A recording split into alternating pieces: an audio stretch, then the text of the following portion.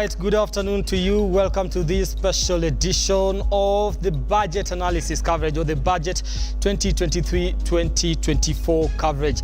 It is just a matter of time before CS of the National Treasury, that is Njuguna Ndung'U, tables the budget in Parliament. It is a 3.6 trillion budget. There's just so much happening in regards to that, and we are here to cover each and every sector, trying to allocate and make analysis of the same, bringing in your expectations as a people of this particular country, compare with other previous budgets and and look at what has been given priority or importance in this particular budget. My name is Brian Amwai, and get us on our socials at Amwai Brian, that is on Twitter at Lookuptv. The hashtag we are using at this particular time is Finance Bill 2023 or Budget 2023-2024. Give us your feedback.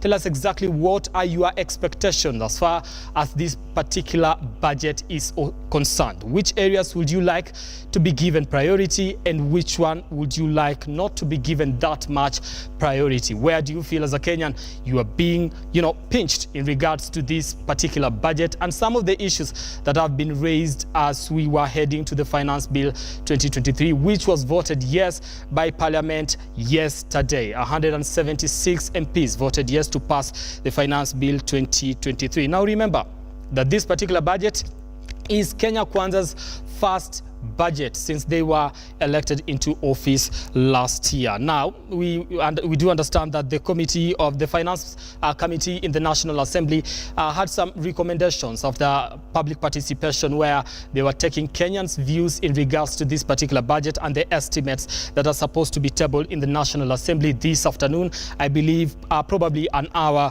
from now. And what they suggested, or rather in addition to whatever had been tabled, is 80.4 billion in addition to that particular budget. If that is passed in the next sitting, then we will see a total of 4.4 trillion when it comes to this particular budget. Now, I do want to take a little bit of take you through what is expected today and what is actually happening. Why is this particular budget important to you as a citizen of this country? Now, why do we actually do budgets in the country? Well, it is so that we get to have a proper plan on carrying out our expenditures in the country, and different ministries actually to have a budget in which they are going to be working with. So that is why most of the time we get to prepare a budget and allocate money to those particular sectors so that they get to run very, very well. Now, I do want to take you through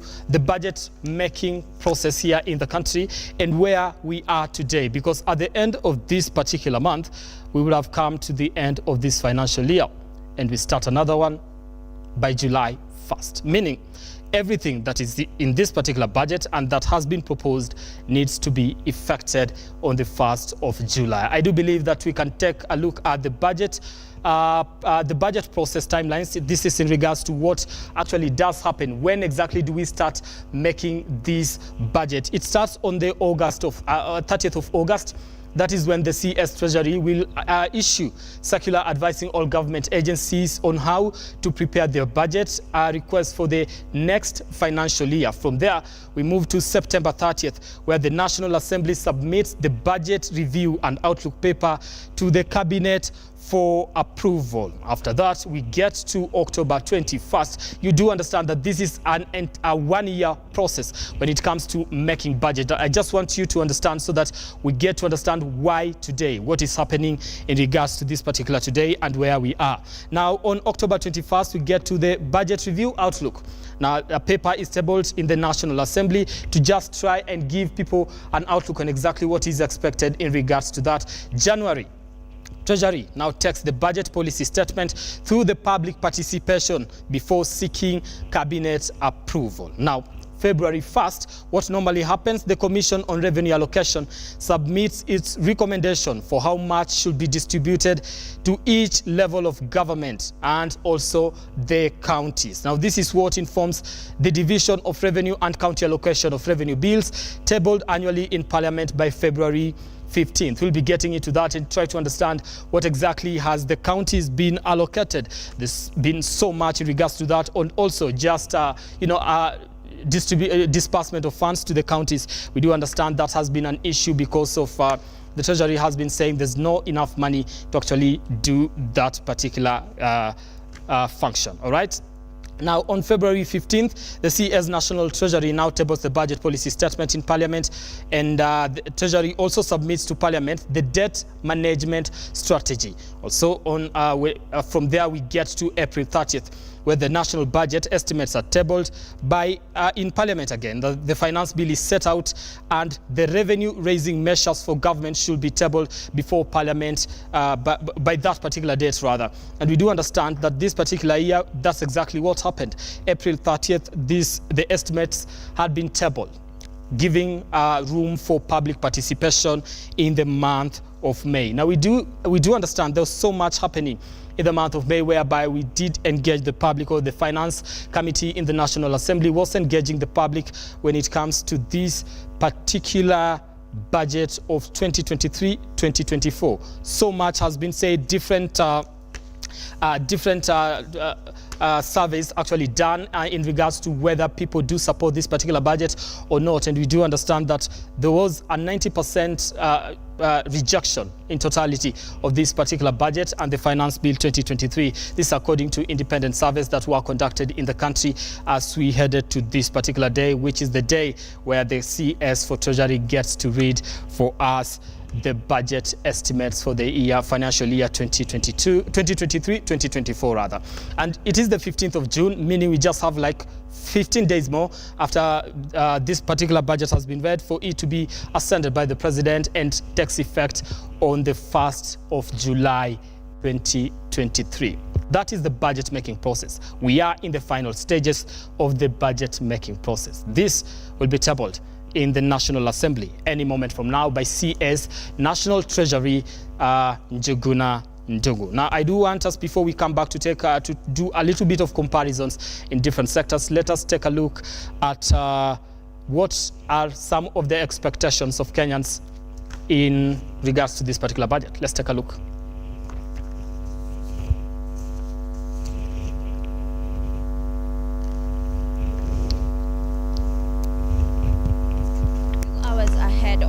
Of the budget for financial year 2023-2024, which is also the first for President William Ruto and Kenyakwanza's government, we are in the streets of Nairobi to get some of the expectations that Kenyans have on the reading today. Budget ningependelea haswa budget kubwa ziende kwa wakulima, kwa sababu wakulima ndio wanafanya chakula patikane. Wakipewa budget kidogo bado tutasumbuliwa na njaa. Pia elimu ni muhimu, kwa sababu watoto wetu wengi wao wazazi hawana karo ya shule, watoto wengi wamejaa mitaani bila kwenda shule. So hiyo budget wangeangalia zile muhimu, education na mambo ya ukulima, ingekuwa mzuri, kwa sababu njaa ndio shida sana kwa wananchi. Niomba serikali kwa hii budget wanasoma leo, at least wasome ile budget itasaidia mwananchi wa kawaida. Kwa sasa tukiangalia hali imekuwa ngumu, Wakenya wanalia pembe zote. So ile kitu tunaomba sana, serikali jaribu kuzingatia mahitaji ya wananchi. Wasiweke tu mambo yao mbele, waangalie wananchi wa chini wanasema nini. Kwa sababu sasa hali imekuwa ngumu, bei ya chakula imepanda, watu wengi wanalia. So tunaomba serikali iangalie wananchi sana. Kitu kama shule, mambo ya mambo ya chakula hivi, wajaribu kuzingatia zaidi ili mwananchi awe na mzigo rahisi. Imekuwa ni ngumu sana tu kabisa. Watu kama sisi wengine hatuna kazi, watoto hawana kazi, wamemaliza kusoma wako tu kwa nyumba wamekaa. Hata unashindwa hata uwapeleka wapi. Manyumba tunadaiwa, mwenyewe haizi kubali kama hakuna kazi. Maisha iko tu mbaya. Si kwa kukula, tunakula once in a day. Hebu niambie uko na mtoto wa miaka 2, akikula once in a day utamfanya aje? Si anakaribia tu kufa. Ningetufanyia uwezo watupunguzie mambo ya chakula kwanza. Chakula ndio ya muhimu. Hii mambo ya kusikia sijui ya nyumba hata si ya muhimu, kwa sababu tushazoea komboa za wenyewe, na wenye wako na uwezo wengine washajenga kwa maboma zao. Sasa hii ya kutujengea Nairobi sioni kama inatusaidia. Okay, kwa maoni yangu about budget, for my expectation, I expect under budget kukuwe na money for youths, because obviously youths are the upcoming leadership So under the budget we are expecting to see ile pesa yenye wamewekea youths, kazi zenye wamewekea youths. Alafu another thing, it is about financial bill. Tuliona ilipitishwa jana, hatujakata na obvious Kenya ni hivyo, tusha accept. So what kile kitu tunangojea, tunatarajia ni maendeleo kwa nchi yetu for the roll of 1 year. Watu wenye wanakaa kwa manyumba washukishiwa unga, mimi nakutaka kwa hoteli. Mimi naenda, nilikuwa na bai ugali ambao sasa na bai ugali ya that bob. Shukisheni bei ya unga na sukari bado. Naenda kukunywa chai napata ina sukari. Ruto, fanya mambo yako. Cheti yenye nasoma leo itaniumiza sana sana kulingana vile mimi mwenyewe naona. Cause one, mimi nafanya kazi kwa kaosh. Na kaosh ukifanya kazi, saa hii kazi imepotea sana. Wewe sipata hata shilingi 200 au 100 uende uchimudu nayo. Unaona? So mimi naona ni kama bwana Mr. President ajaribu jinsi anavyoweza arudishe maisha chini. Ngaja ule mtu wa chini pia achimutu nayo. Unangoja tu ile decision yenye wata make juu ile kucomplain, si uta-complain, sisi wenyewe tuta-complain, lakini hakuna maoni inasikikanga huko. Sisi tu huko tu like huko tu venye itapelekwa, tutaishi tu hivyo. Tuzoea tu na maisha ngumu maliko hadi ifike huko juu stable, tuta-struggle tufika huko. Budget kulingana na venye maisha iko, hatukuwa tuna expect ikuwe hivi, but kwa sababu imekuja tuta accept tu. Kwa hivyo mimi ningependa budget ikisomwa wapandishe tu venye watapenda kupandisha, kwa sababu hiyo ndio hali. Hata nilikuwa na expect nikienda kwa duka kuanzia kesho, kama ni supermarket, nipate sukari kilo moja ikue hata kama ni 500. Kwa sababu sio mimi peke yangu ndio nitanunua. Wakenya walie, ndio kila mtu ikitangazwa kama ni kutoka watu watoke kwa barabara. Sukari kama ni kilo 2 na expect nikienda pale nitoa kama ni 2,000, 1,000 nitoe 1,000. Unga waache kucheza na 200, kwa sababu wanasema unga ni 200. Wanasema unga ni 170 na tukienda kwa duka tunapata ni 200. Sasa ifiki hata 500 kilo 2. At least kila mtu asikie hiyo uzito, watu watoke kwa barabara. Budget, we expected the best. A successful budget, a budget that can be yenye inaweza tegemewa na mwananchi wa kawaida. Na tutaki watuletee down hata kidogo. They give us the best budget ever that we have expected. Imepanda. Sasa hizi naongea hapa niko na degree, kazi hakuna. Tu anaenda Saudi Arabia, wanaenda kazi hakuna. Sawa, unaweza fanya biashara. Hizo capital tunatoa wapi? Kama economy yenyewe iko chini. Would you think of the young generation? Msifikirie kama wazee wako 50 wa resign, watoto wa 20 to 30 waingie kazi. Amshukisha unga, tunataka unga chakula. Hiyo ndio the most key thing in entire country. Chakula, kazi. Otherwise without that hatuwezi endelea. Check on that. Kama ni kuongeza, for example, vile wanaongeza pombe, tobacco, ikae hivyo hivyo. Kama ni kuongeza vitu, ikae hivyo hivyo, aongeza once and for all. Sio kuamka asubuhi sukari imepanda, kesho mafuta imepanda, kesho kutwa imepanda. Anasoma budget gani? Unless I consult the concerned parties. Those are some of the expectations that Nairobi residents have on the budget of financial year 2023-2024. Brian Amwai is live in studio with experts of the process of budget making. Brian, take it away. All right, yes, we are live in studio here to try and make sense of this particular budget as we also wait for our guests to join us so that we start, analyzing, looking at which sector has been allocated what and what this budget actually means to you, the viewer of this particular program, and also a Kenyan citizen. Now, I want to take you through the process, the budget process again, and just tell you where we are at the moment and why it is important for you to even care about these particular timelines. Now, when do we start the budget making process? It starts on 30th of August each year.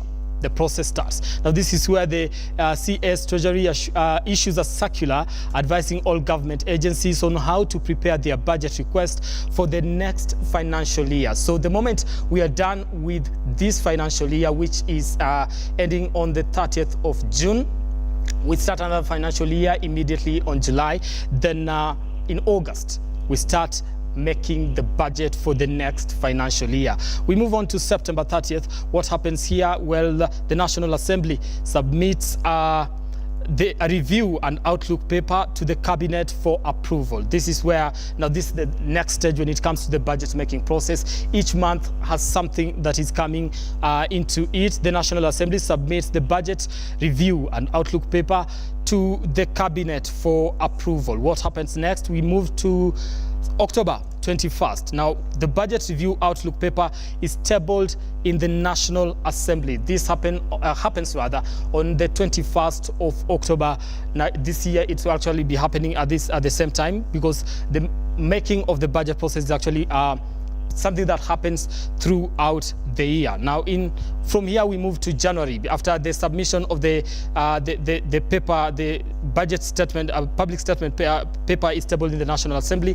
We move to January, where the Treasury takes the budget policy statement through public participation before seeking the approval of the Parliament. The next step is in February 1st, where the Commission on Revenue Allocation then submits its recommendation for how much should be distributed to each level of government and the counties. Now, this is what then informs the Division of Revenue and County Allocation of revenue bills tabled annually in Parliament by February 15th. This actually does happen when in February, the 1st of February. So the month of February, the Commission on Revenue Allocation submits its recommendation for how much should be distributed to each level of government.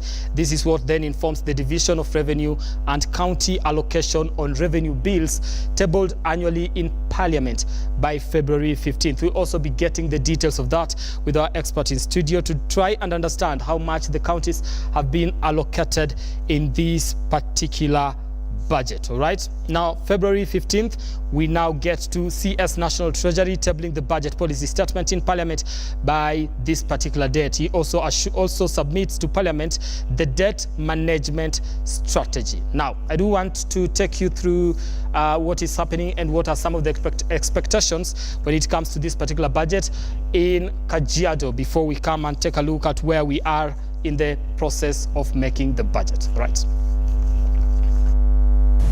Mimi kwa maoni yangu, kufuatana na vile hii budget nilivyoipitia jana na vile tunavyotarajia, ni kwamba sijaona kile kitu ambacho kinaweza kunifaa kama mwananchi wa kawaida, kama mwendeshaji wa pikipiki, kwa sababu ninaona ni kama tunaenda kufinyiliwa sana. Hii budget kusoma, tunaamini kwamba tunahofia bei ya mafuta kupanda, na hivyo kama sisi wana bodaboda pengine tumekuwa tumezoea kubeba mtu na shilingi 50 na imekuwa ni jambo la kawaida. So wakati mafuta inaenda kupanda, tunaona ya kwamba kidogo inaenda kuadhiri utenda kazi wetu, kufuatana na vile unaweza ambia mwananchi ya kwamba umuongezee bei na yeye pia hajaongezewa mshahara wake. Kwa hivyo inaenda kuwa ni kusumbuana na wateja wetu, na hiyo tunaona ya kwamba inaenda kuwa vigumu sana kuendeleza kazi yetu ya bodaboda. Na hii bajeti yetu kwa saa hii imekuwa ngumu juu hata sisi kama vijana hatuna kazi, imekuwa juu saa hii hatuna kazi. Sasa unaona hata kujipanga hata kifamilia ni ngumu. Kuna matarajio bajeti ya leo ikisomwa itakufaa? Haiwezi juu ni mbaya sana.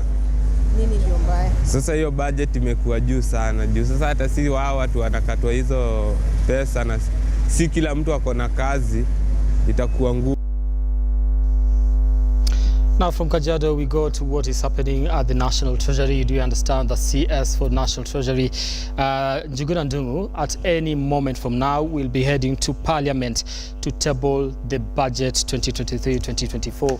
Now those are live pictures. They are expected to be making his way anytime from now, and we'll be bringing you that as we continue. Earlier on, we did see some people protesting, a person rather, protesting outside the National Treasury in regards to that. We didn't quite get exactly exactly why he was protesting or which particular part of the budget he's not comfortable with or his message that he wanted to pass across.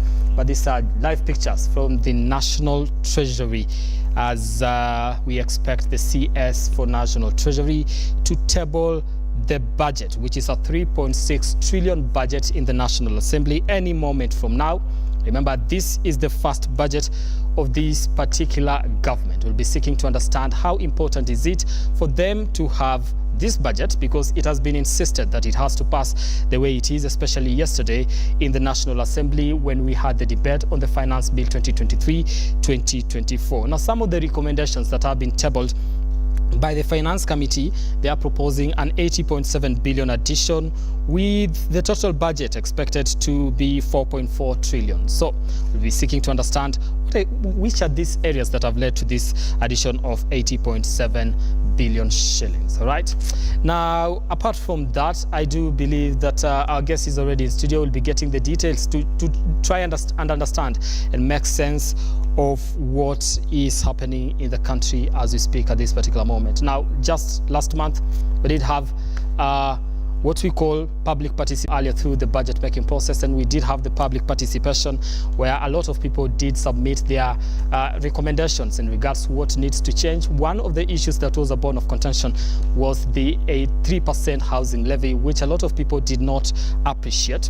And another thing was the 16% VAT on petroleum products, which a lot of people did say will have a negative effect when it comes to matters the cost of living, which they're grappling with at this particular moment. Now, the Finance Committee did sit down and set quite a number of recommendations in regards to the same.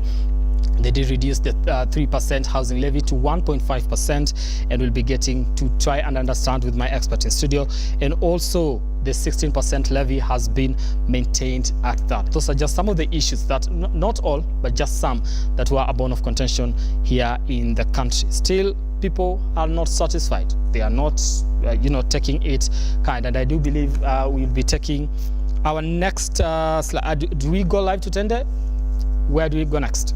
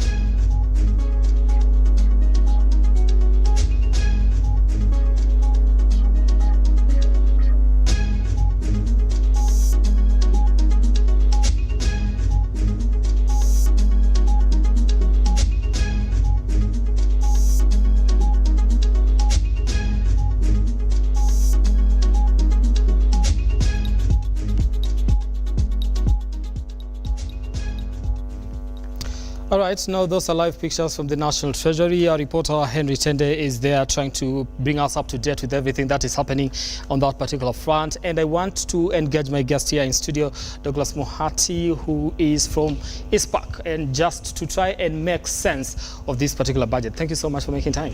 Thank you so much. Shukran. Asante. All right, now we want to get into this conversation here and try to first, it is a 3.6 trillion budget.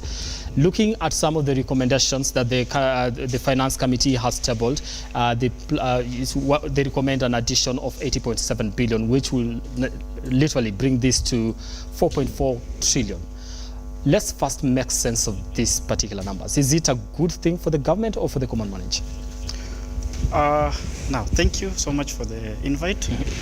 If we start off, those numbers, in as much as they are presented by the government, those are Mwananchi numbers. Okay. It's the Mwananchi who's going to carry that whole burden of the 4.4 trillion. So however much they increase, it's not on them. It's on us as the citizen of this country. Because at the end of the day, we will be so much pressed to pay the taxes, the extra taxes that they are being proposed in the finance bill, plus any other interests and loans that the government is going to take from either within the country or outside the country. Okay. So these figures, they're not so appealing to the common Mwananchi, I would say. Okay, let me come to trying to make people understand why they should care that we have a 3.6 trillion budget and we need to raise taxes in order for us to actually finance this particular budget. Why somebody who is sitting at home and somebody may be uninformed, why should they care so much?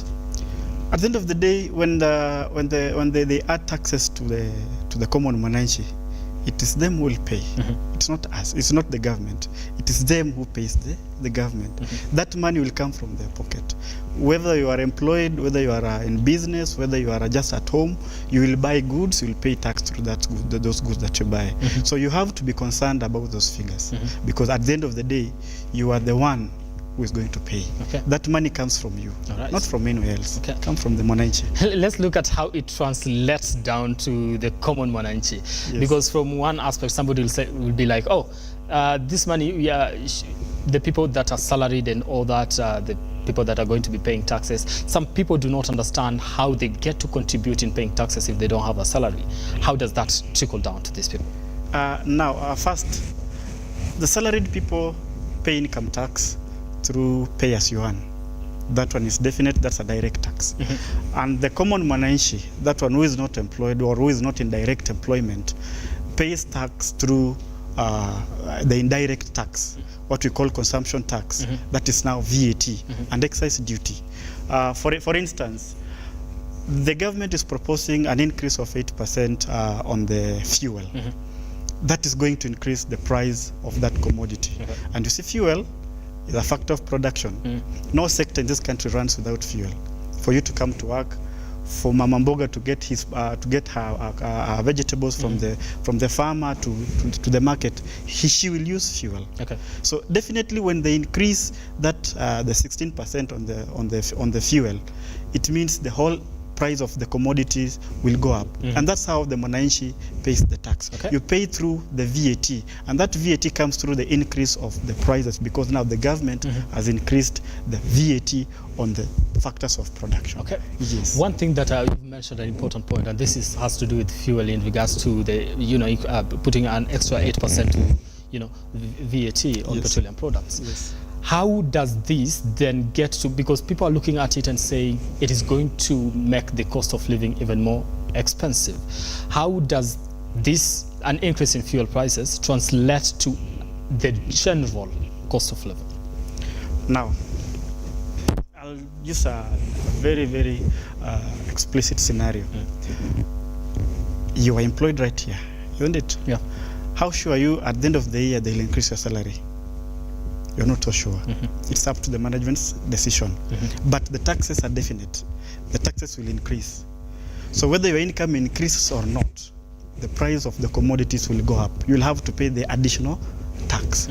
Now, for the common Mwananchi outside there, let's use the example of Mama Mboga, because now that's the common Mwananchi we're talking about. Yes. Now that Mama Mboga, if we do a rough mathematics, when she sells her vegetables and all those fruits that she's selling, let's assume she gets a profit margin of 200 shillings in a day. Now, that profit will remain constant even when the prices of the commodities she's buying to go and sell go up. Okay. So she's forced to fork out more money to pay the taxes at the expense of the constant income. Now that's when we say the cost of living has gone high, because the income is constant, but the taxes and the expenses have gone high. So where you look at the extra income to pay for the extra cost. For example, the price of sugar. Just recently it was around 250 for 2 kg, 250 shillings for 2 kg. It has gone up to 350. Where are you getting the extra 100 shillings? Has your income increased to cater for the extra 100 shillings? My income has not increased. It hasn't increased. So that's why we are saying the cost of living must go up if we have to finance this budget. Okay. Yes. So then how bad is it? Let's just look at it and paint a very basic picture. How bad is it for the common people? Because, you know, we've been getting talks from the government say you have to tighten your belts and, you know, so if you want development, this is exactly what we have to do.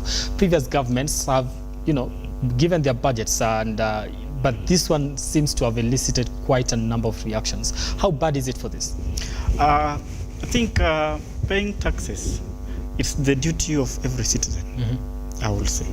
And that's even in the Bible, in the Holy Book, because Jesus said, pay to Caesar or give to Caesar what belongs to Caesar.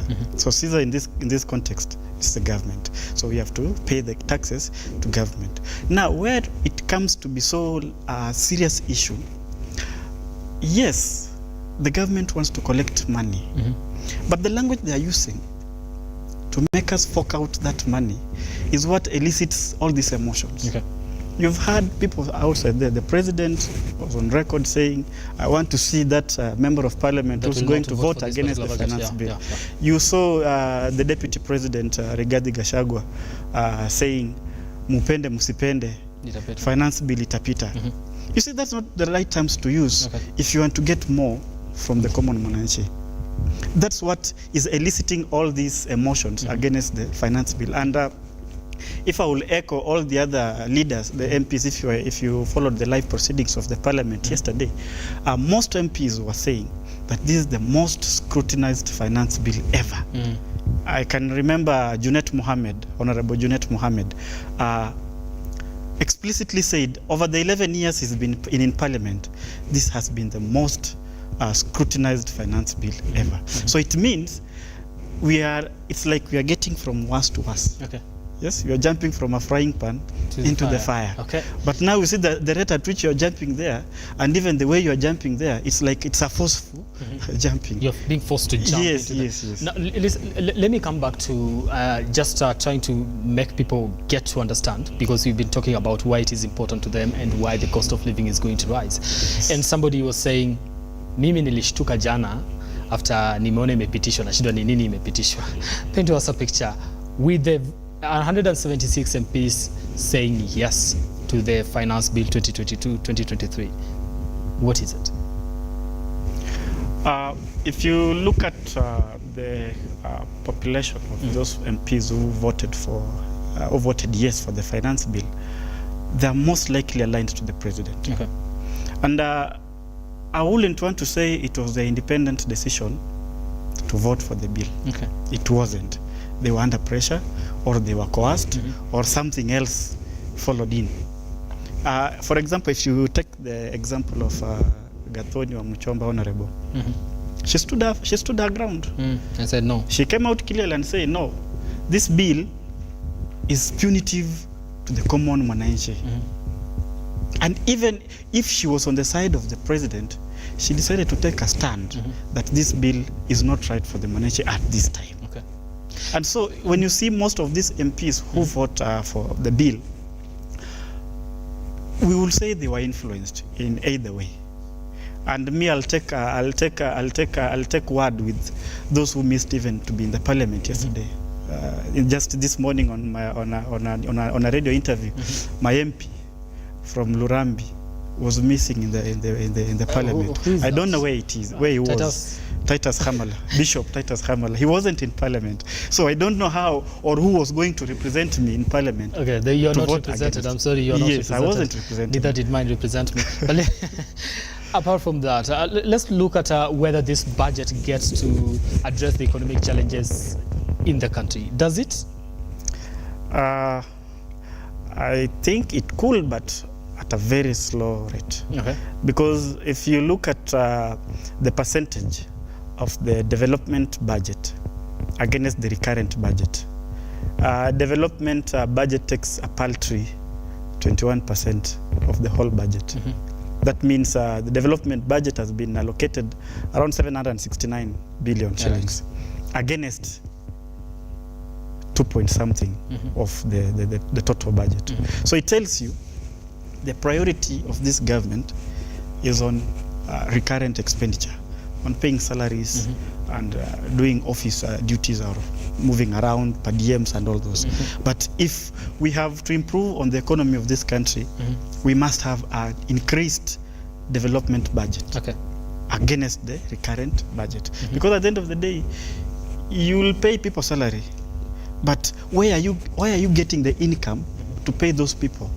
All right, just to cut you, so we do have live pictures for you there. We have CS Treasury Njuguna Ndung'U there with his briefcase, I believe, trying to make his way to the National Assembly to go and table the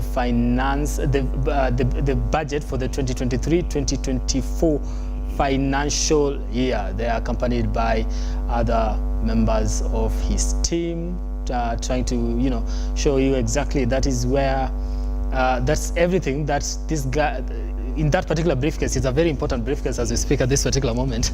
So there is that's where the country's budget, everything that needs to finance this this country in the next financial year, that's where all that is. What you're seeing on the screen, let's start. What do we make of that in this particular process as we try to make sense before he gets into the house? I can see they're smiling. They're smiling. I don't know, it's because they know what is inside, or they're smiling because it's according to them maybe the budget is going to be favorable to the Mwananchi. But we don't know. They are smiling. Okay. But they're smiling because they have a budget that is going to, maybe the plans that they have for the country, maybe they're seeing the light at the end of the tunnel in regards to this. And just coming back, because it has been championed, and you say, yes, some of these things may be, they might actually get to achieve it, but at what expense? That's the question that people are asking. If you say you want to tax people more, what do you expect them to do in the long run in regards to the cost of living and all that? Let me come to the issue of whether the increasing the tax base for this particular budget and getting to raise revenue. It is seen. Do you think, because we've been having KRA missing targets most of the time, this particular time, are we likely to see a change in regards to that? Definitely there will be some change in terms of the total revenues that will be collected, because if you look at the measures that KRA has put in place, one of it being the e-teams, where they require all the taxpayers who are registered for VAT to have the electronic tax register. Now that means at that point of issuing an invoice or issuing a receipt to your customer, that income directly reflects on the KRA system. So that means you have no option but to declare that income. Okay. Previously, you could maybe you could choose on what income to declare based on how risky it is. But currently, when you have that e-teams, it means you are sure or you are required to declare that income that you have made. And so, together with all the other developments that KRA has put in place, there's likely to be an increase in the revenue collections, also coupled by the recent or the proposed changes in the finance bill, because the finance bill is, I will say, is where the government is expecting to get money from, and then the budget is where the government is expecting to spend that money on. So the finance bill is, I will say, the source of income, and then the budget is the expenditure. So if you look at the proposals in the finance bill, most of them are anchored towards raising or increasing the tax collection in the long run. Okay. So there'll be an increase in actually the tax collections. All right. So there'll be an increase in tax collection. I predict that. Let me come back to the issue of the deficit, because we are going to have a deficit. Yes, Where this money is supposed to come from? Borrowing. Borrowing. Yes. But we are a government that doesn't want to rely on borrowing. So where do we borrow? There's no else. It's only borrowing. Here you have 250 shillings, and you want to buy something worth 350 shillings. Where are you going to get the 100 shillings extra? Okay. Where? You're going to borrow. Yeah. Either you will Fuliza, or you'll get a mobile loan from these apps. Yes. So you'll have to borrow because the nature of the Kenyan government, the Kenyan budget, or the government's budget, is expenditure based. It's not revenue based, because if it was revenue based, you will assess the level, the amounts of revenue that you have, and say this is what we have to spend. We can't go further. But now this is an expenditure based budget, so we make what we want to do first before we decide where to get or how much to finance this. So where to get that taxes is now where the question comes in, where the mwananchi comes in, because at the end of the day, you've been given the budget. You have to get money to finance that budget. So that money will come from the mwananchi and borrowing. Okay. And if I say borrowing, at the end of the day, it's still the mwananchi who will pay. So it's definitely 100% on mwananchi. Mwananchi. Yes. And let's look at in terms of allocation, because you do understand there's been provision results in terms of what has been allocated. What do you think should have been given priority in this particular budget? Well, if I can recall again what I said on radio in the morning, based on the number of promises that our President Ruto gave us during the campaign period, I think if we have to go by those promises, those are the things that, or those are the areas that he needs to place much concentration on. The raising of, uplifting of the mama mboga, and I want to believe that this ministry called or in charge of medium and small enterprises should be given a higher allocation, so that it can be used to make projects or developments that are geared towards informal sector, because it's the informal sector carries a very big chunk of Kenyans. Those who are self-employed or those who are just doing normal small business, it carries a big chunk of such a citizen. Okay. So I would want to believe that the government will direct all their efforts, or most of their efforts, toward such sectors. The sectors of boda, the transport industry. It employs a lot of people in the informal sector. Okay. So I would want to believe that the government should direct more of the efforts in those sectors that are going to give employment opportunities to those in the informal sector. Okay. And also, as a way of growing the economy of the country, you can't do away with manufacturing. All right. You have to invest in manufacturing. And so I will want to, I believe the government should be very much concerned on how they can improve the manufacturing sector in this country, because the manufacturing sector will give employment to the citizenry. Besides giving employment to the citizenry, it will produce more goods that will be ready for the external market. Now that's market outside Kenya. And when you do that, our balance of payments, it means we'll be increasing our exports. And when we increase our exports, it means our balance of payments will be going down, because we are having more exports than imports. Okay. So we cannot import something we are not manufacturing. We cannot export something we are not manufacturing. Right now, I do believe that we've given so much priority to education. Was this the right move from where you sit? Yes, I believe, because there's the new syllabus, the 844 syllabus. That's the CBC curriculum. The CBC curriculum. The CBC curriculum, yes. You see that CBC curriculum, it's like we are expecting more from that CBC curriculum more than what we can see right now. So in the event that the government is going to direct more efforts on the education sector, definitely it will be in the implementation of the CBC, because CBC started around 3 or so years ago, and it started at I think class 5 or something. So at this time, those students who are in grade 5, nowadays they call grade 5, you know, we are used to classes. That's right. So, yeah, so those who are in grade 5 at that time when the CBC was starting, they are now, I think, in grade 7. Definitely, there is more expectation from them. To add on that, there is that junior secondary. Junior secondary is a whole new thing. You need classrooms for those students. You need teachers to hire teachers for those students. You need other administrative staff to cater for those students. So definitely the education budget should go higher because of the new curriculum that we are implementing on the CBC. Okay. Yes. Now, those are live pictures. Members of Parliament, you have Parliament live there, just waiting for the CS National Treasury. Njuguna Ndung'U, who is on his way, we see that he's being escorted, and you know, with good security, because the future of this country is actually in his hands as we speak at this particular moment. And I do believe it will be half screen in regards to as that continues and what is happening here in studio, just trying to make sense of that, what is happening in the country as we speak at this particular moment. Now, listen, one of the issues that has been championed here in the country has been the issue of unemployment, and I do believe when the president talks about the issue of affordable housing and you know, construction of that, trying to deal with unemployment, because that has been a clarion call, and you know, championing for that everywhere he goes.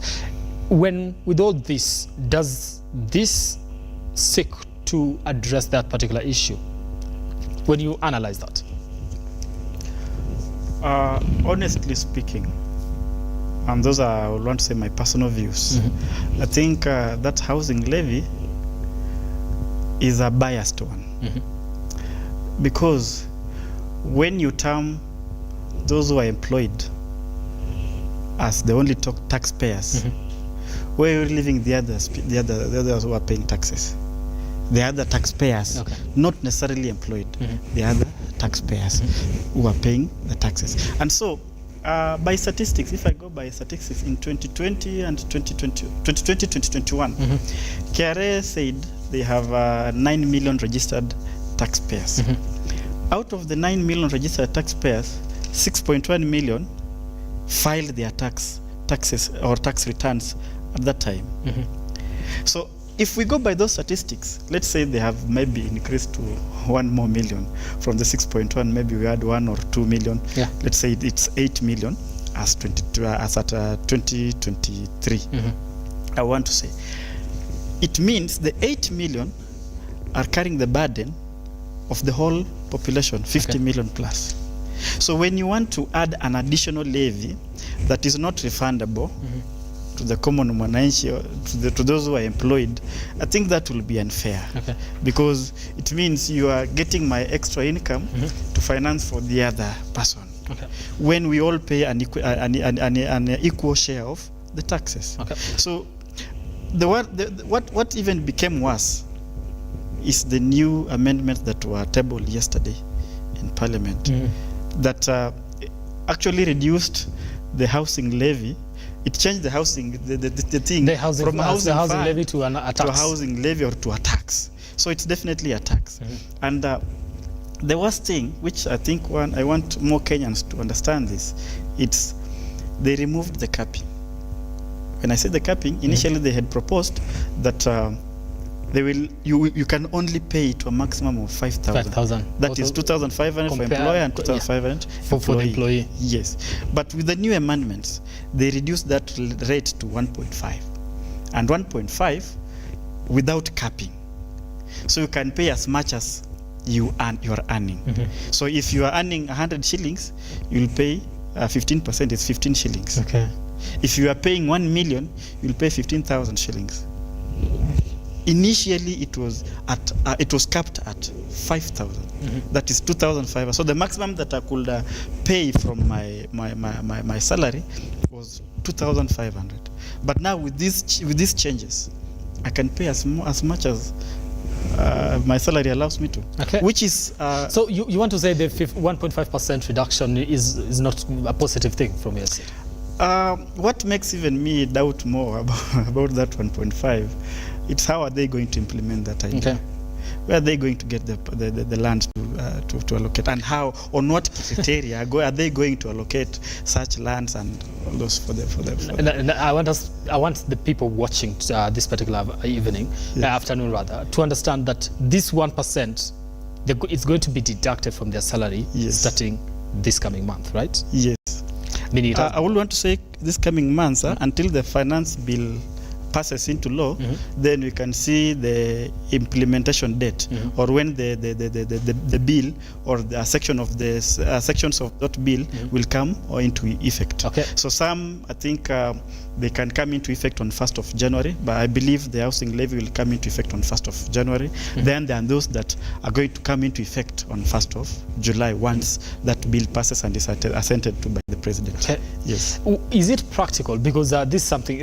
So what happens to the people that, in regards to this finance bill, the housing levy rather? Yes. 1.5% is going to be deducted from your salary. This is on top of all deductions that you actually do make, all contributions you do make in terms of NSSF, NHIF, and everything else that is actually deducted from your salary. Yes. Then you're going to be deducted 1.5% of your salary to go to contribute to the housing levy fund. Yes. Now, if somebody, a Kenyan somewhere, has a, I want to look at these two scenarios.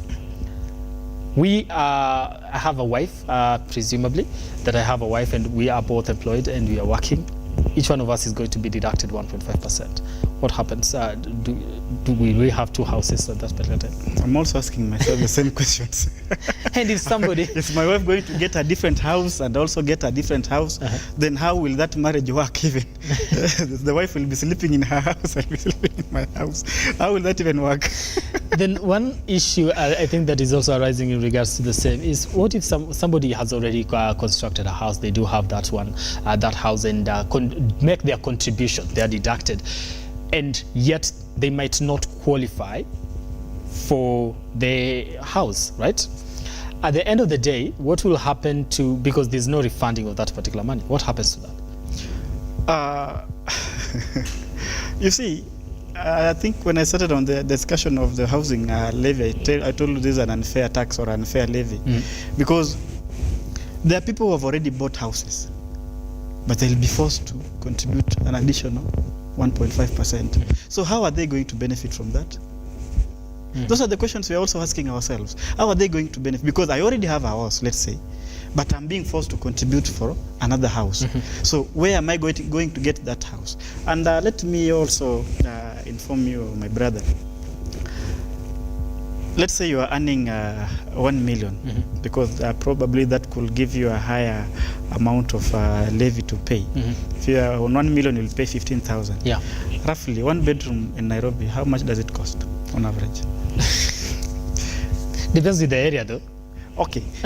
Generally, on average, I will say it's 2.5 million, 3 million, one bedroom. So if you take 15,000 per month to reach up to 3 million, how much is that? Let me do that mathematics. Divided by 15,000. It will take you 200 months to reach up to 3 million. You see? So 200 months, divide this by 12 months. That's around 16 years.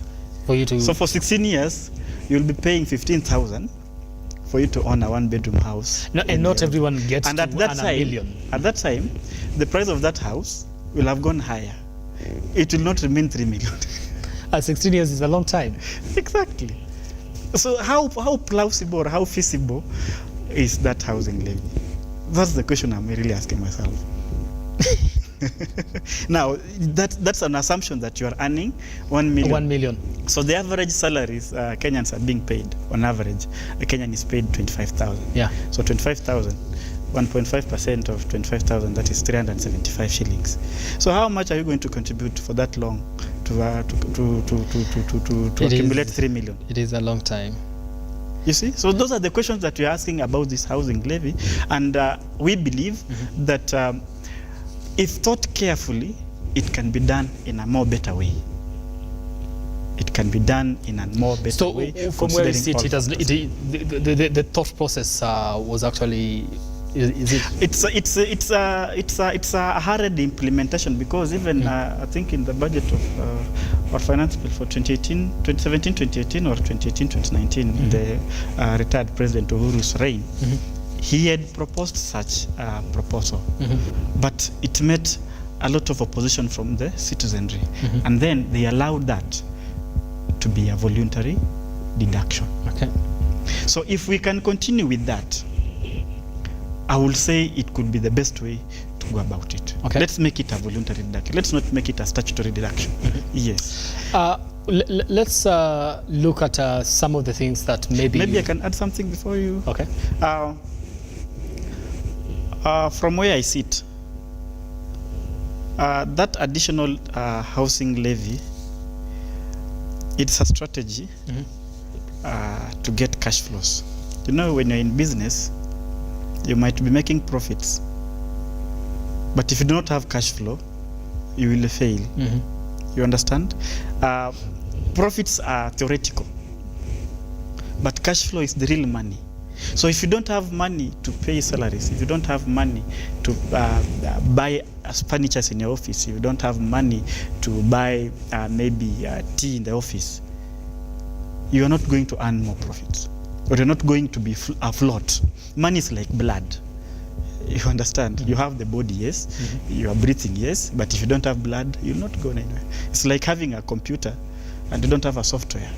You will say, I have a computer, but you don't have any software to run that machine. Yeah. So that cash flows is what the government, I want to believe, I don't know, I want to believe it's the strategy that the government is putting in place to enhance their cash flows. Just the other day, the civil servant salaries were delayed. It's because the government was broke. But is the government really broke? It collects taxes every day. It's not broke. It's just the cash flows that they do not have. How do we convince people to take this in terms of where's the, because for this to get all this objection, then people are not feeling that they can trust the government with their taxes. How does the government earn the trust of the people and just convince them to pay even more when it comes to taxes? And I want to say that's also another reason why the Kenyans are opposed to these additional taxes. Okay. We are not getting the value for our money. Yes. We are not getting the value for our money. Because at this age, 2023, June, some students or some pupils or some schools, government schools, have students studying under a tree at this age. So it tells you on where the government's priorities are. So if we have to invest on these common or basic developments, it will give us the confidence to trust into the government. But if I can see my school, since I left primary school over 18 years ago, since I left primary school, the classes that I left are the same classes that are still there right now. So how am I going to say that this government is working? How am I going to say that this government is utilizing my taxes very well? There's no proof. So for the government to earn the trust of the Kenyans, they have to invest more in the developments of this country. Make more roads, make more schools. I want to mention my former governor, FCP Oparanya. Oh, Oparanya. Yes, FCP Oparanya did quite a lot of work on the infrastructural development. He made quite a number of roads. He might not have done the best, but he made quite a number of roads. It means he opened up the county to the world. And those are the kinds of developments that give citizens the confidence in that leader. Right. Oparanya was able to serve 10 years, 2 terms. Oparanya was an accountant like me. I'm not praising him because he's an accountant. I'm just praising him because he did well, and I come from the county, so I know what he did. You could also be eyeing to be governor next time. Yes, but still, it gave me the confidence to say maybe another CPA or another accountant can run the county very well. And we were able to convince the residents of Kakamega to vote in for another CPA who is FCPA Fernandez Baraza. So we are expecting that also he will do more than what the former governor, FCP Oparanya, did on the development side. Not just hiring or giving employment opportunities to many people. What are you doing to the common mwananchi? Because that employment does not directly help the common mwananchi. Common mwananchi will see the road, will see the school, will see the water passing by his homestead. Douglas, let me ask you, when we look at this particular budget, are there any potential risks and challenges associated with this particular budget, and how do you see whether they can they be mitigated? Are there risks and challenges that you see with this particular budget? The government is the biggest spender. All right. Just quick as we wind up. Okay, the government is the biggest spender. Now, the government, they just spend, although the government employees, I would say, they spend just anyhow. They just spend money because it is there. And remember, I told you this budget is based on expenditure, not on revenue. Okay. So you are given how much you request, regardless of whether it is there or not. Okay. So when you are given that how much you've requested, it gives you some certain level of confidence to just spend that money because you've already been given. All right. That money should not go back. And okay, Douglas, I think I'll have to cut you short there. Thank you so much for your time. I want to cross over to the National Assembly, where CS Njuguna Ndung'U will be tabling that particular finance bill, and I do believe the Speaker of the National Assembly, that is Moses Wetangula, is actually addressing. Let's cross over. Tuyatende na kufikiria mambo yote yatakayofikishwa mbele yetu kwa njia ya haki na uaminifu, ili utukufu na sifa zako ziendelezwe, na ili kustawisha amani, ufanisi na heri ya nchi yetu na wale ambao haja zao wamezikabidhi mikononi mwetu. Amen.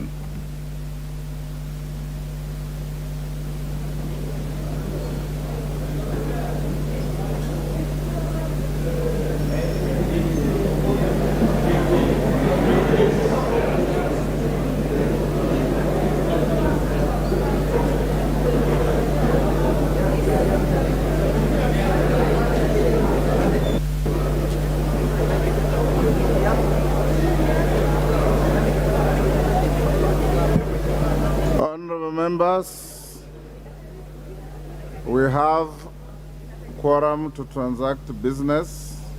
The clerk, you may call the orders.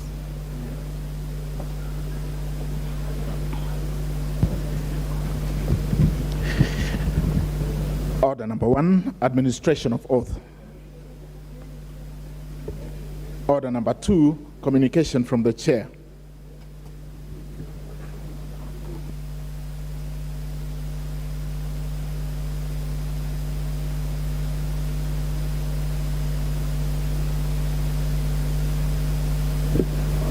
Next order. Order number 3, messages. Order number 4, petitions. Order number 5, papers. Majority Leader. Honorable Speaker. Order. Who is calling for point of order? Honorable Masara. Mr. Speaker, I'm seeing something very strange happening today. You must be respected. The members of UDA party are crossing just this way as if this is a street in Sugoi. This is Parliament. You must go there. You respect the Speaker and you come here. That is very wrong. Mr. Speaker, they just walk. You must respect the seat of the Parliament. Order. If you are feeling, the heat of voting. Take your seat. Order, honorable members. Honorable Masara, you don't have to prosecute your point of order laced with poison. You can raise a point of order, is indeed out of order for any member to cross the aisle, but you don't have to be derogatory in any way.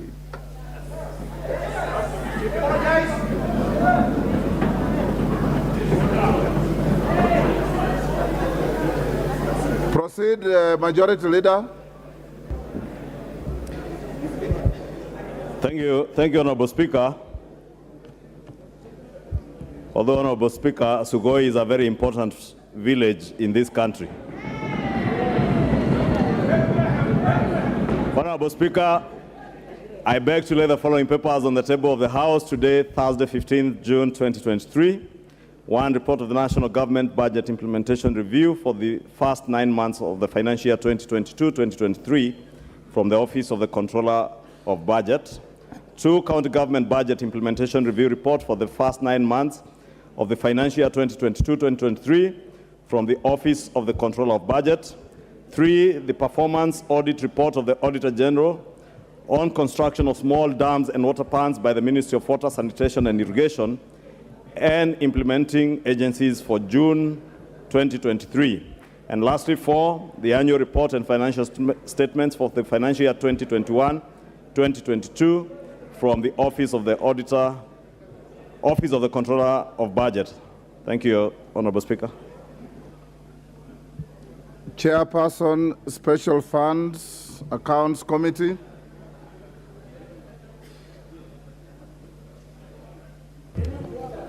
Go ahead, Honorable Fatuma. Thank you, Mr. Speaker.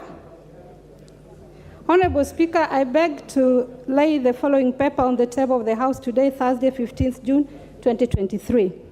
First, report of the Special Funds Accounts Committee on its consideration of the report of the Auditor General on the financial statements of the Women Enterprise Fund, Coffee Sherry Advance Revolving Fund, Strategic Food Reserve Trust Fund, Equalization Fund, Mechanical and Transport Fund, National Research Fund, Youth Enterprise Development Fund, Uwezo Fund, and Civil Service Housing Scheme Fund.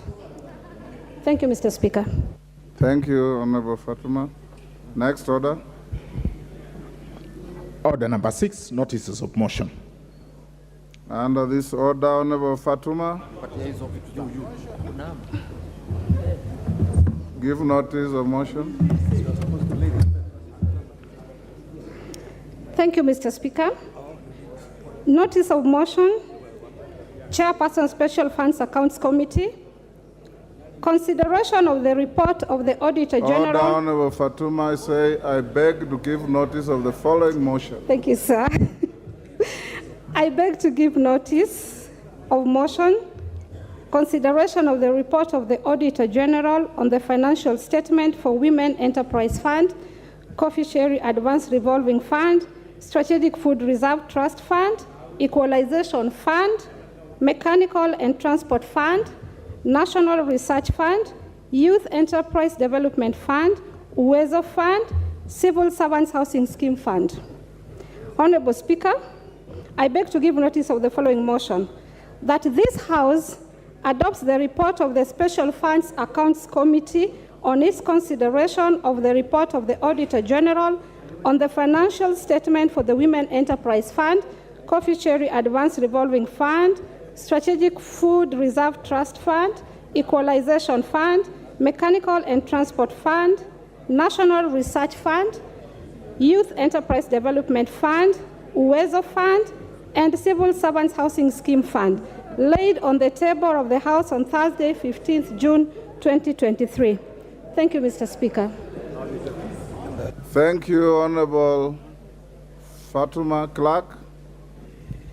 Order, Clerk. Order number 7, questions and statements. Clerk, hold.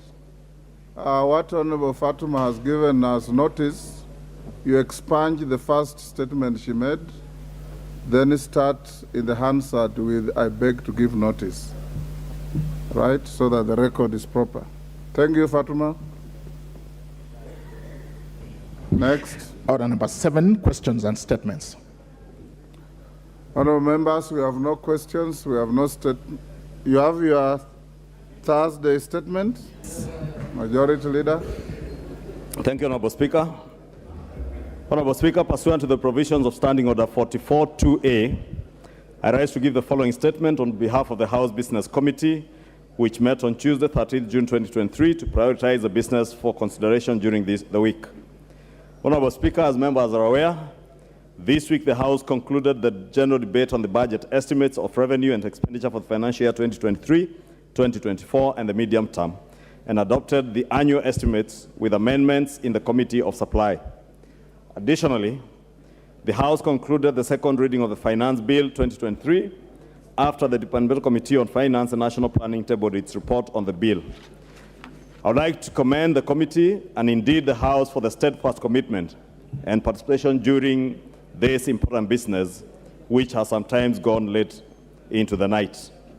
Honorable Speaker, members will note that I had previously conveyed that the Cabinet Secretaries for Labour and Social Protection and the Cabinet Secretary Lands, Public Works, Housing and Urban Development were scheduled to appear before the House on the afternoon of Wednesday, 14th June 2023, to respond to the questions in the plenary of the National Assembly. However, due to priority business before the House, this has been postponed to a date that shall be communicated. Honorable Speaker, with regard to the business for Tuesday next week, the House is expected to consider the Finance Bill 2023 at Committee of the whole House in the course of a week, and the Appropriations Bill 2023 also in the course of a week at all stages, once it is published. Debate on the following business will also continue next week. 1. Report of the Departmental Committee on Environment, Forestry and Mining on the ratification of the Kigali Amendments on the Montreal Protocol on the substances that deplete the ozone layer. 2. The report of the Departmental Committee on Environment, Forestry and Mining on the ratification of the Bamako Convention on the ban of the importation into Africa and the control of transboundary movement and management of hazardous waste within Africa. 3. The reports on United Nations Convention Against Corruption, UNCAC, and Global Parliamentarians Against Corruption, GOPAC, Annual General Meeting, and 4. The second reading of the Statutes Law Miscellaneous Amendments Bill of 2022. Finally, the House Business Committee, Honorable Speaker, will convene on Tuesday, 20th June 2023 to schedule business for the rest of the week. And I wish to lay the statement before the table of the House. Thank you, Honorable Speaker. Thank you. Next. Yes, Junet, what is... Mr. Speaker, in line with the statement that has been tabled by the Majority Leader, I think now there is clarity in the House that the Finance Bill is coming up for the third reading on Tuesday next week. Because, Mr. Speaker, you know, yesterday when we were debating the Finance Bill in second reading, there was a lot of confusion that people didn't know, and many members are saying did not know that the question will be put, even though we have Standing Order 95 that allows anyone to stand up and ask for the mover to reply. But now with clarity and with a statement that now has been tabled by the Majority Leader, there is clarity that the third reading is going to happen next week on Tuesday, and members must be aware of that, especially members on our side. Now you can prepare properly. Thank you very much. Yes, Chungwa. Honorable Speaker, you know my good friend, the Honorable Junet, might not have heard me clearly. I said from business beginning on Tuesday, in the course of the week, next week, we will have the third reading and the appropriations bill, should it be published over the weekend. But that is not to say it could be Tuesday, and the Honorable Junet is a member of the House Business Committee, and he knows it is a House Business Committee that schedules business for the week. And I believe when we meet on Tuesday 20th, we'll be able to schedule business for next week. 2, Honorable Speaker, there should be no excuse for any member of Parliament to be anywhere else other than in the National Assembly, in chamber, debating. And therefore, there were no surprises yesterday. Every member of Parliament who's been elected by the people of Kenya from the constituents we are elected in, we should be in the House from Tuesday to Thursday. And it's a very short 4 hours in the afternoon, another 8 or so hours on Wednesday, Thursday, another short 4 hours, and we're off to our constituency. Honorable Speaker, let me just say, in the course of next week, between Tuesday and Thursday, when the House business schedules and the order paper will be published, Honorable Speaker, by Monday night, actually. Then the House business schedules when we transact what business. Junet, you want to pursue that? There is clarity now, but you know, Mr. Speaker, the course of the week is a course that you have to, with your indulgence now, Mr. Speaker, and the mood of the House is that on Tuesday we have the Finance Bill. Can we agree tentatively here and ask the House? Order, Honorable Junet. Order, members. Order. For avoidance of any doubt, And Honorable Junet's point of order, many members thought that by your vote last evening, you concluded the finance bill. You didn't. There is still the committee of the whole. The bill as you passed yesterday is the bill as published. The committee itself has proposed amendments. There are many members, I believe, who will also bring amendments to the bill. And that will be in the committee of the whole, depending on what the House Business Committee, in which Junet yourself sits, you will give direction as to whether to start on Tuesday or Wednesday or whichever day. But I believe that in the course of business, we should be able to start on Tuesday and proceed until you finish. If you want to truncate the process, you can finish on Tuesday. If you want to mount spirited competition, including but not limited to divisions, then we may be able to go on up to Thursday. But be aware that the finance bill is not done yet. Order, no more points of order. Yes, Senior Counsel. Thank you, Mr. Speaker. Mr. Speaker, I need your guidance on a procedural matter, unless it escaped my attention at any one point. I'm looking at Standing Order 244C in terms of the order in which things are to be done. It suggests to me that the budget highlights and revenue-raising measures which would be presented by the Cabinet Secretary comes first under 244C1. On the same day, under 244C4, on that same day, then the Cabinet Secretary will then present a legislative proposal. It is that legislative proposal which, once presented under now Standing Order 245, constitutes and becomes the finance bill, which then is later discussed.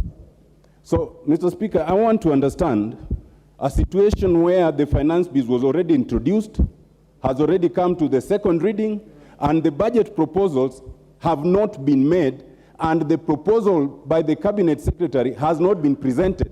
What then were we discussing?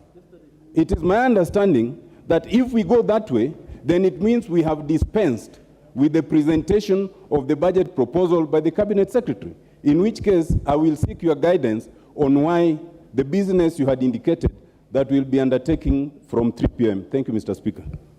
Honorable Senior Counsel, the standing order you are citing was actually rendered negatory by a decision of the court that has been the creation of the process that we are undertaking. So this process is not against any law. I hear somebody saying that you participated in the court case that rendered the standing order negatory. So what we are doing is procedural, and we are not in any way flouting any standing order. It wasn't. Honorable members, I have a short communication. And Senior Counsel, we may pursue that argument later in my chamber if you so wish. And it's in relation to interruption of business, pronouncement on the budget policy highlights, and revenue-raising measures for the national government for the financial year 2023-24. Honorable members, Section 40 of the Public Finance Management Act 2012 and Standing Order 244C require the Cabinet Secretary for the National Treasury to make a public pronouncement on the budget policy highlights and revenue-raising measures for the national government each financial year. In this regard, and as communicated earlier, the Cabinet Secretary will be making this pronouncement shortly.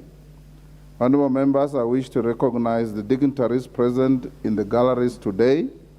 They include members of the Cabinet, led by the Prime Cabinet Secretary, the Honorable Dr. Wycliffe Musalia Mudavadi, EGH. Other guests present today include Principal Secretaries, chairpersons and chief executive officers of parastatals, senior government officials, members of the diplomatic corps, and development partners. On behalf of the National Assembly and on my own behalf, I welcome all of you to the National Assembly. Honorable members, before I invite the Cabinet Secretary for the National Treasury and Economic Planning to make his pronouncement, I wish to remind the House that in accordance with the provision of Standing Order 244C3, the Cabinet Secretary shall be heard without question or clarification sought. Further, the provisions of the Parliamentary Powers and Privileges Act 2017 do apply to the Cabinet Secretary during this sitting. Not all Cabinet Secretaries present, but only the Cabinet Secretary for the Treasury and Planning. Honorable members, I now interrupt the business of the House to allow the Cabinet Secretary for the National Treasury and Economic Planning to make public pronouncement on the budget policy highlights and revenue-raising measures for the national government for the year 2023-2024 and the medium term. Cabinet Secretary for the National Treasury and Economic Planning, Professor Njuguna Ndung'U, CBS, you may now proceed. The floor is yielded to you.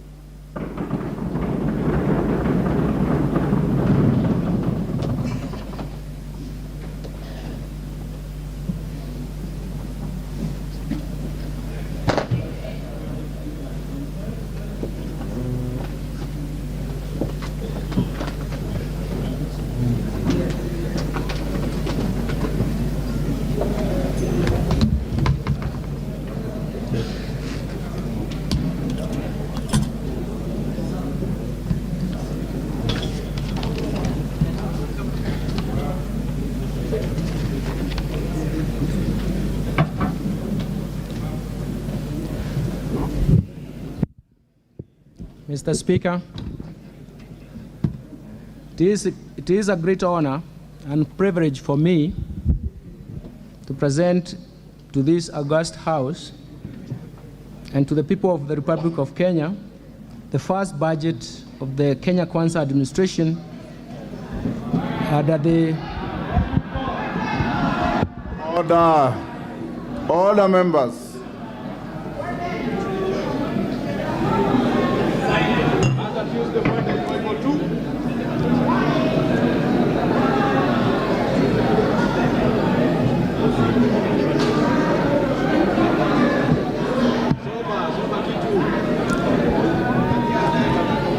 Okay, Ada.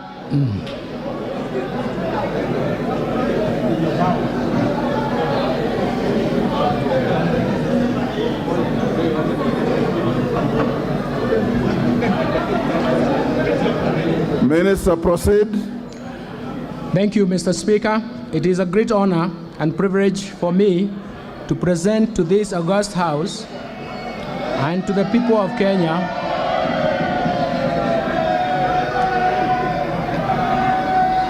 the first budget of the Kenyakwanza administration under the leadership of His Excellency Dr.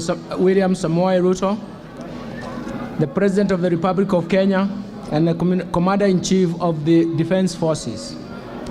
I do this in compliance with the Standing Order number 241 of the National Assembly and Section 40 of the Public Finance Management Act of 2012 that requires the Cabinet Secretary for the National Treasury to make pronouncement of the budget policy highlights and revenue-raising measures to the national government. This being the first budget following the conclusion of the general election held in August 2022, allow me to congratulate all the honorable members who are re-elected and those who are serving for the first time in this august House. I look forward to working closely with all of you as we implement the bottom-up economic transformation agenda designed to achieve a sustained economic recovery for improved livelihoods for all Kenyans. Before I proceed, Mr. Speaker, allow me to take this opportunity to express my deep appreciation to His Excellency, the President for appointing me to the Cabinet Secretary, to the position of the Cabinet Secretary of the National Treasury and Economic Planning, and entrusting me with the honor of overseeing the management of macroeconomic policy and public financial management for this great nation.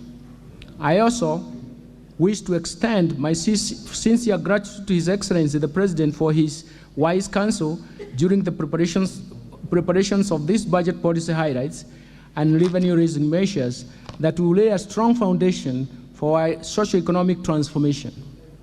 Mr. Speaker, the financial year 2023-2024 budget has been prepared against a background of a challenging external and domestic environment. In addition, the COVID-19 pandemic, Kenya has, over the past years, suffered and also a series of devastating negative and persistent shocks that include the worst drought in decades, as well as adverse spillover effects of the conflict in Eastern Europe and a tight global financial market condition. The combination of all these negative and continuing shocks are what we describe as a perfect storm that has confronted this new administration. The extreme climate change events have emerged as key drivers of food security and increased cost of living. Indeed, our people are currently confronted with increasing higher prices of basic foods, commodities, energy, and transport. This calls for urgent and decisive interventions, especially on our supply side response. Mr. Speaker, in fulfillment of the requirements under the Constitution on public participation, we accorded Kenyans an opportunity to share their views on issues that needed to be addressed in this budget. Mr. Speaker, we received from many Kenyans proposals and suggestions that have informed the priorities outlined in this budget statement. The key concerns raised by the public can broadly be clustered around 5 issues. 1, the high cost of living. 2, the high cost of unemployment. 3, and this is mostly among the youth. 3, the high tax burden. And 4, the wastage of public resources. And finally, the high public debt. Mr. Speaker, having listened carefully to the concerns from the public and taking cognizance of the socio-economic and environmental challenges facing the country, the budget policy highlights seeks to provide solutions to the said concerns as we all work towards accelerating economic recovery. Proactively, the Kenyakwanza government has begun the journey to bring down the cost of living and improve the livelihoods, while at the same time fostering a sustainable, inclusive economic transformation. The government has taken the long-term sustainable approach of subsidizing production of goods instead of consumption to respond to the rising cost of living. In this regard, the government has instituted immediate interventions that are aimed at providing short-term solutions to the high cost of living, while at the same time building a momentum for the long-term economic vibrancy and transformation. In particular, the government has covered the following areas. First, through the e-voucher fertilizer subsidy program, availed to 6 million of 50 kilogram bags of subsidized fertilizer worth 15 billion that are retailing at a cost of 350 per bag, a reduction from the market price from 6,500 per bag, representing a subsidy of Kenya shillings 3,000 per bag. So far, the government has registered 5 million farmers nationwide and issued over 2.5 e-vouchers to registered farmers.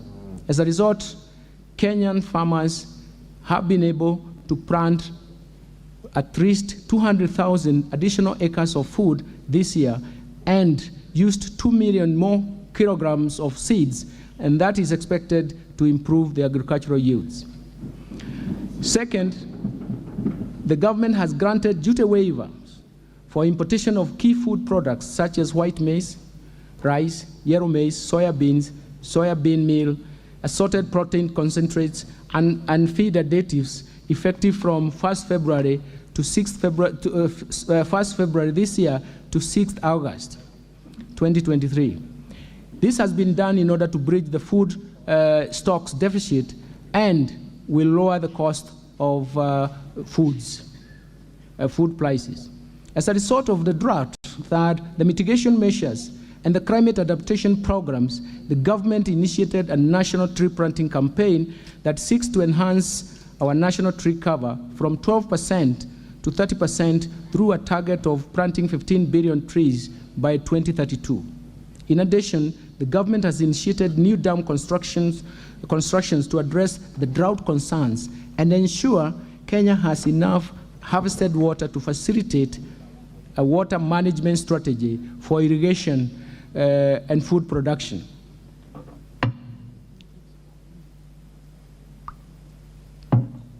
Fourth, the government has invested very heavily in biotechnology research and uptake of drought-tolerant crops to promote food security, particularly in marginalized areas. In the current year, over 250 metric tons of assorted drought-tolerant seeds valued at Kenya shillings 50 million have been distributed in Embu, Meru, Makueni, Machakos, Tharaka Nithi, Murang'a, Nyeri, Siaya, and Busia counties. Fifth, the government has reformed the National Health Insurance Fund to meet the urgent needs of Kenyans at the bottom of the socio-economic structure by actualizing its purpose as a social medical insurance facility. In addition, the government has committed to deliver universal health coverage to ensure that every Kenyan attains dignified health care at a minimum subscription fee. And finally, the government has reviewed the policy on the energy sector with the aim of developing and diversifying this market further by improving the sourcing and supply of cooking gas that inevitably has resulted in high costs that drive domestic inflation. This has allowed for additional players to be licensed and to set up liquefied petroleum gas facilities. A common use of bulk storage and even handling facility for LPG will be constructed through a private sector participation framework to enhance market certainty and stability in the use of LPG. This will cut costs of handling and evacuating gas from ships to the mainland and hence allowing dealers to pass through the cost of relief to consumers. Mr. Speaker, in order to improve service delivery and support livelihoods and businesses as well as strengthen governance institutions, the Kenya-Kwanza government has, since assumption of office, established Financial Inclusion Fund. This is commonly known as the Hustlers Fund, that was set up in November 2022 to provide access to affordable credit to individuals and MSMEs, medium and small enterprises, and to encourage savings. This is an intervention that will remain at the bottom of the pyramid in order to access borrowing under the fund. A customer only needs to register through his or her mobile phone. Since the launch of the first product, the Hustler Fund Personal Loan Fund, the government has invested a total of 11 billion shillings. This money has been revolving within the fund, providing low interest rate at 8% per annum, and so far 16.07 million Kenyans, of which 7.1 million are repeat customers, have actually accessed the fund. So far, 30.8 billion has been borrowed from this revolving fund. In addition to borrowing, the fund is designed to encourage savings. To date, 1.5 billion has been saved as a mandatory savings, while Kenya shilling 17 million has been saved on a voluntary basis. We have witnessed a phenomenal growth in the number of transactions that currently stand at 43.5 million transactions. The largest number of the times a single customer borrower has borrowed from the fund is about 50 times, indicating strong traction of the Hustlers Fund. To further empower the medium and small enterprises, the government on 1st June 2023 launched the second product of the Financial Inclusion Fund that is aimed at facilitating Kenyan access funding through groups. This follows the phenomenal success of the personal loans products under this initiative, and this will allow lending groups such as chamas and SACCOs and SACCOs. The groups can now borrow loans from between 20,000 shillings to 1 million shillings. Third, we have redesigned the competence-based education curriculum to make it responsive to our education needs. And fourth, I've employed over 30,000 teachers in a historic and unprecedented drive to improve the national teacher-pupil ratio and enhance performance. Fifth, government has introduced new funding model for higher education that will make the universities and technical training fully inclusive, financially self-sufficient, and also capable of competing with their peers globally while contributing to our national socio-economic transformation. Sixth, the government has established the National Open University in order to make higher education inexpensive, affordable, accessible, inclusive, and attainable to all.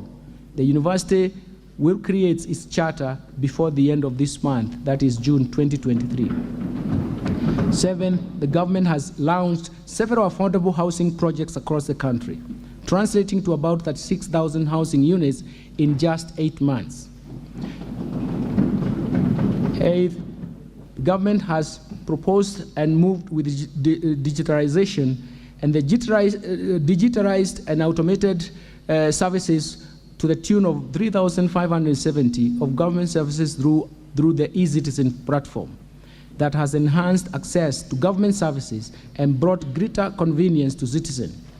The government targets to bring on board close to 5,000 services on the eCitizen platform by the end of 2023. Number 9 is the government has launched a data protection registration system to provide digital identity to all Kenyans in order to facilitate the transactions between the government and its citizens. Finally, returned the port operation from Mombasa and Naivasha to Mombasa.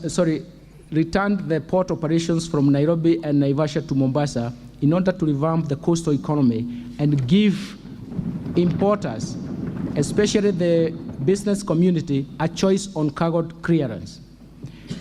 The government has introduced a G2G, a government-to-government arrangement for oil importation to provide a longer-term supply of fuel and ease the monthly demand of US dollars in a situation where global dollar shortage was ensuing.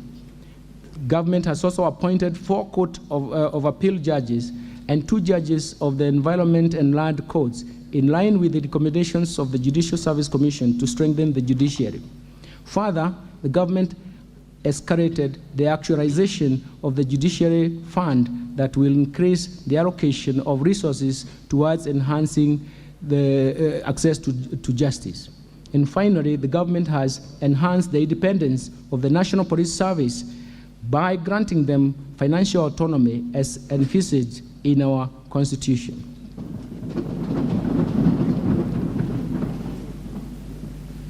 Mr. Speaker, while we celebrate these achievements, we are aware that a lot remains to be done in order to decisively deal with the pressing socioeconomic challenges.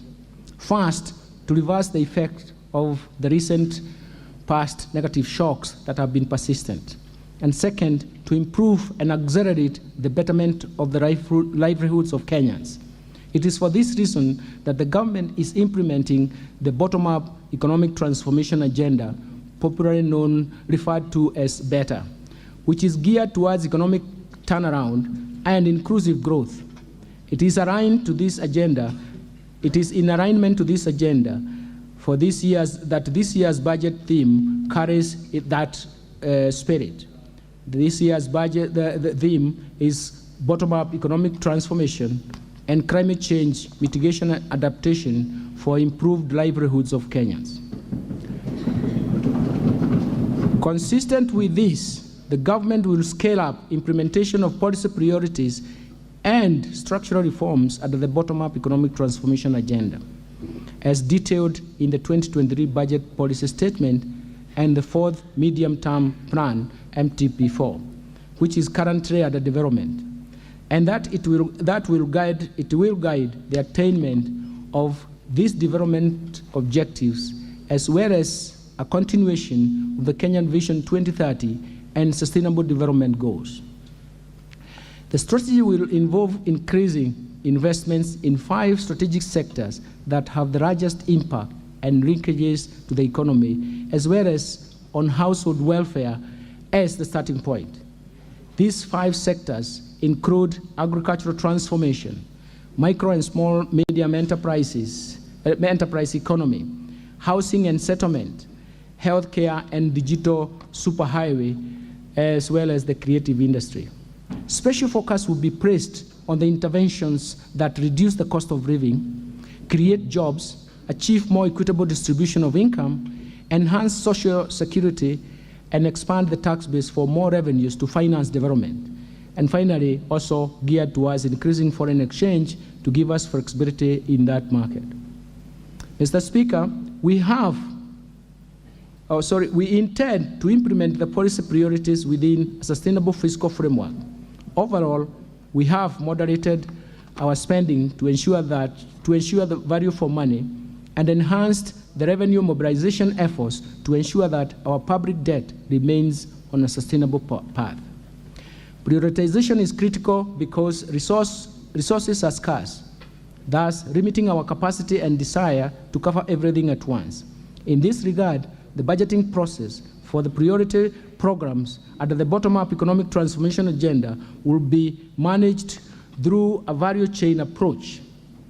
This has ensured that the resources allocated along the value chain are allocated to all the components along the value chain, thereby eliminating duplication of roles, removing any funding gaps, and enhancing efficiency in the use of available budgetary resources.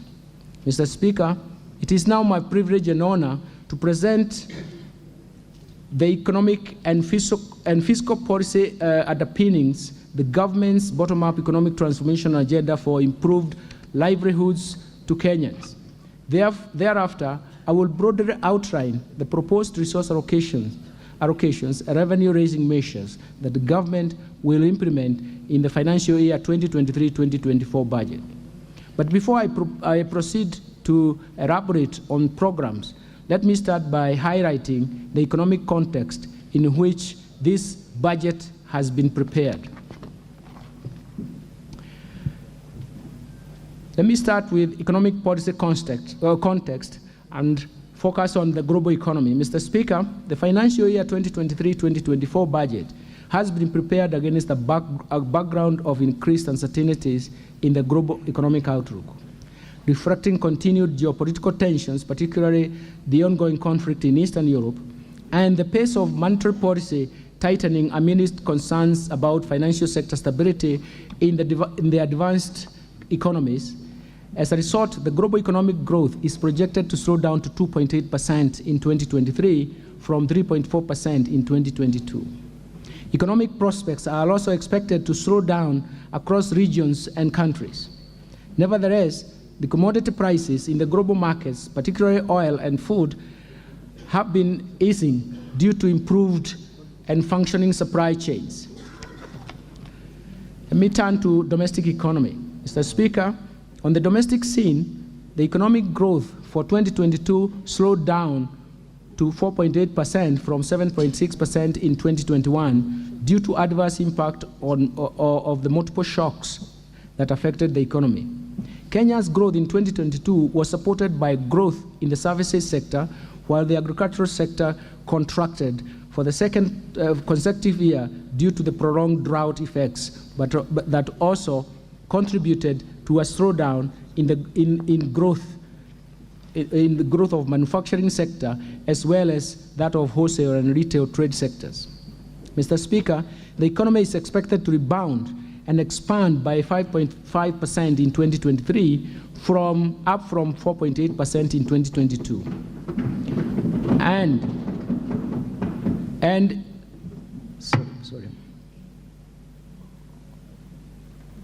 And it is supposed to maintain that pace over the medium term.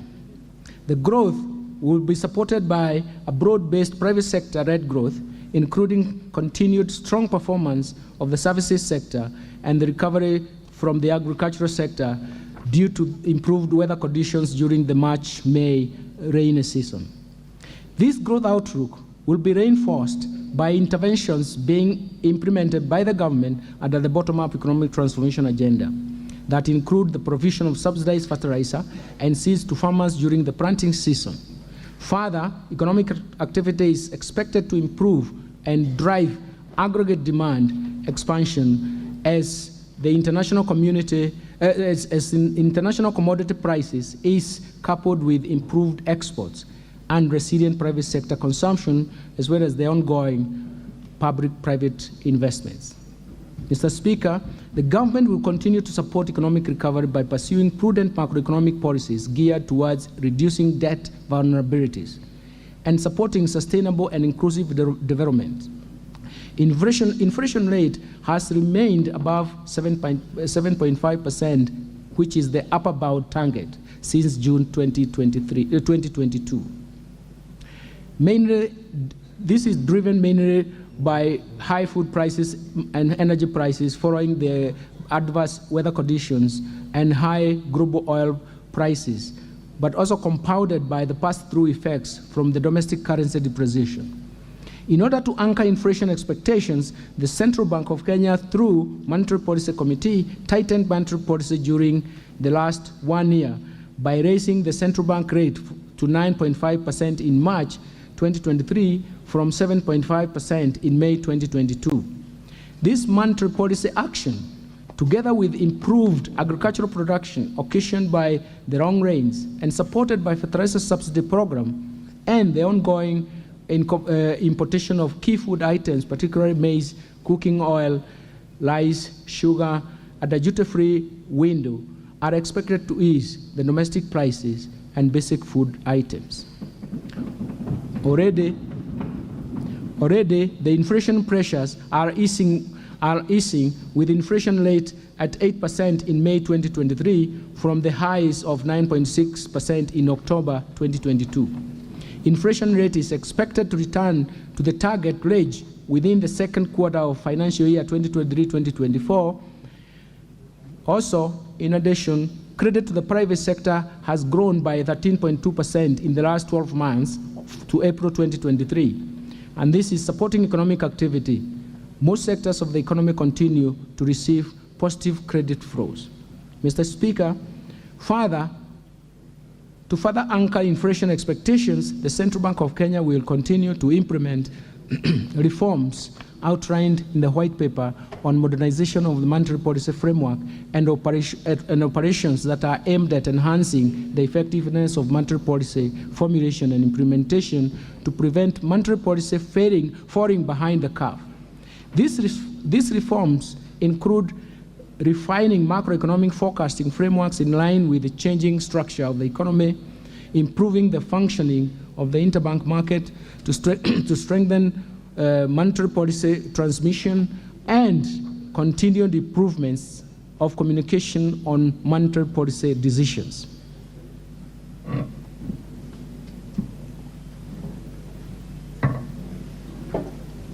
Mr. Speaker, the fiscal policy stance over the medium term aims at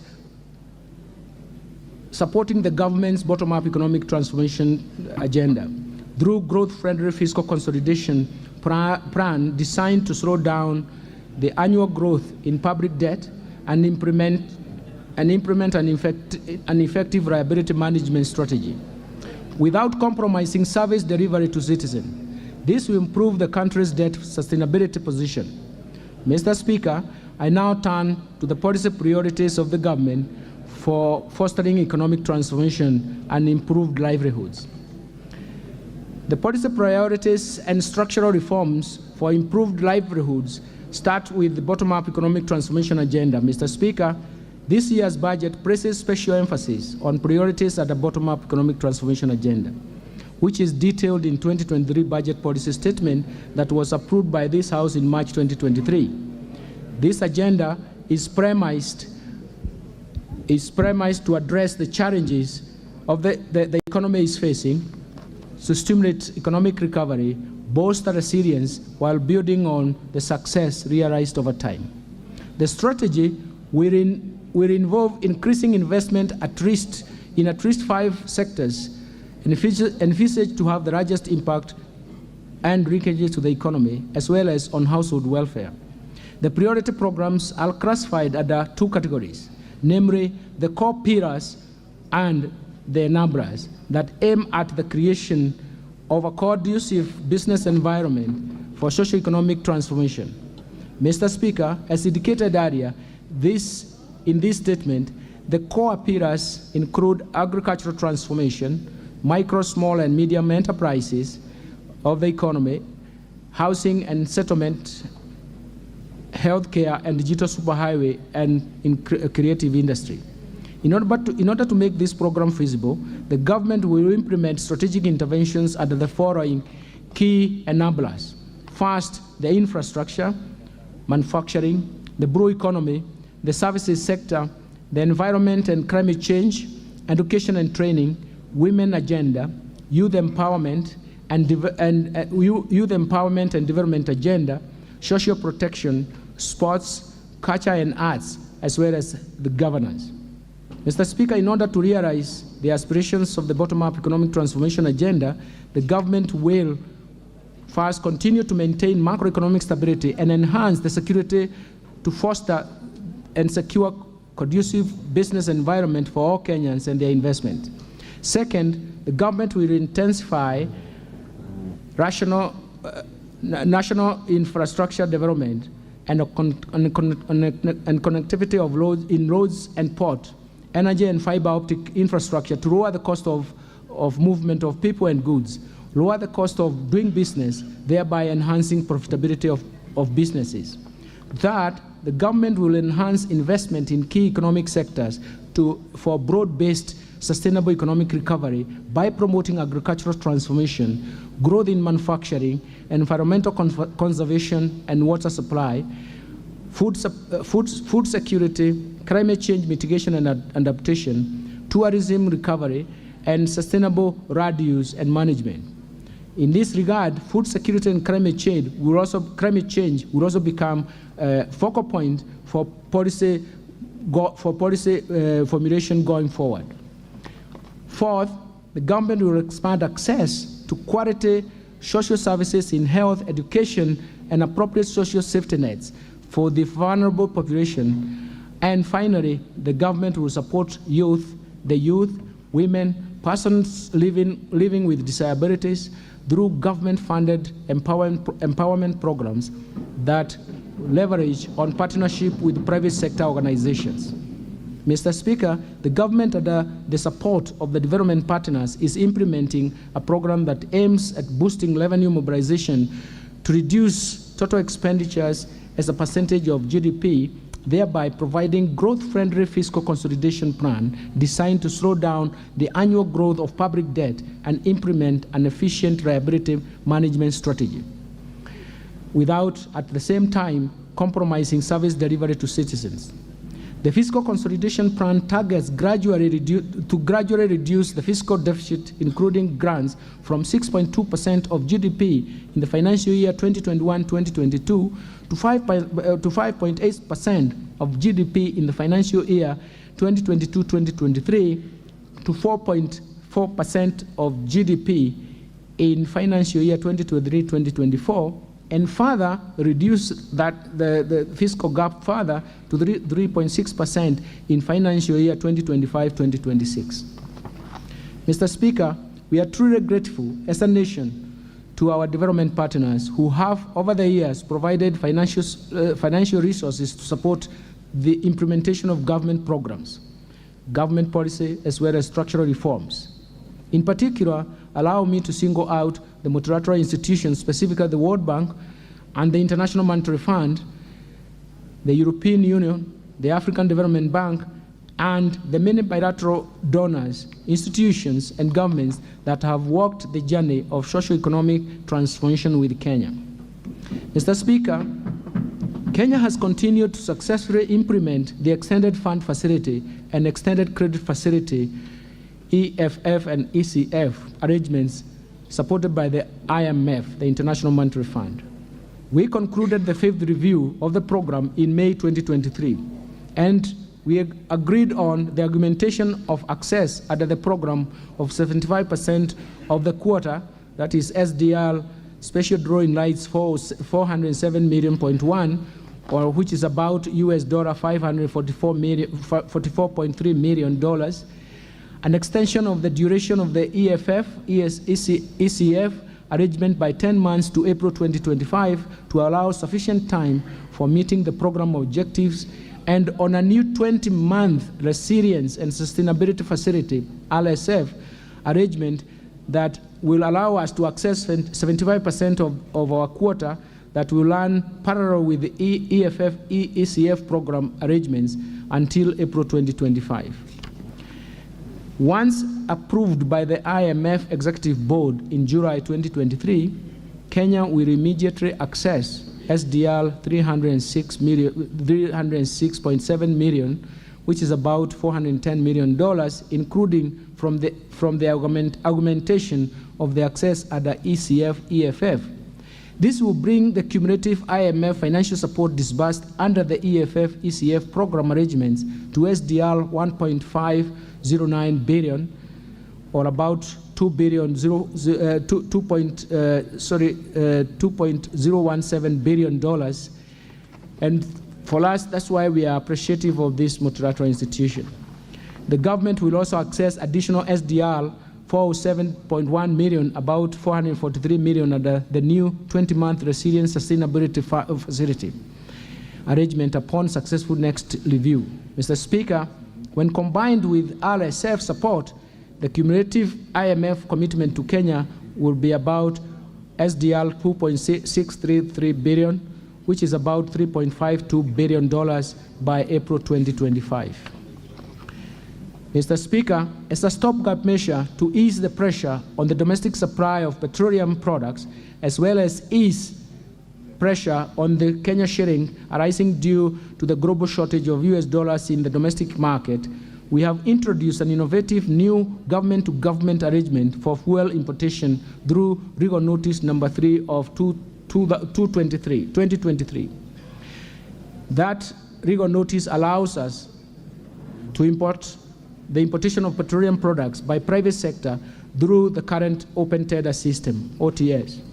To date, the monthly importation of petroleum products is approximately 740,000 metric tons, of which 60% is consumed in the domestic market, while 40% is for transit markets in the region. This product is currently paid for using United States dollars, which puts strain on foreign exchange availability and pressure on nominal exchange rate and ensuing exchange rate volatility in the market on a monthly basis. Mr. Speaker, to contain the pressure of the US dollar availability in the market, as well as exchange rate volatility on a monthly basis, the government entered into a memorandum of understanding with governments of oil-producing countries under which framework agreements have been signed with petroleum exporting companies for the supply of petroleum products on extended credit period of 180 days.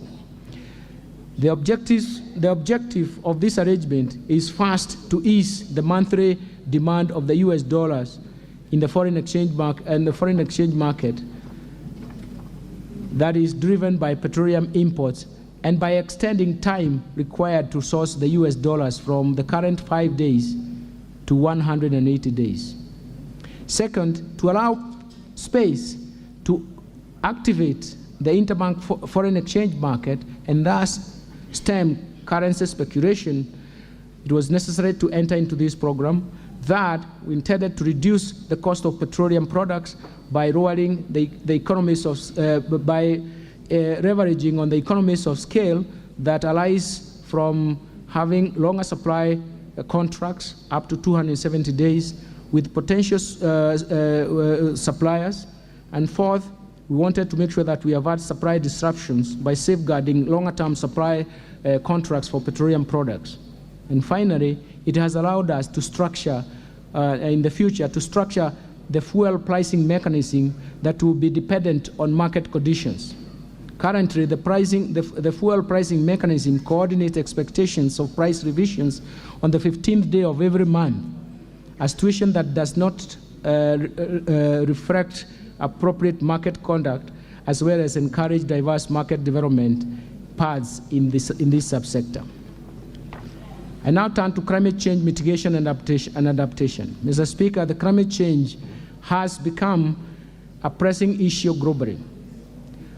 Like other economies, Kenya's economy is vulnerable to its ravaging impacts.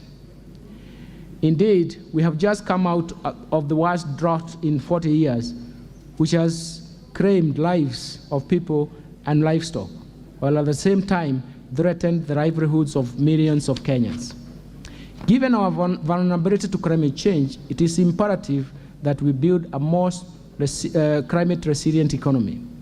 For this reason, the government has stepped up climate adaptation and mitigation efforts, including green energy, smart agriculture, decarbonized manufacturing, e-mobility, and green building. All these are aimed at the attainment of zero carbon by 2050. The government has committed to secure our future and to achieve a clearer and safer environment for all Kenyans by reducing greenhouse emissions, halting and reversing deforestation, biodiversity loss, and land degradation. In this regard, issues of climate change, mitigation, and adaptation have been mainstreamed in all government programs and across all levels of government. As part of drought mitigation measures and the climate adaptation program, the government is implementing a national tree planting campaign, which is championed by His Excellency the President and seeks to enhance our national tree cover from 12% to 30% by year 2032. This will entail planting at least 15 billion trees over that period.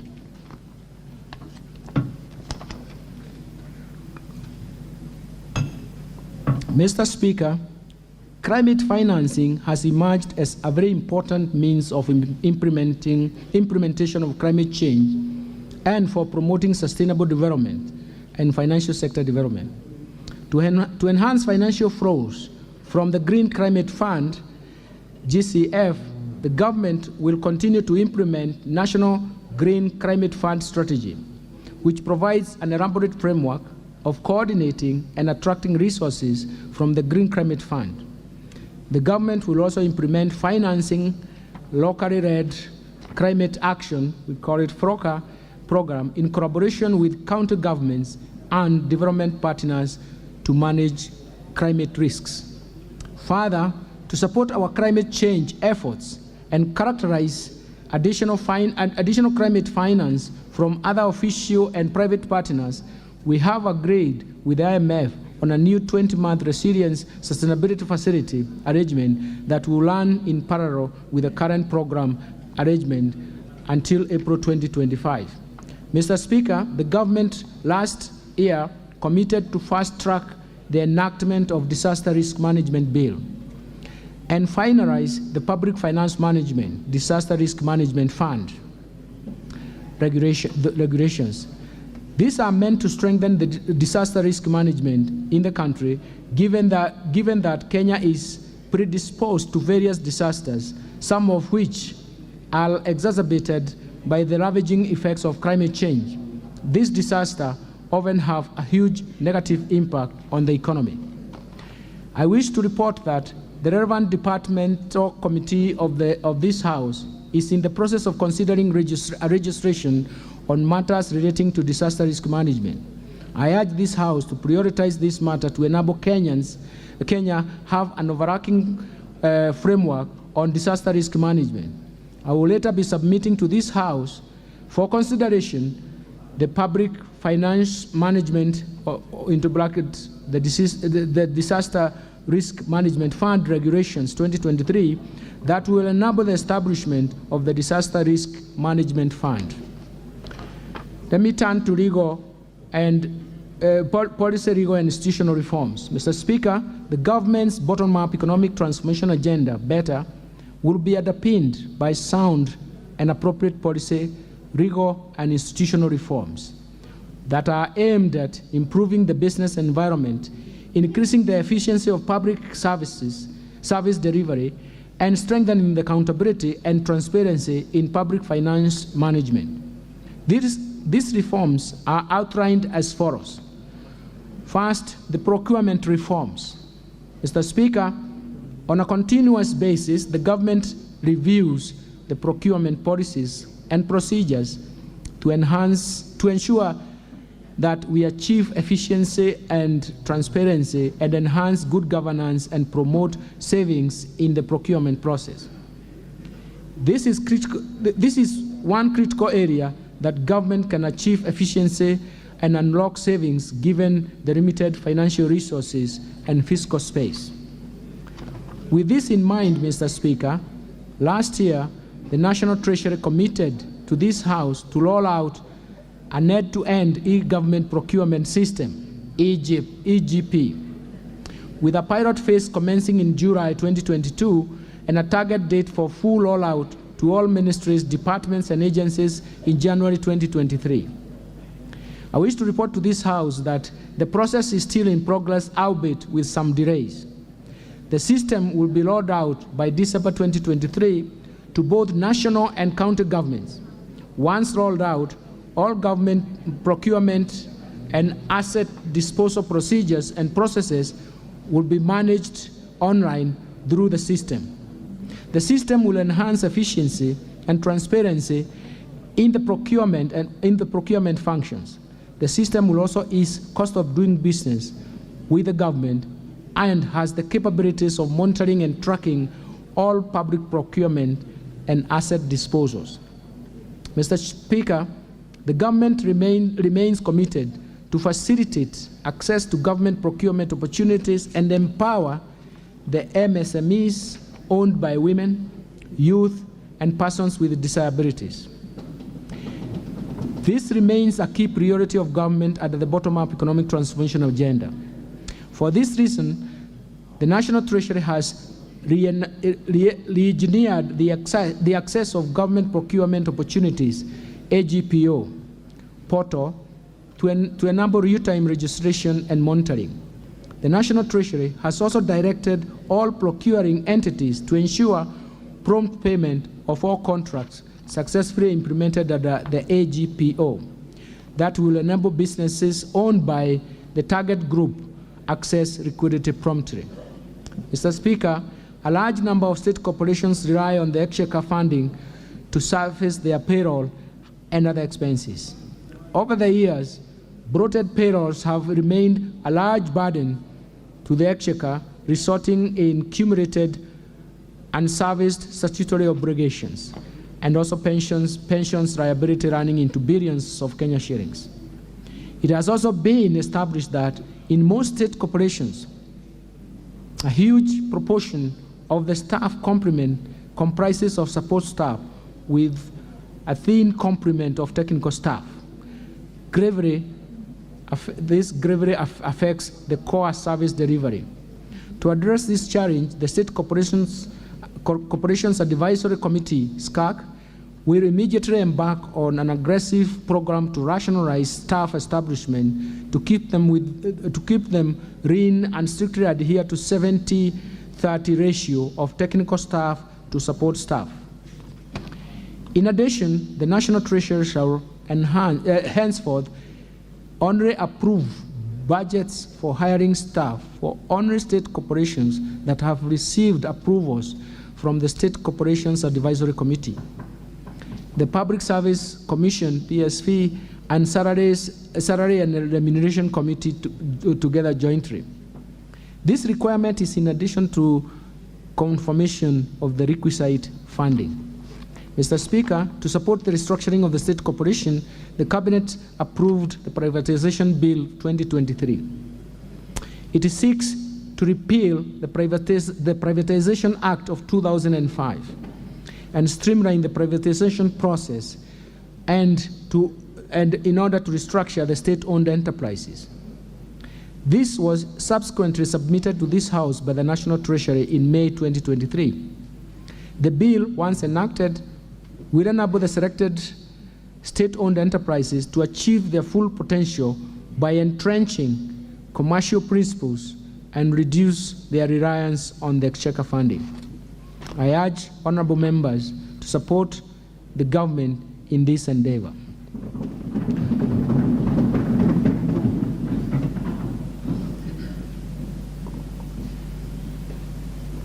Mr. Speaker, in financial year 2022-2023, the government initiated a number of reforms in Kenya Power and Lighting Company, KPLC, and Kenya Airways, KQ, aimed at improving their efficiencies, reducing costs, and increasing revenues. To further enhance KPLC's financial sustainability, the government will restructure the balance sheet, mainly focusing on the huge loan balances, payables, and receivables. This will in turn address the current huge liquidity gap at KPLC. Towards this end, the government will implement a 4-point action plan focusing on, first, transfer of all transmission asset lines to Kenya Electricity Transmission Company, KETRACO. Second, the government will settle outstanding rural electrification schemes, RES operations, and maintenance costs, which has a deficit of 19.4 billion as of June 2022, and ensure that KPLC and Rural Electrification and Renewable Energy Corporation enter into a commercial contract for the future rural electrification schemes maintenance costs.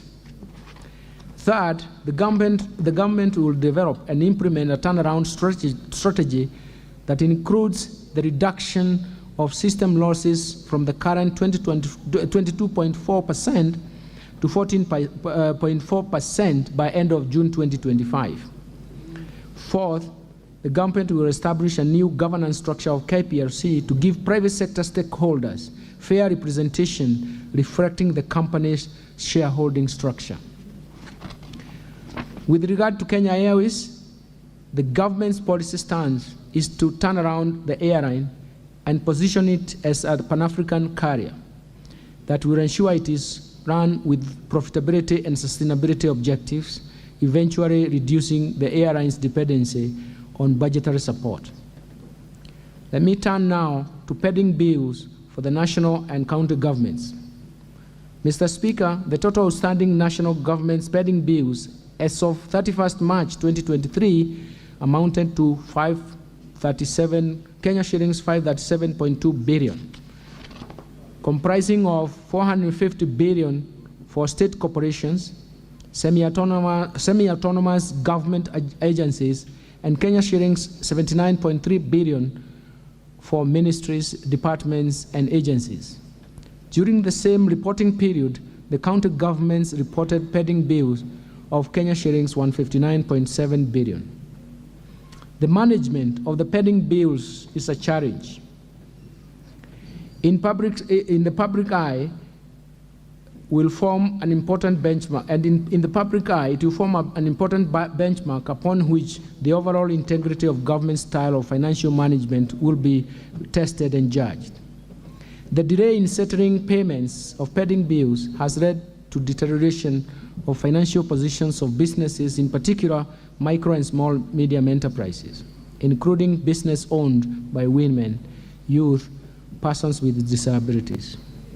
In view of the above, the National Treasury has prepared a cabinet memo requesting the cabinet to approve the establishment of a pending bills verification committee to carry out a thorough analysis of the stock of all pending bills and advice on how the bills would be settled. Once the outstanding pending bills are cleared by the verification committee, the National Treasury will direct all entities to ensure strict adherence to Public Finance Management Act of 2012 and clear pending bills as a first charge on the budget of the concerned entity in the subsequent financial years. Let me turn now to financial sector stability and development. Mr. Speaker, the banking sector remained stable and resilient in 2022. Deposits held by the sector increased by 12.3%, while pre-tax profits increased by 22.0%. On the other hand, gross non-performing loans for the sector stood at 13.3% in December 2022, a decline from 14.7% in June 2022. The need to build resilience and to exploit emerging opportunities has led to increased consolidation as well as regional expansion through acquisitions. This has led to strong institutions supporting the stability of the banking sector. The sector is therefore expected to remain sound and stable in 2023, building on the reform initiatives and buffers that have been built over the years. Mr. Speaker, in order to address consumer protection concerns arising from unregulated digital lenders, the Central Bank of Kenya introduced Digital Credit Providers Regulations 2022 that were approved in May 2022. They provide regulations and guidelines for the licensing and oversight of previously unregulated digital credit providers.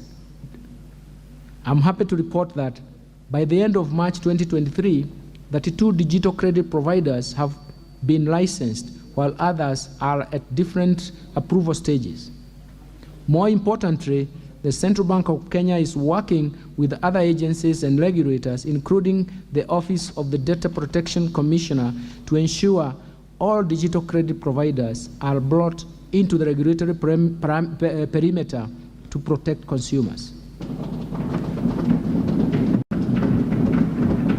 Mr. Speaker, in an effort to transform Kenya's financial markets, the Central Bank will soon launch the upgraded Central Securities Depository Code named DAO CSD. The upgraded Central Securities Depository will improve financial market liquidity, enhance operational efficiency in domestic debt market, further promoting market deepening, and also broadening financial inclusion through expansion of digital access and position Kenya as the preferred financial hub in the region. The Central Securities Depository will also scale up services to the public sector, to the public market participants, and support our diaspora investors via a versatile and highly scalable digital solution with capacity to deliver seamless investor experience and convenience. Mr. Speaker, since the launch of the National Payments Strategy 2023-2025 in February 2022, the Central Bank has implemented major initiatives to improve quality, access, and affordability of payment services to Kenyans. These include implementation of mobile money interoperability, licensing of new payment service providers, and rollout of key standards that increase convenience of payment services in line with global best practices. Building on these gains, in the financial year 2023-2024, the Central Bank, together with other stakeholders, will first undertake a comprehensive review of the National Payments System Act of 2011 and National Payments System Regulations of 2014 to modernize Kenya's payments legal and regulatory framework in line with emerging trends, innovations, and enhanced oversight for improved service delivery to Kenyans. Second, it will develop and implement an interoperable payments platform to unlock cost-effective, real-time, and retail payments across banks, payment service providers, card schemes, and other regulated financial institutions. This will further contribute to lowering the cost of these services, increase choice, competition, stability, and widespread adoption of digital payments among Kenyans.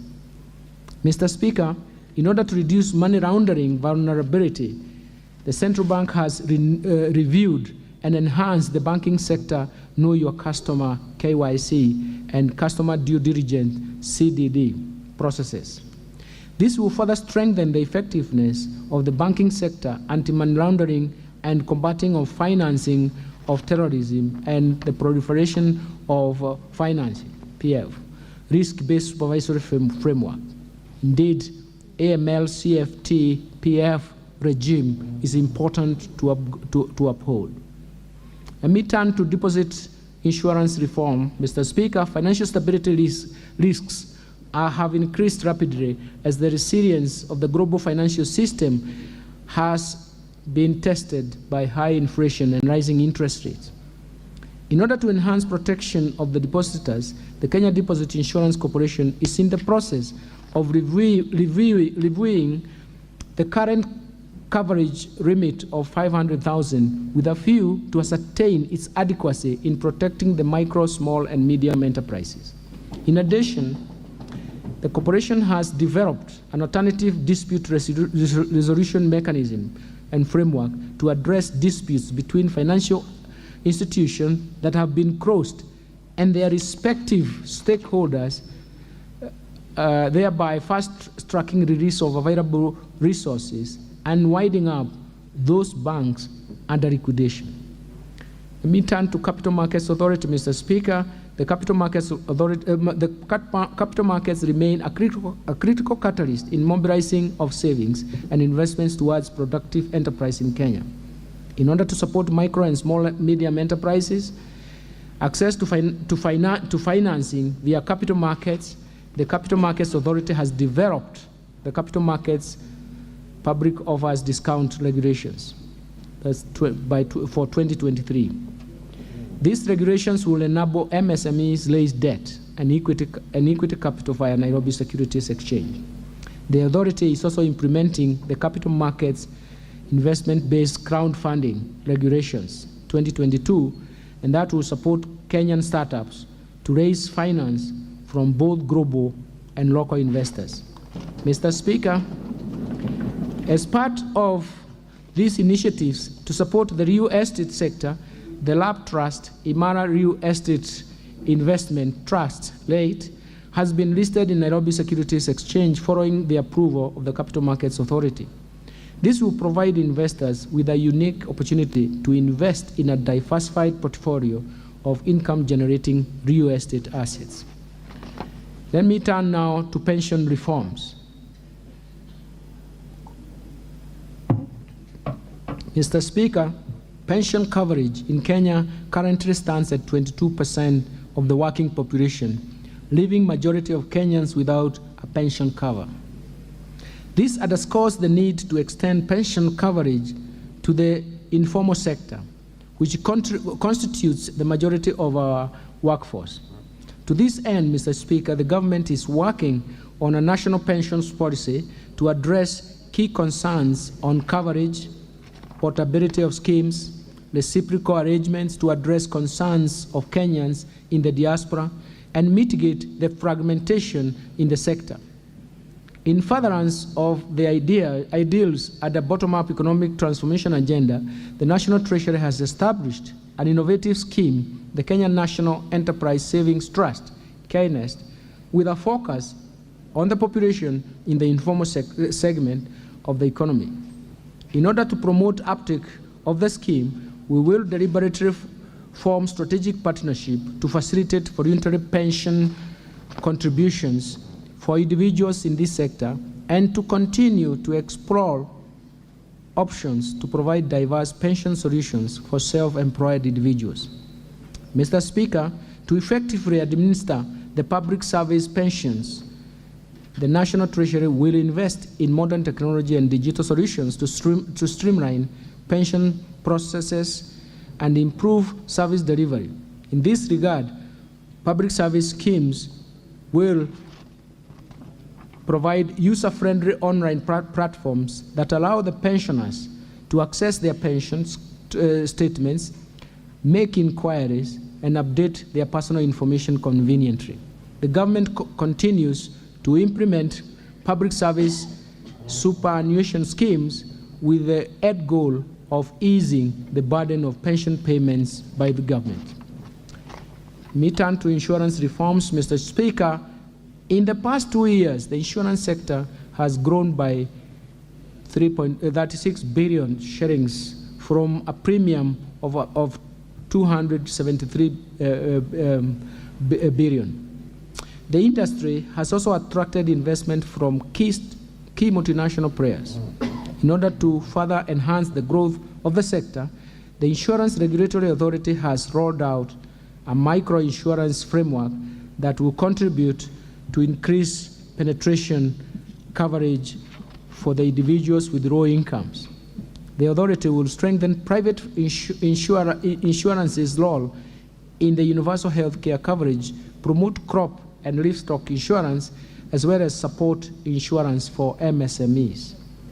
Mr. Speaker, there are no deterrent measures under the Insurance Act to motivate accountability and observance of directors' duties as well as senior managers' professional responsibilities. To address this shortcoming, I have submitted to this House Insurance Amendment Bill 2023 to provide for offences relating to the management of an insurer. In addition, the bill will contain other amendments aimed at enhancing the efficiency of the Insurance Regulatory Authority in regulating the insurance industry. Let me turn to SACCO societies reforms, Mr. Speaker. The SACCO industry is characterized by many small and medium-sized SACCOs that find it difficult to effectively compete in the deposit-taking and credit markets. To address this challenge, the SACCO Societies Regulatory Authority, SASRA, is working on amendments to SACCO Societies Act 2008 that will provide the licensing and supervision of shared SACCO services platform. This initiative will improve the efficiency and competitiveness of SACCOs through establishment of cost-sharing digital platform to enable small SACCOs achieve economies of scale, while at the same time mainstreaming regulatory compliance in a cost-effective manner. Mr. Speaker, 12 years ago, the government introduced prudential regulation to secure financial stability of SACCOs and boost savings for members. However, there has been a lack of a resolution mechanism for financially distressed SACCOs. In addition to addressing these challenges, the SACCO Society Regulatory Authority has proposed amendments to the SACCO Societies Act 2008 to provide for a framework for appointment of trustees to the Deposit Guarantee Fund for SACCOs in Kenya, DGF. Let me turn to unclaimed financial assets, Mr. Speaker. The Unclaimed Financial Assets Authority Act does not provide for claimers to designate a beneficiary of their assets or to a cause of their choice, and therefore any claim must be paid to the claimant. To address this, I have proposed to amend the Unclaimed Financial Assets Authority Act so as to empower claimants to designate beneficiaries of the unclaimed asset or to a cause of their choice. Let me turn to ease of doing business, Mr. Chairman, and consumer protection. Mr. Speaker, in order to ease the cost of doing business and minimize compliance costs for micro, small, and medium enterprises, the Competition Authority of Kenya will exempt MSE, medium and small enterprise sector from merger notifications, thus enabling startups, digital businesses, among others, Further, the authority will monitor and conduct surveillance audits, specifically in the manufacturing and agro-processing sector, so as to protect MSMEs from incidences and abuse of power, of buyer power. Second, implement codes of practice. The Competition Authority will implement codes of practice to ensure that MSMEs in the retail and insurance sectors are protected from powerful buyers. The Competition Authority will screen and investigate infractions such as suspected cartels or abuse of dominance conduct, such as excessive pricing, price discrimination, predatory pricing, margin squeeze, to ensure a level playing field. And the Competition Authority will actualize and initiate actualize the initiative area started with the National Assembly to address the issue of price fixing by professional services to make the fees competitive and improve the quality of services. On consumer protection, the authority will monitor and investigate emerging consumer issues on the utility sector, pharmaceuticals, digital financial services, e-commerce, insurance, aviation, and safety of basic commodities. In addition, the authority will seek redress through replacement or refunds to customers affected by dark commercial patterns, scams, fraud under the digital economy. Let me turn now to the fiscal framework. Mr. Speaker, the government fiscal policy for the financial year 2023-2024 and the medium-term budget aims at undertaking a growth-friendly fiscal consolidation plan to ensure debt sustainability.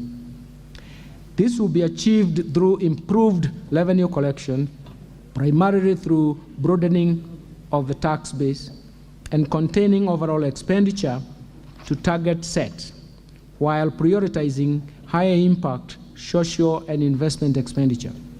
Mr. Speaker, the fiscal policy targets to grow total revenues to 17.9% of GDP in financial year 2023-2024 and above 18.3% of GDP over the medium term. As part of the economic turnaround plan, the government will scale up revenue collection efforts by the Kenya Revenue Authority, KRA, to a target of Kenya shillings 4.0 trillion over the medium term. In order to achieve this, the government is undertaking a combination of both tax administrative measures and tax policy reforms. Mr. Speaker, regarding tax policy, the government will implement the national tax policy and finalize the medium-term revenue strategy for the period financial year 2023-2024 to 2026-2027. The national tax policy, which is before this House, will enhance the administrative efficiency of the tax system, provide consistency and certainty in tax registration and management of tax expenditures.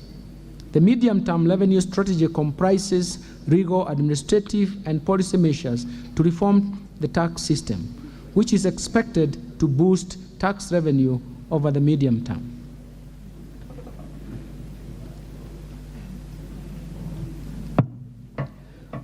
On tax administration, Mr. Speaker, the Kenya Revenue Authority is implementing reforms to move towards seamless taxation by ensuring that its systems, taxpayers, and businesses are integrated to allow for the automatic movement of data through machine-to-machine based processes, and where appropriate, shift to real-time processing.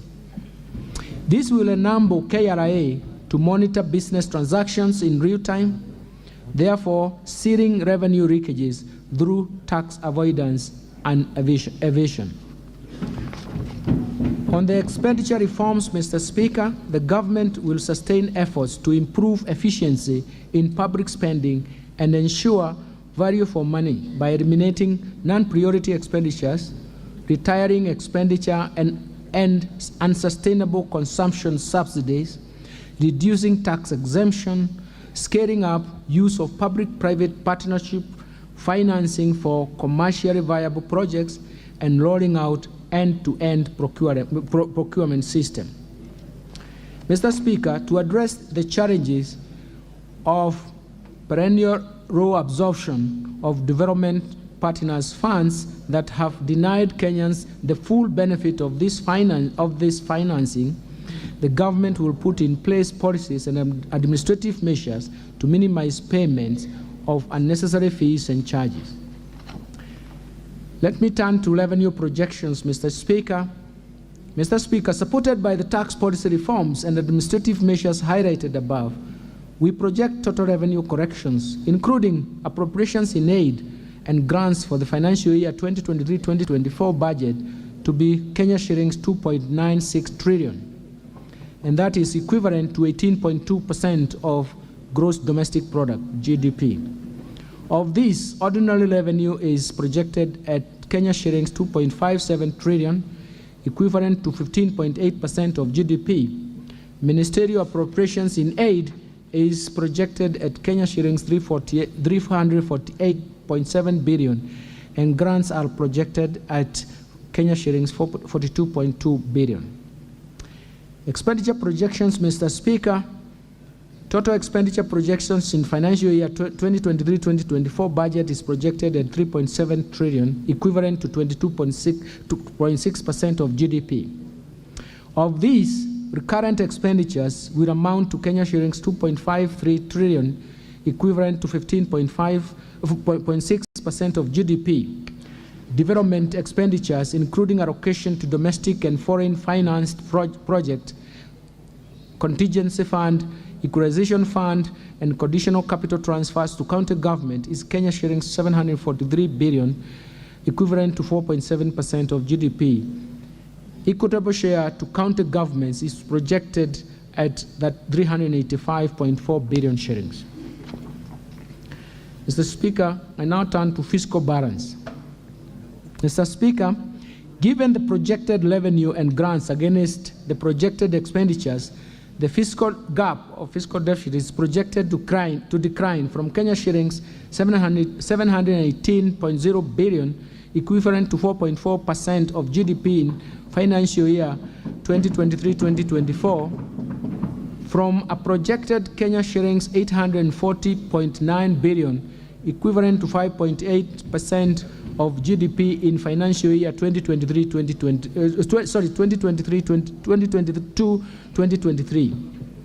The fiscal deficit will be financed through net external financing of a Kenya shillings 131.5 billion, equivalent to 0.8% of GDP, and net domestic financing of 586.5 billion, and that is equivalent to 3.6% of GDP. Mr. Speaker, our medium-term fiscal consolidation policy targets to progressively reduce the level of fiscal deficit from the expected 5.8% of GDP in financial year 2022-2023 to 3.6% of GDP in the financial year 2026 to 2027. Let me turn to public debt management, Mr. Speaker.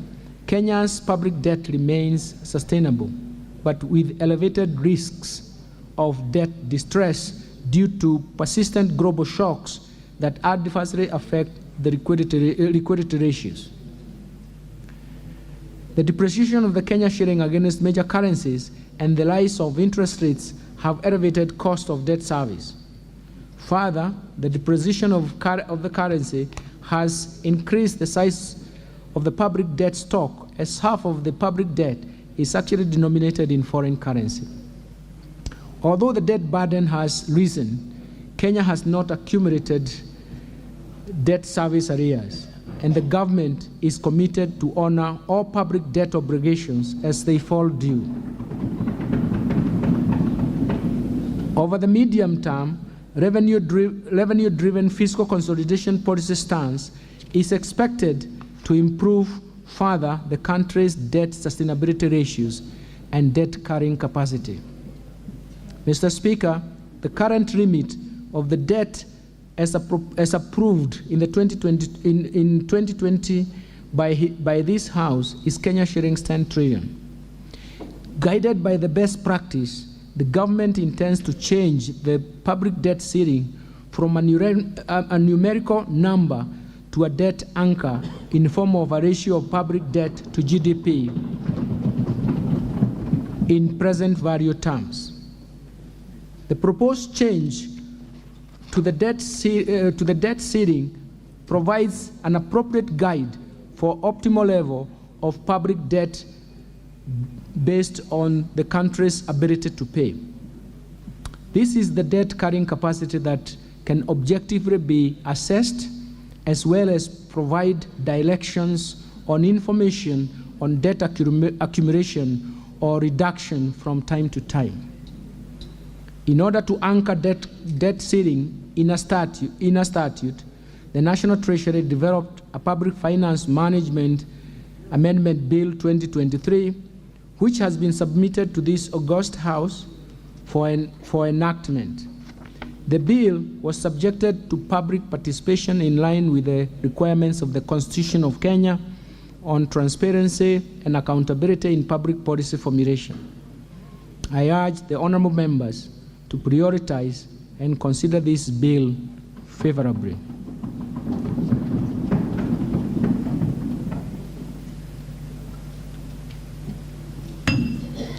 Mr. Speaker, the external debt service is projected to increase to Kenya shillings 475.6 billion in financial year 2023-2024 from Kenya shillings 242.1 billion in the financial year 2023, for financial year 2022-2023, mainly reflecting redemption of the US dollar 2.0 billion Eurobond, which is approximately 241.8 billion with the current exchange rate.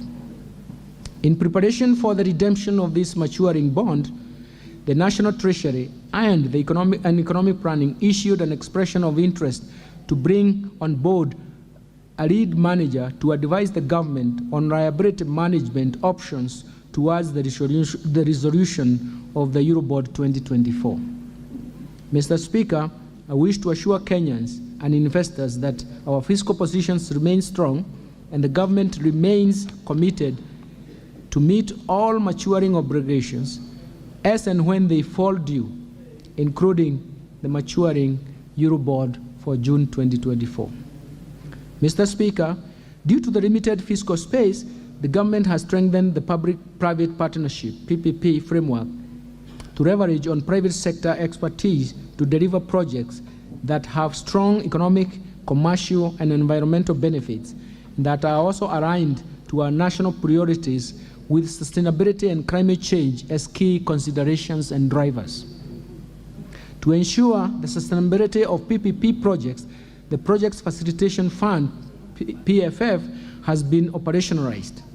The fund will support project preparation, provide viability gap funding to projects, as well as a source of liquidity to meet fiscal commitments and contingent liabilities that may arise from PPP projects.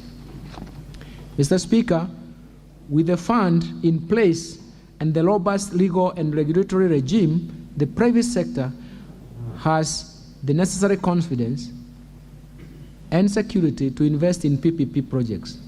Indeed, in the last financial year, the National Treasury successfully mobilized Kenya shillings 15 billion by achieving financial closure of 2 clusters of urban roads projects under the Roads Annuity Program.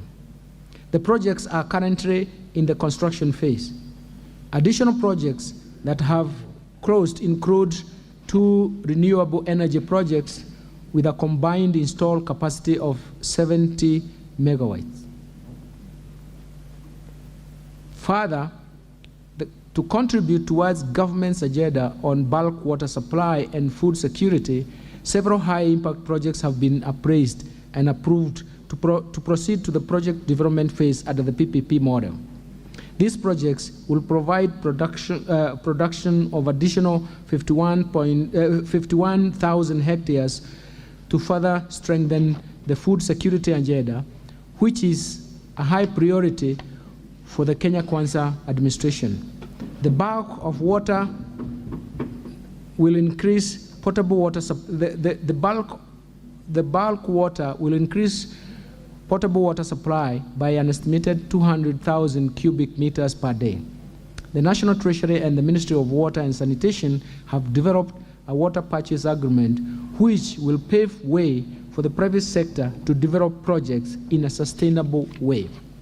The National Treasury is in the process of developing a 10-year infrastructure plan that will be cross-cutting across various ministries to support delivery and prioritization of projects. Mr. Speaker, to build on this, the National Treasury plans to mobilize an estimated Kenya shillings 100 billion in private sector capital through various priority sectors. The focus will be on priority investment and underlying key projects and programs in each sector that deliver nationally significant infrastructure drive growth and also unlock private sector investment with greatest potential of benefits to Kenyans. These sectors will include airports, seaports, blue economy, water, agriculture, industrialization, that is special economic zones, energy, including transmission lines, and digitalization, among other key sectors in the economy. Inclusion of local goods, works, and services will be emphasized for each project to contribute to overall economic growth by encouraging local investments in PPP projects. To also strengthen local investment, the National Treasury will be holding a series of roundtables to build local capacity in the financial sector so as to increase local financing of PPP projects. The National Treasury has embraced the climate resilience and adaptation framework for public-private partnership projects. This is to ensure that infrastructure projects are aligned to the realities of climate change.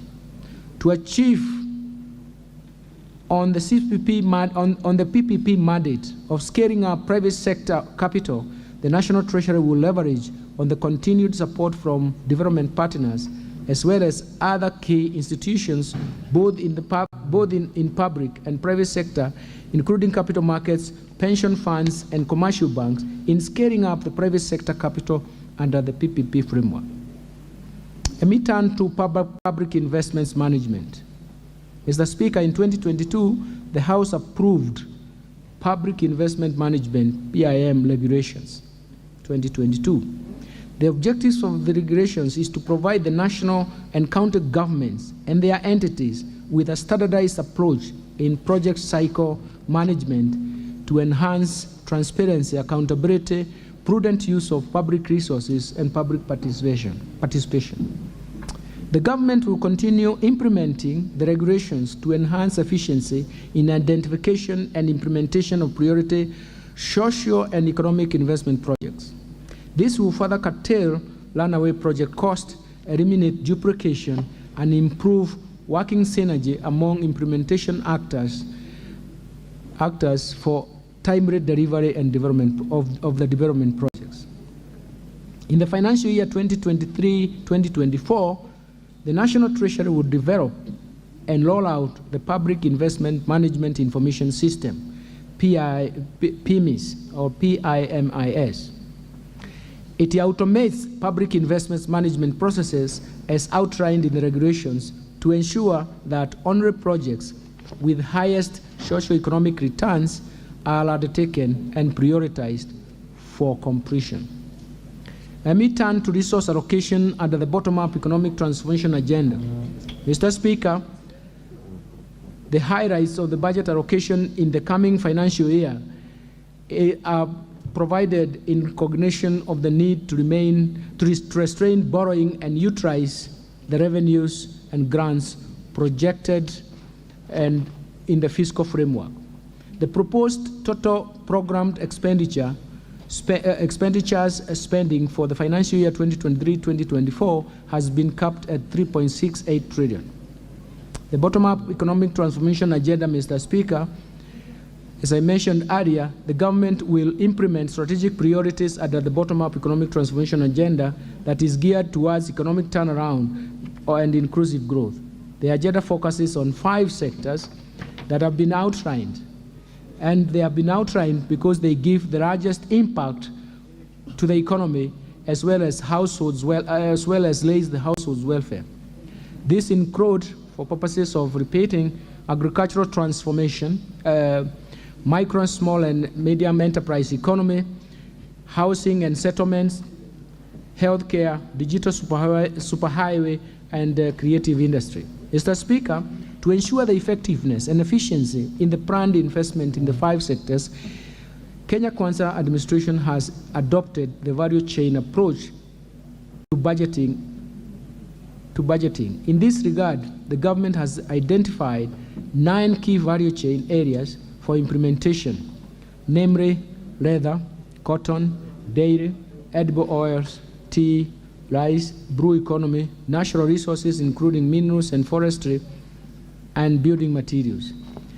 This will ensure that there is no break in the value chain, there is no break in the cycle of resource allocation for value chain, and that in the value chain, and that adequate resources are allocated to the entities along the value chain. And of importance, Mr. Speaker, this will eliminate any form of duplication of both roles and budgeting to ensure that there are no gaps and thus ensure efficiency in resource allocation.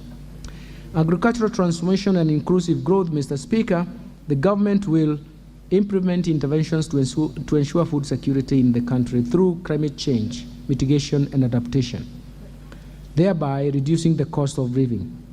As part of the country's long-term food security plan, the government, working with private sector, will continue to subsidize fertilizer in order to make it available and improve productivity in counties.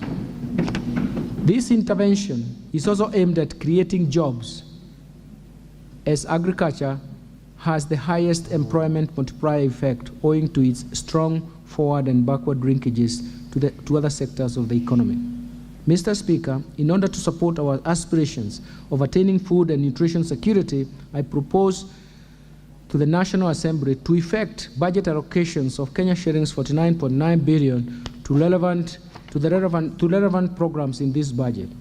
Out of this, 5 billion shillings is proposed for fertilizer subsidy program, 8.6 billion for the National Agricultural Value Chain Development Project, 2.7 billion for the National Agricultural and Rural Inclusivity Projects, 2.1 billion for the Kenya Cereal Enhancement Program, 2.8 billion for the Emergency Locust Response, 1.4 billion for small-scale irrigation and value addition programs, 1.3 billion on food production and nutrition security program, 500 million for agricultural sector development support program, and 596 million for the food security and crop diversification projects.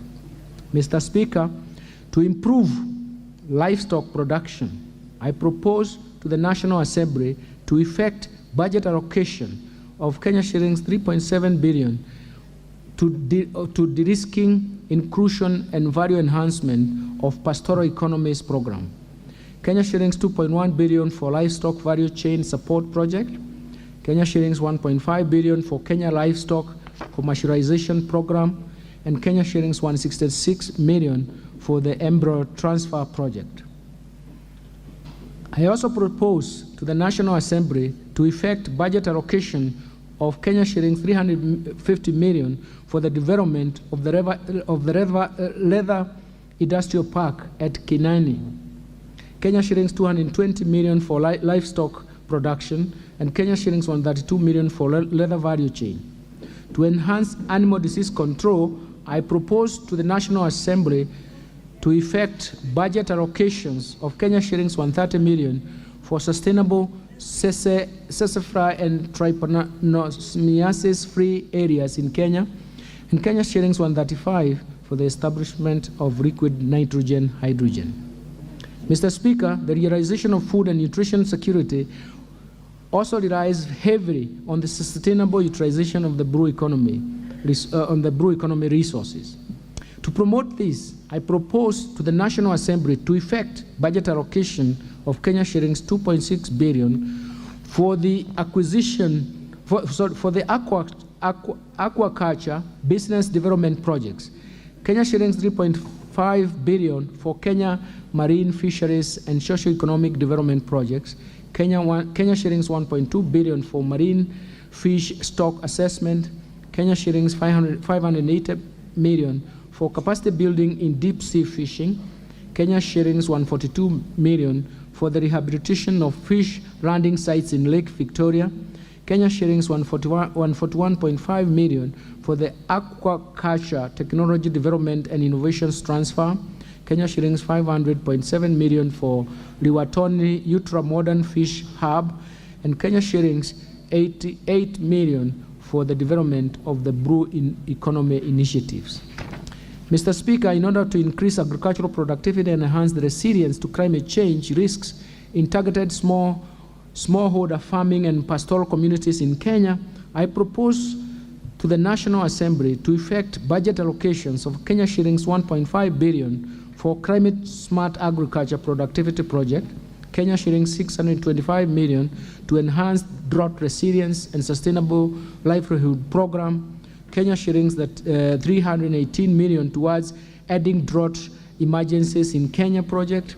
In addition, I propose to the National Assembly to effect budget allocations of Kenya shillings 300 for the crop insurance scheme to reduce the vulnerabilities of Kenya farmers to disease and natural disasters.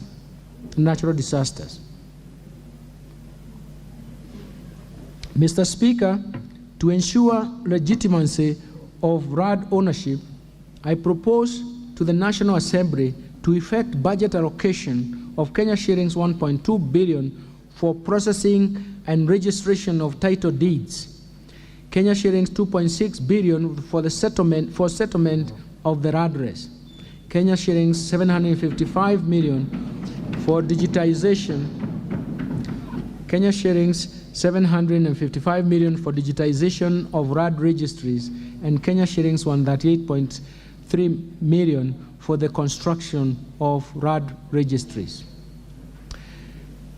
Mr. Speaker, transforming the macro, small and medium enterprises, MSME economy. Mr. Speaker, this is going to help us and to tackle the key bottlenecks of MSMEs on limited access to credit.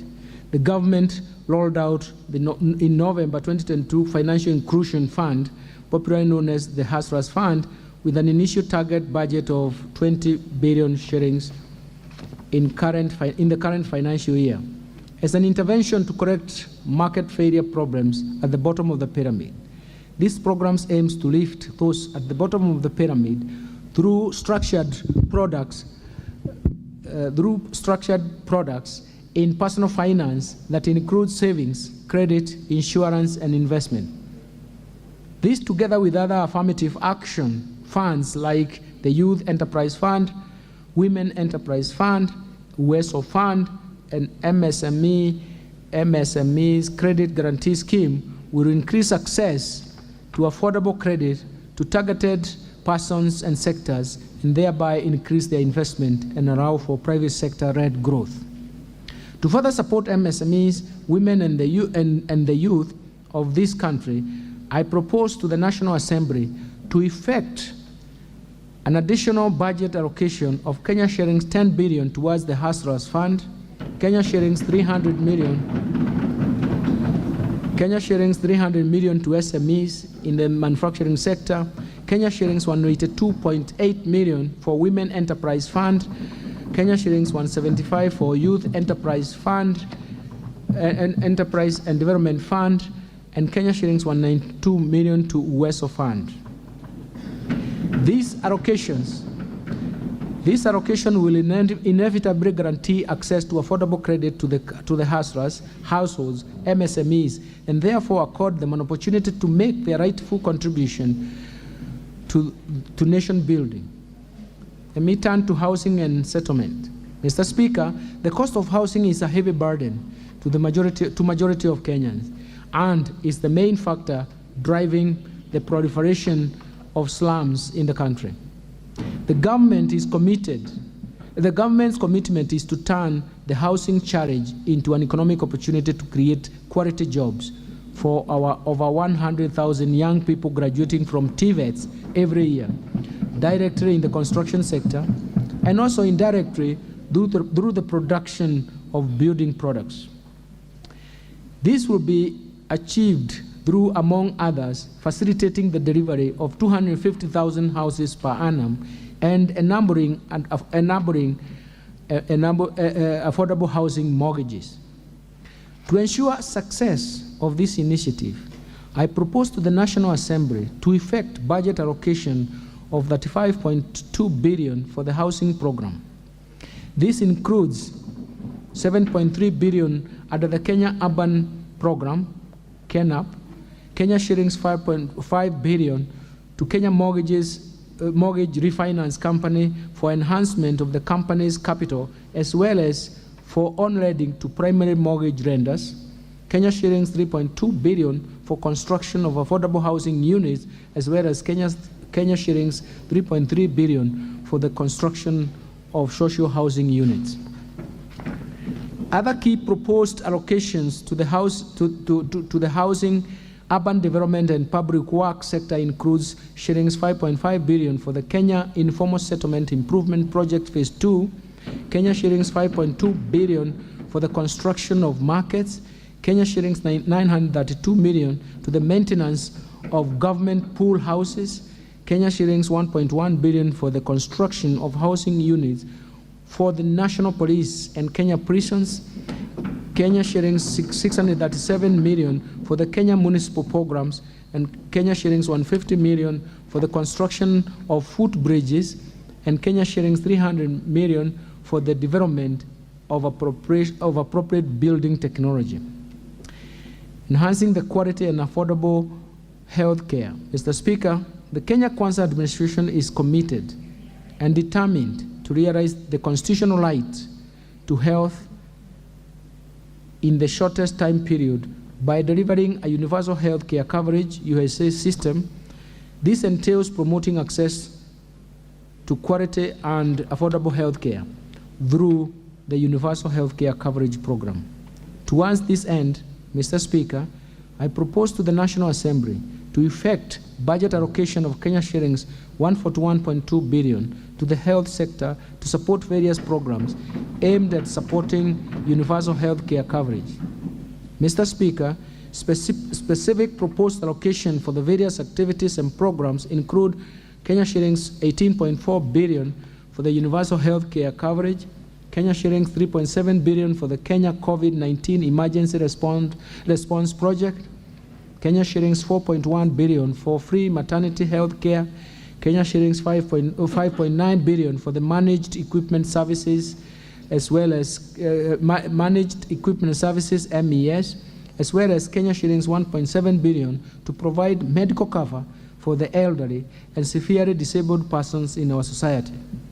Mr. Speaker, to lower cases of HIV/AIDS, malaria and tuberculosis in the economy, Kenya shillings 24.8 billion is proposed at a global fund, and Kenya shillings 4.6 billion to enhance vaccines and immunization program. Mr. Speaker, to promote early diagnosis and management of cancer and reduce the burden of treatment among Kenyans, I propose to the National Assembly to effect a budget allocation of Kenya shillings 1.9 billion for construction of cancer center at Kisii Level 5 Hospital, Kenya shillings 500 for strengthening of cancer center management at Kenyatta National Hospital, and an additional Kenya shillings 155 million is proposed for the establishment of regional cancer centers. Further, to improve the health service delivery, I propose to the National Assembly to effect a budget allocation of 21.6 billion for Kenyatta National Hospital, Kenya shillings 12.8 billion for the Moi Teaching and Referral Hospital, Kenya shillings 8.8 billion for the Kenya Medical Training Colleges, Kenya shillings 3.3 billion for the Kenya Medical Research Institute, Kenya shillings 2.4 billion for the construction of the Kenya National Hospital Burns and Pediatric Centers, Kenya shillings 1.4 billion for the equipping of laboratories and classrooms of KMTC, Kenya shillings 1.1 billion for the renovation of Kenyatta National Hospital, Kenya shillings 1 billion for the procurement of family planning and reproductive health commodities, Kenya shillings 1 billion for the procurement of equipment for the National Blood Transfusion Service, and Kenya shillings 352 million for the digital health platform. Let me turn to digital superhighway and creative economy. Mr. Speaker, the digital superhighway will play a critical role in enabling the government to achieve the objectives of bottom-up economic transformation agenda, as well as in enhancing revenue collection via automation of VAT systems. Digitalization and automation will increase productivity and competitiveness through providing quick access to the market and reducing information asymmetry, as well as improving risk management. Promotion of music, theater, graphic design, digital animation, fashions, and craft, among others, will increase employment for the youth. Mr. Speaker, the implementation of these interventions is expected to stimulate economic recovery while at the same time securing sustainable and inclusive growth amidst emerging challenges. But more importantly, improve the quality of growth from the public sector investment-led growth to a dynamic private sector-led growth. To achieve these aspirations, I propose to the National Assembly to effect budget allocation of Kenya shillings 15.1 billion to fund initiatives in the information, communication, and technology sector. Specifically, Mr. Speaker, this proposed allocation includes 600 million for the government shared services to fast-track the development of the Concert Technopolis city. I propose the National Assembly to effect budget allocation of Kenya shillings 4.8 billion for the horizontal infrastructure phase 1, Kenya shillings 1.2 billion for Concert data center and smart city facilities, and Kenya shillings 475 million for construction of Concert complex phase 1B.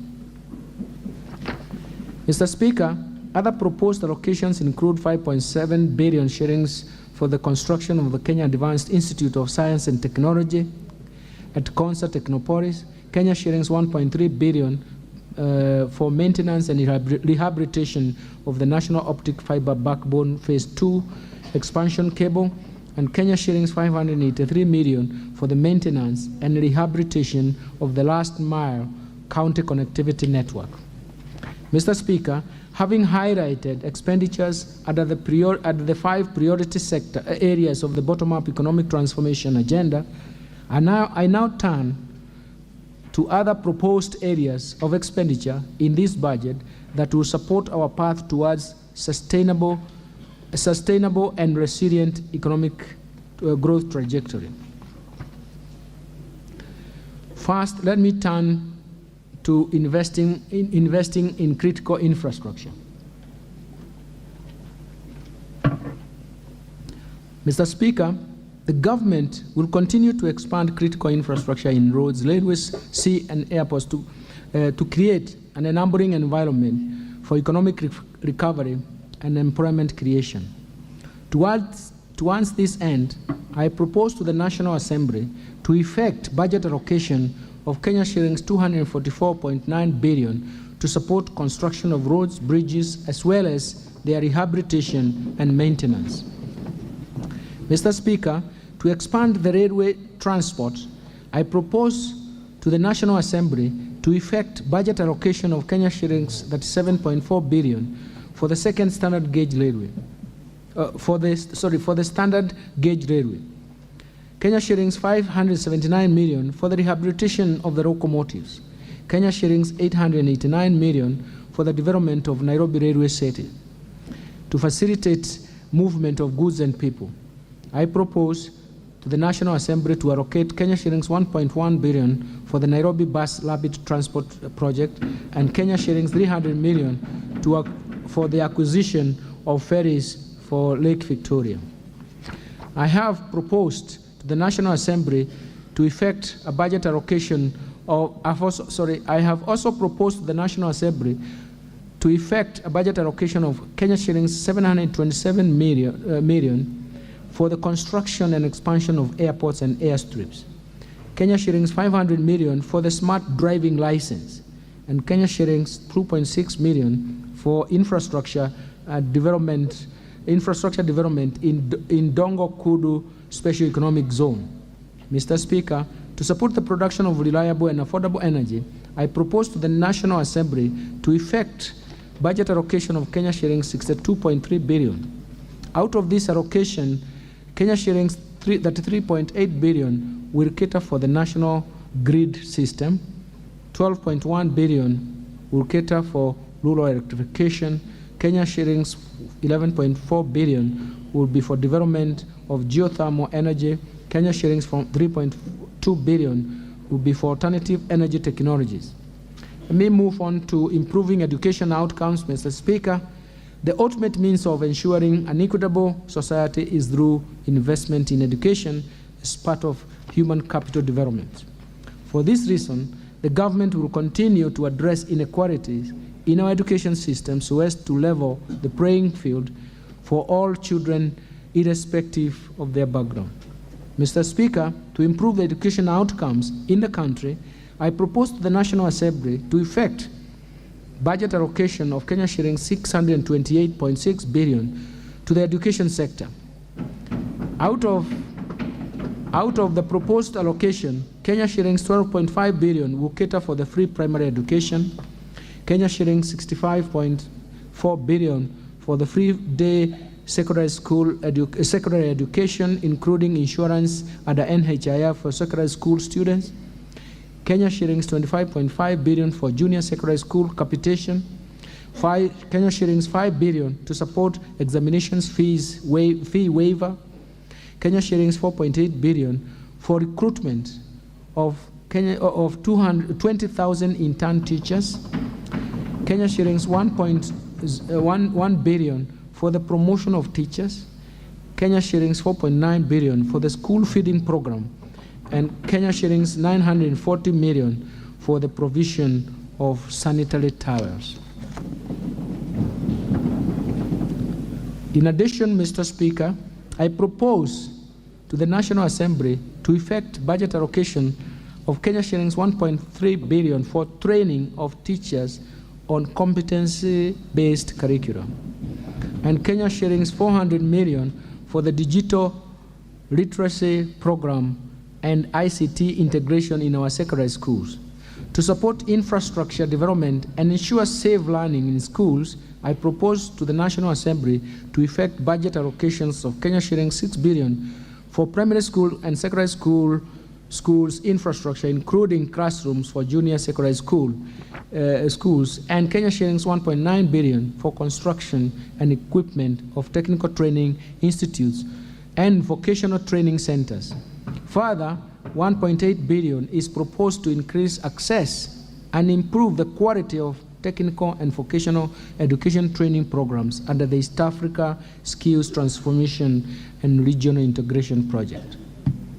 Mr. Speaker, I propose to the National Assembly to effect budget allocations to the education sector to include 316.7 billion shillings for Teacher Service Commission, Kenya shillings 97.5 billion for the university education, Kenya shillings 30.3 billion for the Higher Education Loans Board, Kenya shillings 2.7 billion for Kenya Secondary Education Quality Improvement Project, and Kenya shillings 5.2 billion capitation for TVET students.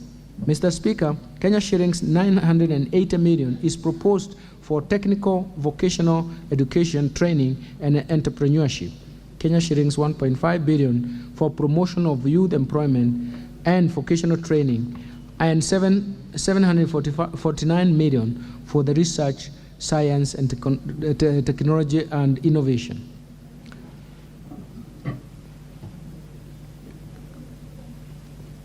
Let me move now to supporting manufacturing for job creation. Mr. Speaker, in order to improve productivity in the manufacturing sector, as earlier indicated, the government has adopted a value chain approach through bottom-up economic transformation agenda.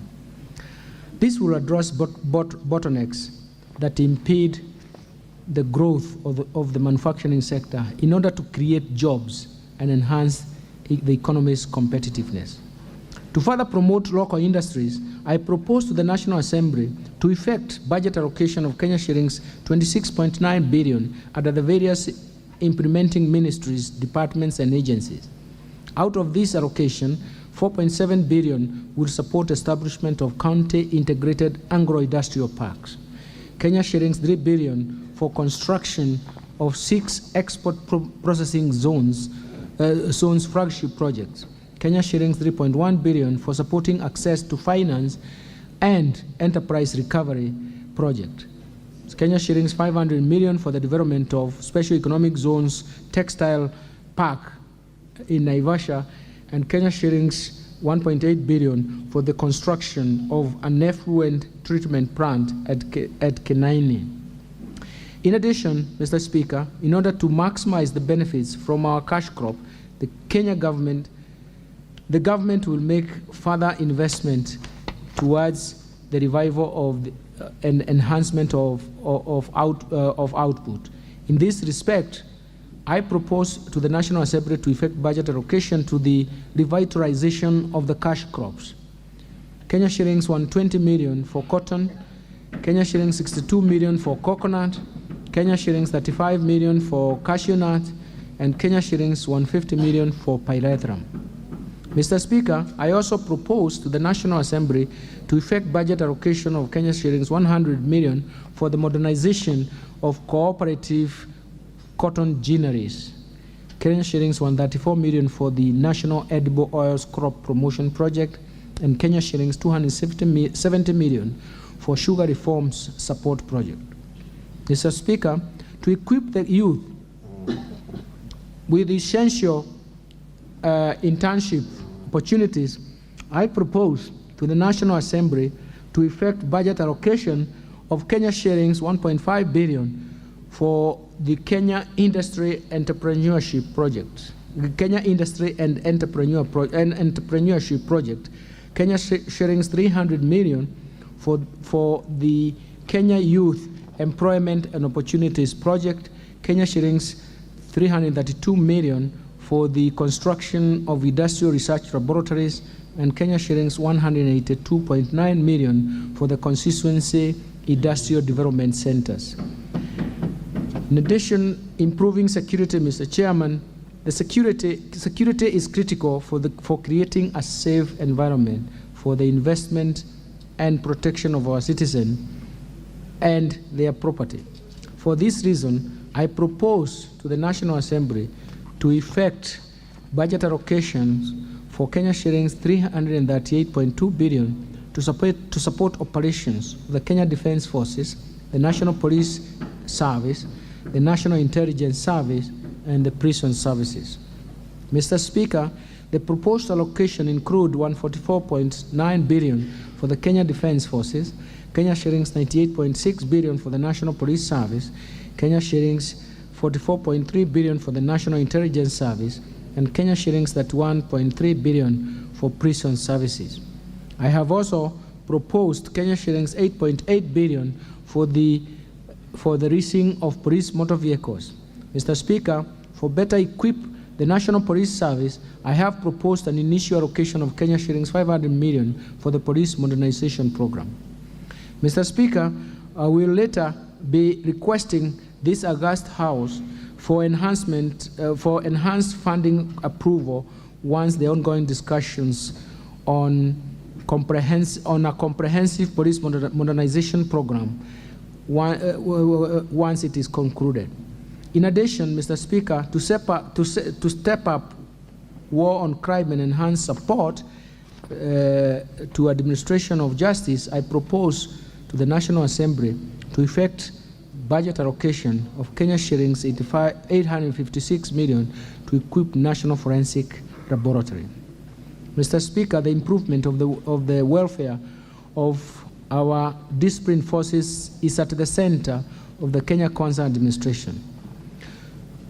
To improve housing accommodation for our defense forces, we shall fast track the delivery of staff houses through public-private partnership framework.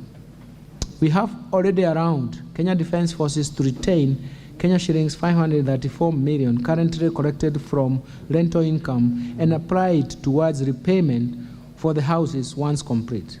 In addition, Mr. Speaker, as you are aware, His Excellency the President appointed a task force to review the terms and conditions of police, prisons, and national youth service.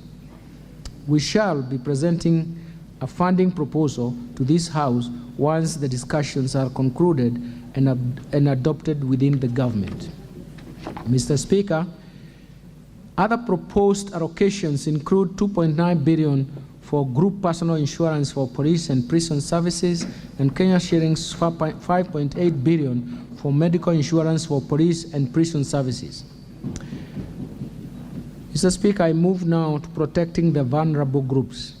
Mr. Speaker, at the heart of the government's development agenda is the inclusion in society and employment opportunities for the vulnerable groups, vulnerable members of the society. In this regard, I propose to the National Assembly to effect a budget allocation of Kenya shillings 38.2 billion for the social protection and affirmative actions in this budget. Out of this proposed allocation, Kenya shillings 18 billion will cater for cash transfers to elderly persons, Kenya shillings 7.9 billion for the orphans and vulnerable children, and Kenya shillings 1.2 billion for persons living with severe disabilities. Mr. Speaker, to ensure the elderly and other vulnerable groups under the cash transfer program do not take long waiting for their cash payment and cash transfers will be prioritized and paid alongside the monthly government payroll as and when it is due. Mr. Speaker, the proposed allocation for the vulnerable group members of our society also includes 5.6 billion for the Kenya Hunger Safety Net program, Kenya shillings 3.3 billion for Kenya Social and Economic Inclusion Project. In addition, Kenya shillings 900 million will go to Child Welfare Society of Kenya, Kenya shillings 400 million for the Presidential Bursary for the Orphans, and Kenya shillings 459 million for the National Development Fund for persons living with disabilities. These allocations shall remain ring-fenced from any budget rationalization and will be fully funded in order to achieve the desired results.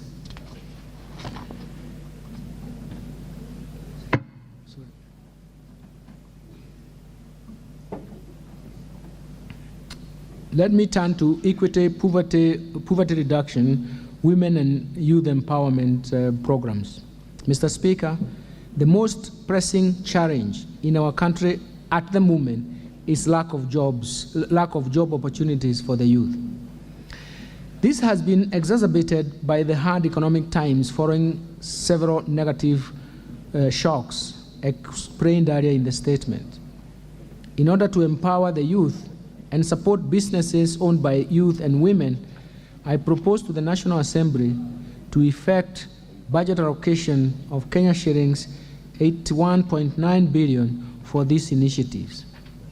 The proposed allocations include 13.1 billion for the National Youth Service, Kenya shillings 602 million for the Kenya Youth Empowerment and Opportunities Project, Kenya shillings 300 million for the establishment of youth empowerment centers, Kenya shillings 229.7 million to implement the Vijana Vuka na Avya, that is Viva Youth Program. To support the film industry, I propose to the National Assembly to effect budget allocations of 100 million to strengthen the film industry in Kenya, Kenya shillings 49 million for film location mapping, and Kenya shillings 100 million for the Kenya Film School. Mr. Speaker, women participation in the key sectors of our economy is critical for the economy. For this reason, the government will sustain the increased incomes for women through employment creation and supporting women-led enterprises. We will further strengthen women's participation in decision-making in our governance and political institutions, as well as reduce sexual and gender-based violence, provision of affordable houses, affordable health services. To further empower our women, I propose to the National Assembly to effect budget allocation of Kenya shillings 245 million to strengthen prevention and response to gender-based violence in Kenya. Kenya shillings 3 billion for the national government affirmative for the Kenya Government Affirmative Action Fund. Mr. Speaker, to promote global equity, reduce poverty, and embrace social development, I propose to the National Assembly to effect budget allocations of Kenya shillings 53.5 billion for the National Government Constituency Development Fund, as well as 10.9 billion for the Equalization Fund to finance programs in previously marginalized areas. Let me turn to stimulating tourism, growth, sports, culture, and recreation and arts. Mr. Speaker, the government has prioritized expanding the space for creativity, including freedom of expression and protection of intellectual property rights. We will also strengthen mainstreaming of arts and culture infrastructure and support cultural production and creative economy. We are also cognizant of the brand value of Kenyans participating and excelling in international sports arena as of ultimate importance to us. To support tourism, sports, culture, and recreation, I propose to the National Assembly to effect budget allocation of Kenya shillings 12.5 billion. This includes an allocation of 6.4 billion under the Sports, Arts, Social Development Fund, Kenya shillings 4.1 billion for the Tourism Fund, and Kenya shillings 2 billion for the Tourism Promotion Fund. Let me turn to environmental protection, water, and natural resources. Mr. Speaker, environmental conservation and response to the impacts of climate change are the center of government's socio-economic transformation agenda. To expand access to clean and adequate water for domestic and agricultural use, I propose to the National Assembly to effect budget allocation of Kenya shillings 43.3 billion for water sewerage infrastructure development, Kenya shillings 12.4 billion for water resources management, Kenya shillings 1.6 billion for water storage and flood control. In addition, I propose 19.7 billion for irrigation and flood reclamation, and now 1.9 billion for water harvesting and storage for irrigation. Mr. Speaker, in order to support the environment and water conservation and respond to climate change, I propose to the National Assembly to effect budget allocation of Kenya shillings 14.4 billion for forests and water towers conservation, Kenya shillings 3.8 billion for environment management and protection, Kenya shillings 3.6 billion for the Kenya financing locally led climate action project, 1.5 billion for meteorological services. In addition, I have proposed an allocation of 1.1 billion for human wildlife conflict compensation, Kenya shillings 800 million for wildlife insurance, Kenya shillings 400 million for maintenance of access road and airstrips in parks, Kenya shillings 319 million for drilling of boreholes in protected areas for provision of water for wildlife, and 226 million for wildlife research facilities.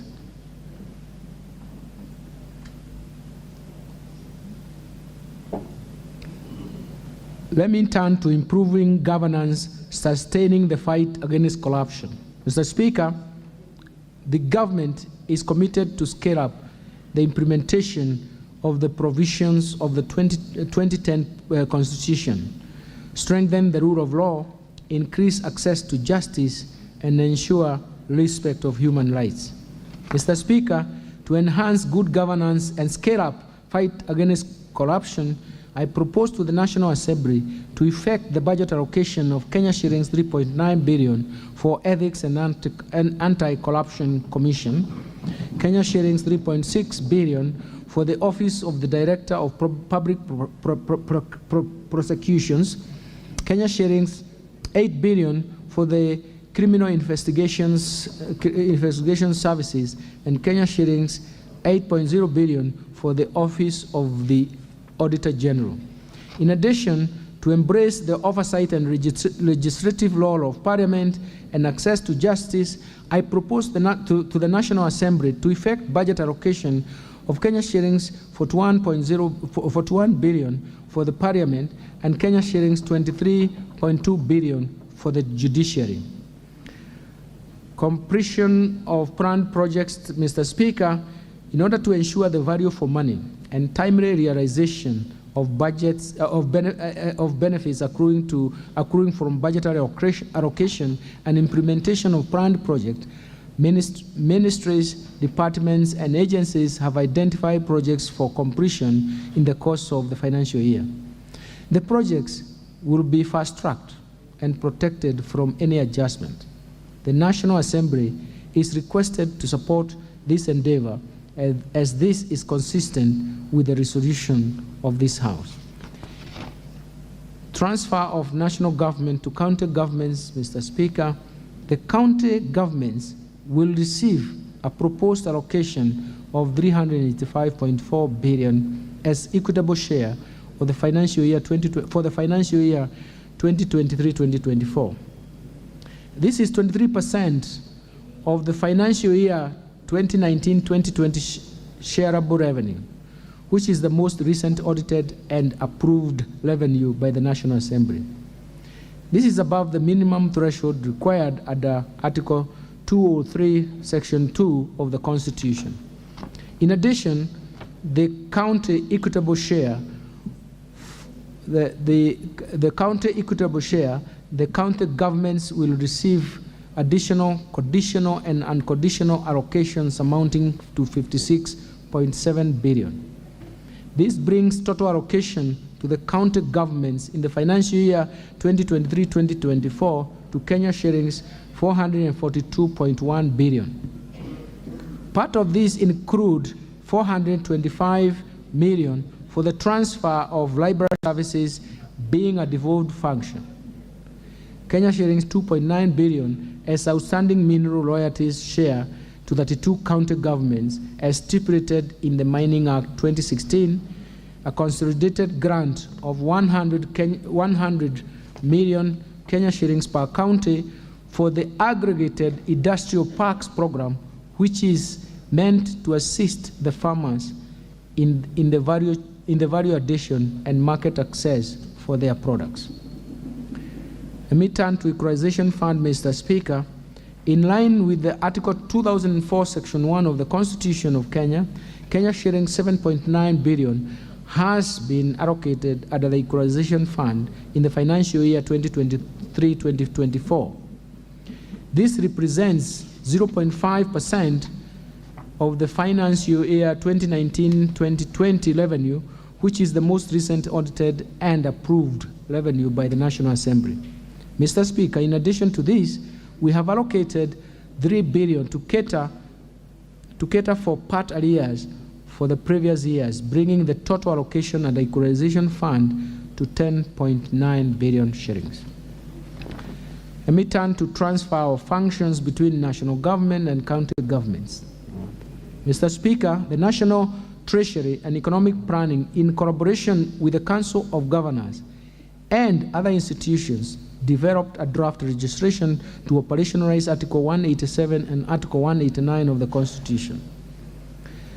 This is on transfer of functions and cooperation between national and county governments and amongst county governments themselves.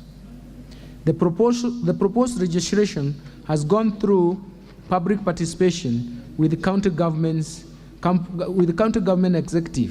executives, county assemblies, development partners, among others. Mr. Speaker, I will shortly submit the bill for the cabinet approval and onward transmission to Parliament. Let me turn to measures to enhance county government's own source revenue. Mr. Speaker, the National Treasury and Economic Planning, State Department of Lands, Council of Governors, and other stakeholders have developed the National Rating Bill 2022, which went through the first reading on 8th March 2023 in the National Assembly, and thereafter was submitted to the National Assembly Committee on Lands. The bill provides, among others, standards in the way rating and evaluation is conducted in the country, how to deal with the properties cross-cutting in more than one county government, procedures for claiming and payment of contribution of review of rates, and timely updating of valuation laws by the county governments. More importantly, the bill will repeal the outdated Valuation for Rating Act Cap 266 and Rating Act Cap 267 and align property rating legal regime with the devolved system of governance. Our appeal to the House is to consider and fast-track this bill to unlock revenue potential to the county governments from property taxation as it was envisaged in Article 203, Section 3. Let me turn to sharing of mineral royalties revenue. Mr. Speaker, Mining Act 2016 assigns 70% of the mineral royalties collected from mining companies to the national government, 20% to county governments, and 10% to communities. Since 2016, county governments and communities have not received their share of these royalties. To address this matter, I have submitted a framework for sharing 2.9 billion shillings among 32 county governments for mineral royalties outstanding as of 30th June 2022 for consideration and approval by the Parliament. Mr. Speaker, during the Intergovernmental Budget and Economic Council IBEC 17th ordinary session held on 31st May 2022, IBEC considered and adopted a report and a framework for sharing of funds arising from contravention of county government registration. In the next financial year, the National Treasury has proposed Kenya shillings 108 million to be shared among the beneficiaries of county governments. Mr. Speaker, enhancement of county government has its own challenges. One of such challenges is multiplicity of fees and charges imposed by county governments that increase the cost of doing business and negatively impacts on our competitiveness as a country. Some county governments have imposed charges in a way that prejudices national economic policies, economic activities across county boundaries, or the national mobility of goods, services, capital, and even labor. As a result, the National Treasury and Economic Planning has been receiving a lot of complaints from the ministries, departments, state agencies, and the private sector relating to the uncoordinated manner in which counties are imposing multiple fees and charges. Mr. Speaker, some neighboring countries have also complained that some of the charges imposed by the county governments are against the East African Community Customs Management Act and East African Community Common Markets Protocol and may result in retaliatory measures and trade disruptions between Kenya and other partner states in the East African community. To address these issues, the National Treasury and Economic Planning has resubmitted the county government's revenue raising process bill of 2023 to Parliament for consideration and enactment. I urge this House to expedite the enactment of this bill in order to promote the competitiveness of our country in doing business and open up counties for, open up the country for investment.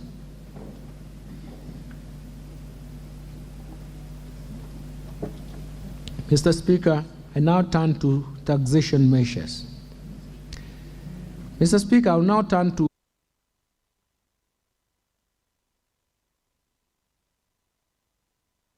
the 2024 budget. I will begin by highlighting the key measures on custom duty as agreed by the ministers responsible for finance and economic affairs in the East African community during the pre-budget consultation meeting that was held in Arusha in May 2023. Mr. Speaker, during the East African Community pre-budget consultations meeting, the ministers noted the significant contribution of manufacturing sector to job creation and economic growth in the region. The ministers therefore agreed on measures to prevent the proliferation of cheap imports into the region so as to protect local manufacturers from unfair competition and enable them to access raw materials and inputs at affordable prices. Mr. Speaker, the agreed custom measures shall become effective from 1st July 2023. Mr. Speaker, one of the success stories of the East African community is the establishment of the East African Customs Union as a single customs territory. In order to streamline importation of goods into the customs territory, the East African region completed the comprehensive review of the Common External Tariff, CET, and this has been under implementation from 1st July 2022. The revised tariff has a 4-tariff band structure compared with the earlier 3-tariff band structure. In the new structure, raw materials, that is, as well as inputs and capital goods, are imported duty-free. Intermediate goods are imported at a rate of 10%, while finished goods, which are not available in the region, are imported at a 25% tax. Finally, Mr. Speaker, all finished goods which are available in the region in sufficient quantities attract a common external tariff rate of 35%. The revised tariff bands are meant to cater for goods with long value chains, which require differentiated rates to promote investments. Mr. Speaker, despite rice and wheat being among the staple foods in our countries, Kenya's production of these food items does not meet the domestic demand. In order to meet domestic demand, Kenya will import rice at a rate of 35% instead of 75% under the EAC Common External Tariff. Further, in order to ensure that there is enough wheat to meet local demand, while at the same time protecting wheat farmers from unfair competition, Kenya will import wheat under East African Community Duty Remission Scheme of 10% instead of 35%. The importation of wheat will be undertaken upon recommendation of the Ministry of Agriculture, who will ensure wheat millers, as a priority, purchase local wheat before they are allowed to import. Mr. Speaker, in order to support local automobile industry assembly in the region, the East African Community Partner States agreed to continue with the importation of raw materials for manufacture of parts used in the assembly of motor vehicles, and especially leaf spring, radiators, and wiring harness under the duty remissions.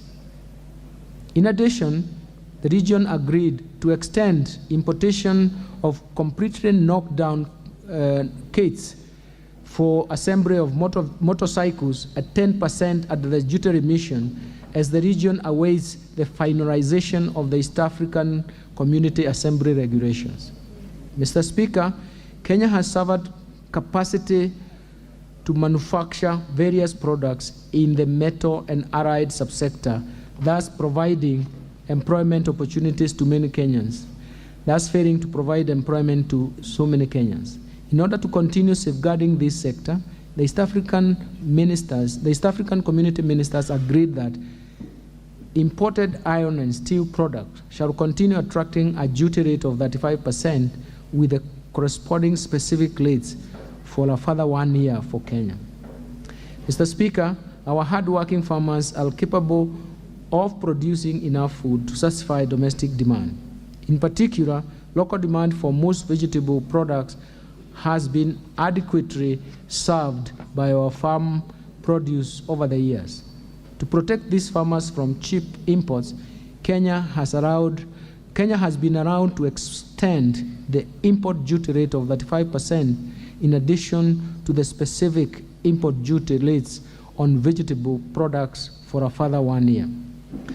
Mr. Speaker, the high cost of inputs of animal feeds, coupled with other factors like unfavorable weather conditions, make the locally manufactured animal feeds expensive and hence contribute to food inflation. In order to promote the local manufacturing and make animal feeds affordable to farmers, Kenyans will import inputs for manufacture of animal feeds duty-free at the East African Community Duty Remission Scheme for 1 year. Mr. Speaker, last year we allowed the manufacturers of baby diapers to access inputs for manufacture of baby diapers duty-free. This was meant to lower the cost of manufacturing these essential products. I'm happy to note that many companies have responded to this incentive by increasing production. In order to continue making these products affordable to our babies, the East African ministers allowed Kenya to extend the duty-free importation of inputs for manufacture of baby diapers for a further 1 year.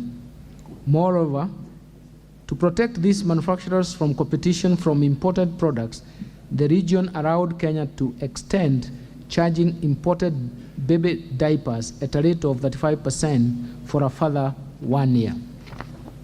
Mr. Speaker, leather industry is one of the priority value chain under the bottom-up economic transformation agenda. In order to support local value addition and protect the industry from unfair competition, the East African Community Partner States agreed to retain the import duty on imported leather and footwear products at a rate of 35%. In addition, Kenya was allowed to extend the duty-free importation of raw materials and inputs for manufacture of footwear products. Mr. Speaker, Kenya has adequate capacity to meet local demand for roofing tiles. In order to facilitate access to Kenyan-made roofing tiles at affordable prices, Kenya was granted extension of a duty-free window for importing inputs for the manufacture of roofing tiles for a further 1 year. Mr. Speaker, in order to protect the Kenyan producers of paper and paper products from the proliferation of cheap imports, Kenya was allowed to import these products at a rate of 35% for the next 1 year. Mr. Speaker, in order to protect local production of safety matches,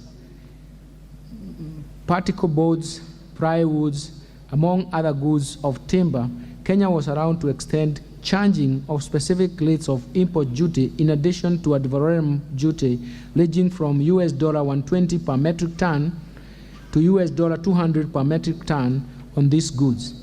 This is also meant to curb the undervaluation of goods and safeguard revenues further. Revenues.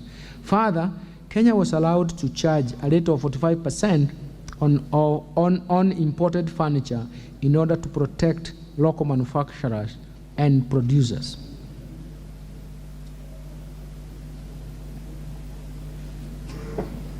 Mr. Speaker, Kenya has sufficient capacity to manufacture plastic and rubber products to supply both the domestic and regional markets. In order to protect local manufacturers, Kenya was allowed to impose import duty rate at 35% on these goods for 1 year instead of 25%. Mr. Speaker, in order to protect local assembly of smartphones and other mobile phones, Kenya was allowed to extend the import duty rate of 25% on smartphones and other telephones for cellular networks or other wireless networks for 1 year. Further, Kenya was allowed to extend duty-free importation of inputs for assembly of smartphones and other cellular phones.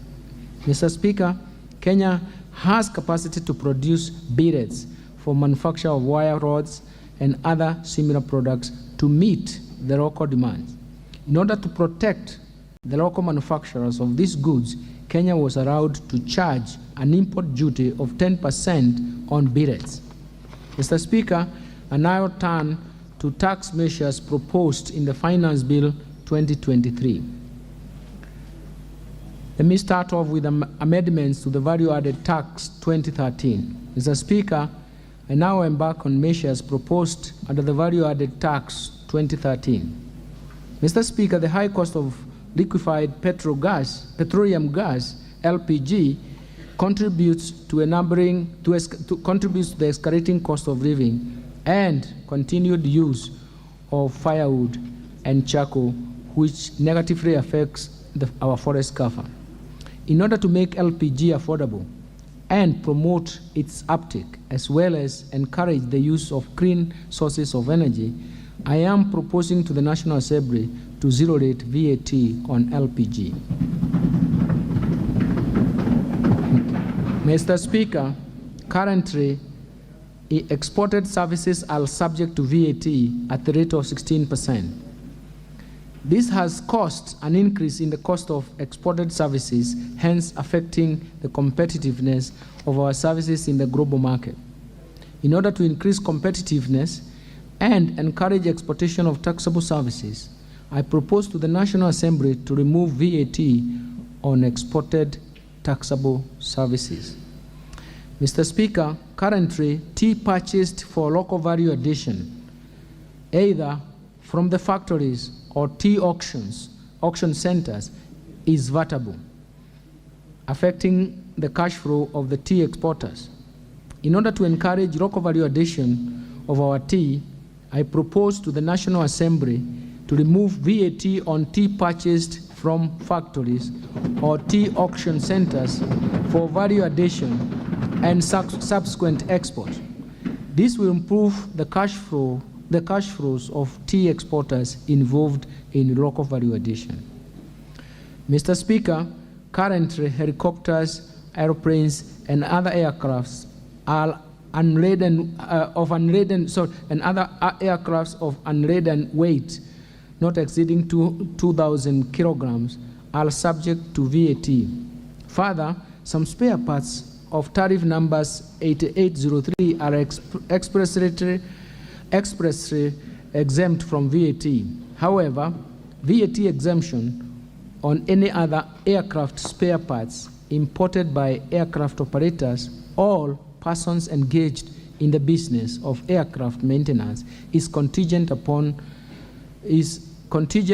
recommendation by the competent authority responsible for civil aviation. This process creates administrative burden on the taxpayer to comply with the requirements. Mr. Speaker, we have also noted that the cost of aircraft maintenance and training activities has been high, prompting airlines to prefer undertaking these activities in other jurisdictions.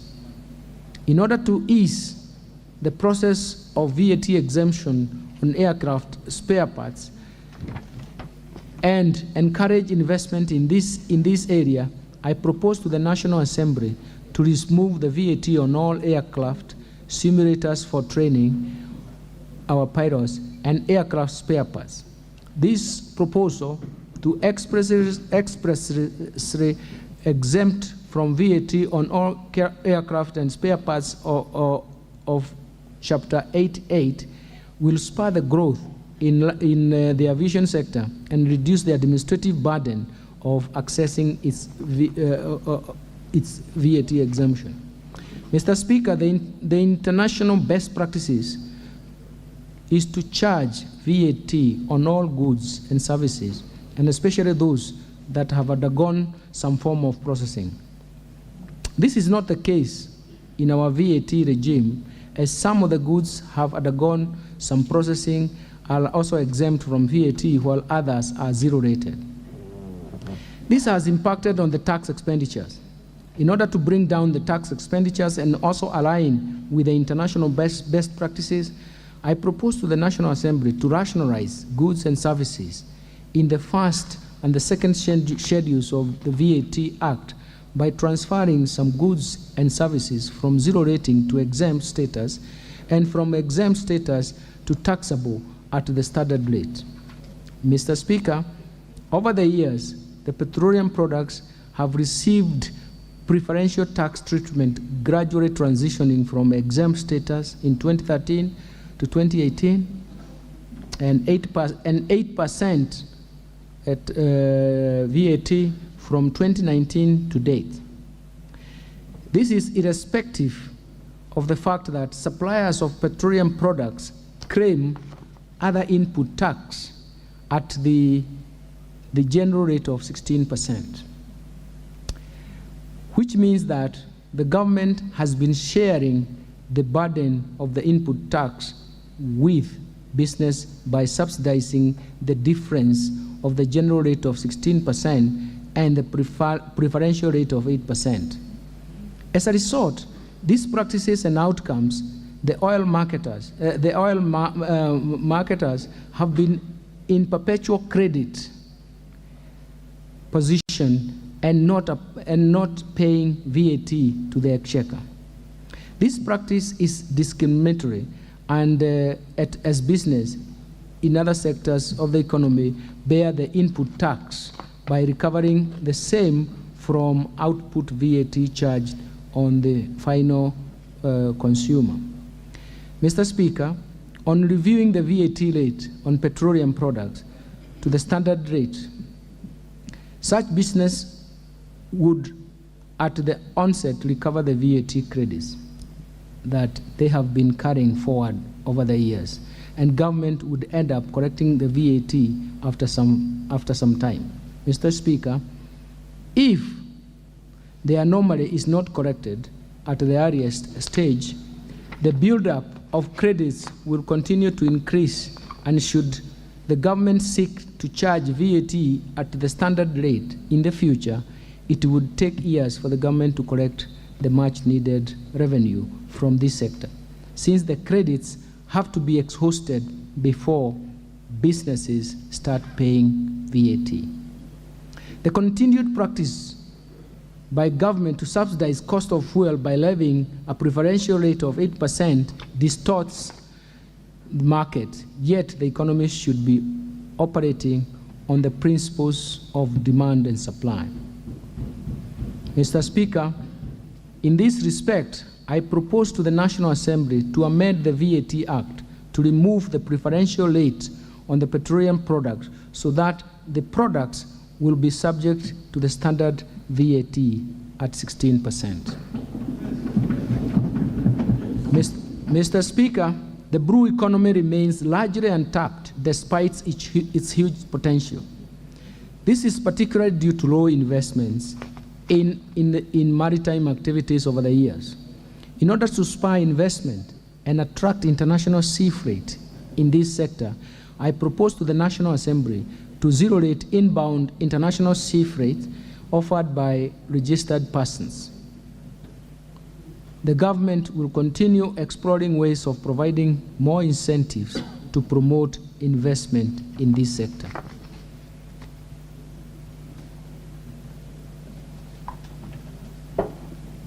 Mr. Speaker, currently, machinery used by pharmaceutical companies are exempt from VAT on importation. This is meant to complement government's effort to ensure that all Kenyans have access to affordable health care. However, we have received numerous petitions to extend the exemption to locally purchased machinery to further boost access to healthcare services. In this regard, I propose to the National Assembly to amend the VAT Act to extend the exemption to machinery and equipment purchased locally for use in the manufacture of pharmaceuticals. Mr. Speaker, in order to address the escalation of tax expenditures and foster prudent utilization of fiscal resources, I propose to the National Assembly to remove VAT exemptions in respect of taxable services supplied for construction of specialized hospitals, goods and services for the construction of tourism facilities, goods worth more than 2 billion purchased by manufacturers, as well as plant, machinery, and equipment used in the construction of plastic recycling plants. Mr. Speaker, currently, transfer of business as a going concern is subject to VAT at a standard rate. Taxpayers have raised concern that this discourages business reorganization and sale of businesses. In this regard, I propose to the National Assembly to amend the VAT Act to exempt transfer of business as a going concern. This is expected to encourage mergers and acquisition, hence boost growth of businesses as well as their efficiency. I now turn to the amendments to the Excise Duty Act 2015. Mr. Speaker, I will now highlight tax measures proposed under the Excise Duty Act. The Excise Duty Act provides for remittance of excise duty to the Kenya Revenue Authority, KRA, by the 20th day of the following month. In this era of technology, there is no justifiable reason for waiting for 20 days to report transactions to the KRA. In order to cure the delay, I propose to the National Assembly to amend the Act to provide for a maintenance of the excise duty on betting and gaming activities within 24 hours after closure of transactions by the betting and gaming companies. Mr. Speaker, betting and gaming prize competition and even lotteries are addictive in nature and have negative socio-economic consequences to the society. To discourage participation in these activities by Kenyans, and especially school-going children, I propose to the National Assembly to increase the rate of excise duty on betting, gaming, prize competition, and lotteries from the current 7.5% to 12.5%. Mr. Speaker, there has been an increase in the importation of fish into the country, which has negatively affected the local fish industry. To promote and protect local fish industry, which provides livelihood to many Kenyans, I propose to the National Assembly to introduce an excise duty on imported fish at Kenya shillings 100,000 per metric ton, or 10% of the excisable value, whichever is higher. Mr. Speaker, the government charges specific excise duty on juices per litre. However, there has been an increase in supply of juices in powder form, and based on the current tax regime on juices, the powdered juice is not subject to excise duty. And this creates an unfairness in taxation of juices. In order to cure this problem and to create a level playing field, I propose to the National Assembly to introduce excise duty on powdered juice at a rate of 25 shillings per kilogram. Mr. Speaker, currently, specific rates of excise duty are subject to annual adjustment for inflation. However, taxpayers are concerned with the frequent changes in specific rates of excise duty through annual adjustment, creating uncertainty in prices and distorting the markets. Therefore, in order to create certainty in excise duty tax regime, I propose to the National Assembly to repeal the provision for annual adjustment for inflation. Mr. Speaker, consumption of sugar has been associated with various ailments, such as diabetes, which has become common in many families. To discourage consumption of sugar, I propose to the National Assembly to introduce excise duty on imported sugar at a rate of 5 shillings per kilogram, including sugar, but this excludes the sugar imported or purchased locally by registered pharmaceutical manufacturers for use in the manufacture of pharmaceutical products. Mr. Speaker, consumption of alcohol, betting, gaming, and lottery and prize competition are extremely addictive and result in harmful repercussions in the society, especially the youth. In order to discourage these activities and consumption of alcoholic beverages, I propose to the National Assembly to introduce an excise duty rate of 15% of excisable value of fees charged on advertisement by all televisions, print media, billboards, and radio stations in promotion of alcohol, betting, gaming, lottery, and prize competition. Mr. Speaker, to promote inclusion and enhance access to internet data services, I propose to the National Assembly to reduce excise duty from 20% to 15% in respect of fees charged for telephones, internet, data services, and fees charged for money transfer services by banks, money transfer agencies, and other financial service providers. Mr. Speaker, in the same spirit, I propose to the National Assembly to reduce excise duty from 12% to 10% of the excisable value of the fees charged for money transfer services by cellular phone services providers or payment service providers licensed under the national payment system. This will encourage retail transactions at a more affordable rate and promote economic activity at the MSME and individual levels. Mr. Speaker, locally produced cement has been facing stiff competition from imported cement. To protect from the unfair competition and promote this industry, I propose to the National Assembly to introduce an excise duty on imported cement at a rate of 10% of the excisable value, or Kenya shillings 1.50 cents per kilogram, whichever is higher.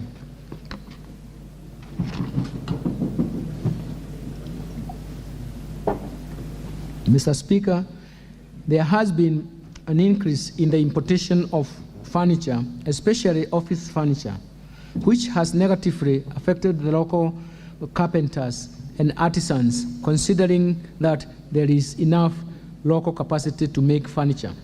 In order to protect local carpenters and artisans, I propose to the National Assembly to impose an excise duty on imported furniture at a rate of 30% of the customs value, excluding furniture originating from East African community countries.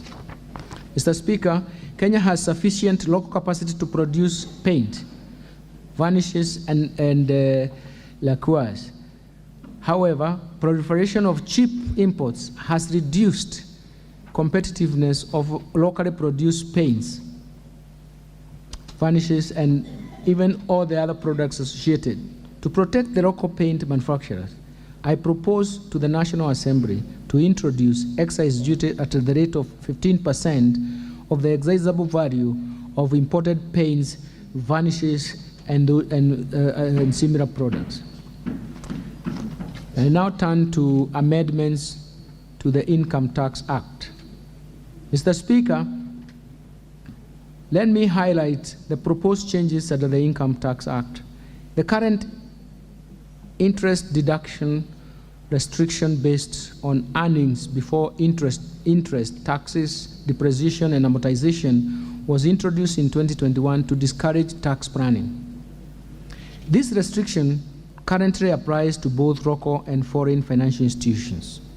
Mr. Speaker, I have received proposals from taxpayers who borrow loans from local financial institutions indicating that the restrictions discourages their access to credit. To address this concern, I propose to the National Assembly to exclude interest on loans borrowed from local financial institutions from interest deduction restriction. In addition, Mr. Speaker, where interest on loans borrowed from non-resident is disallowed, I propose to the National Assembly to allow businesses to carry forward that interest for deduction in the next 5 years, subsequent years.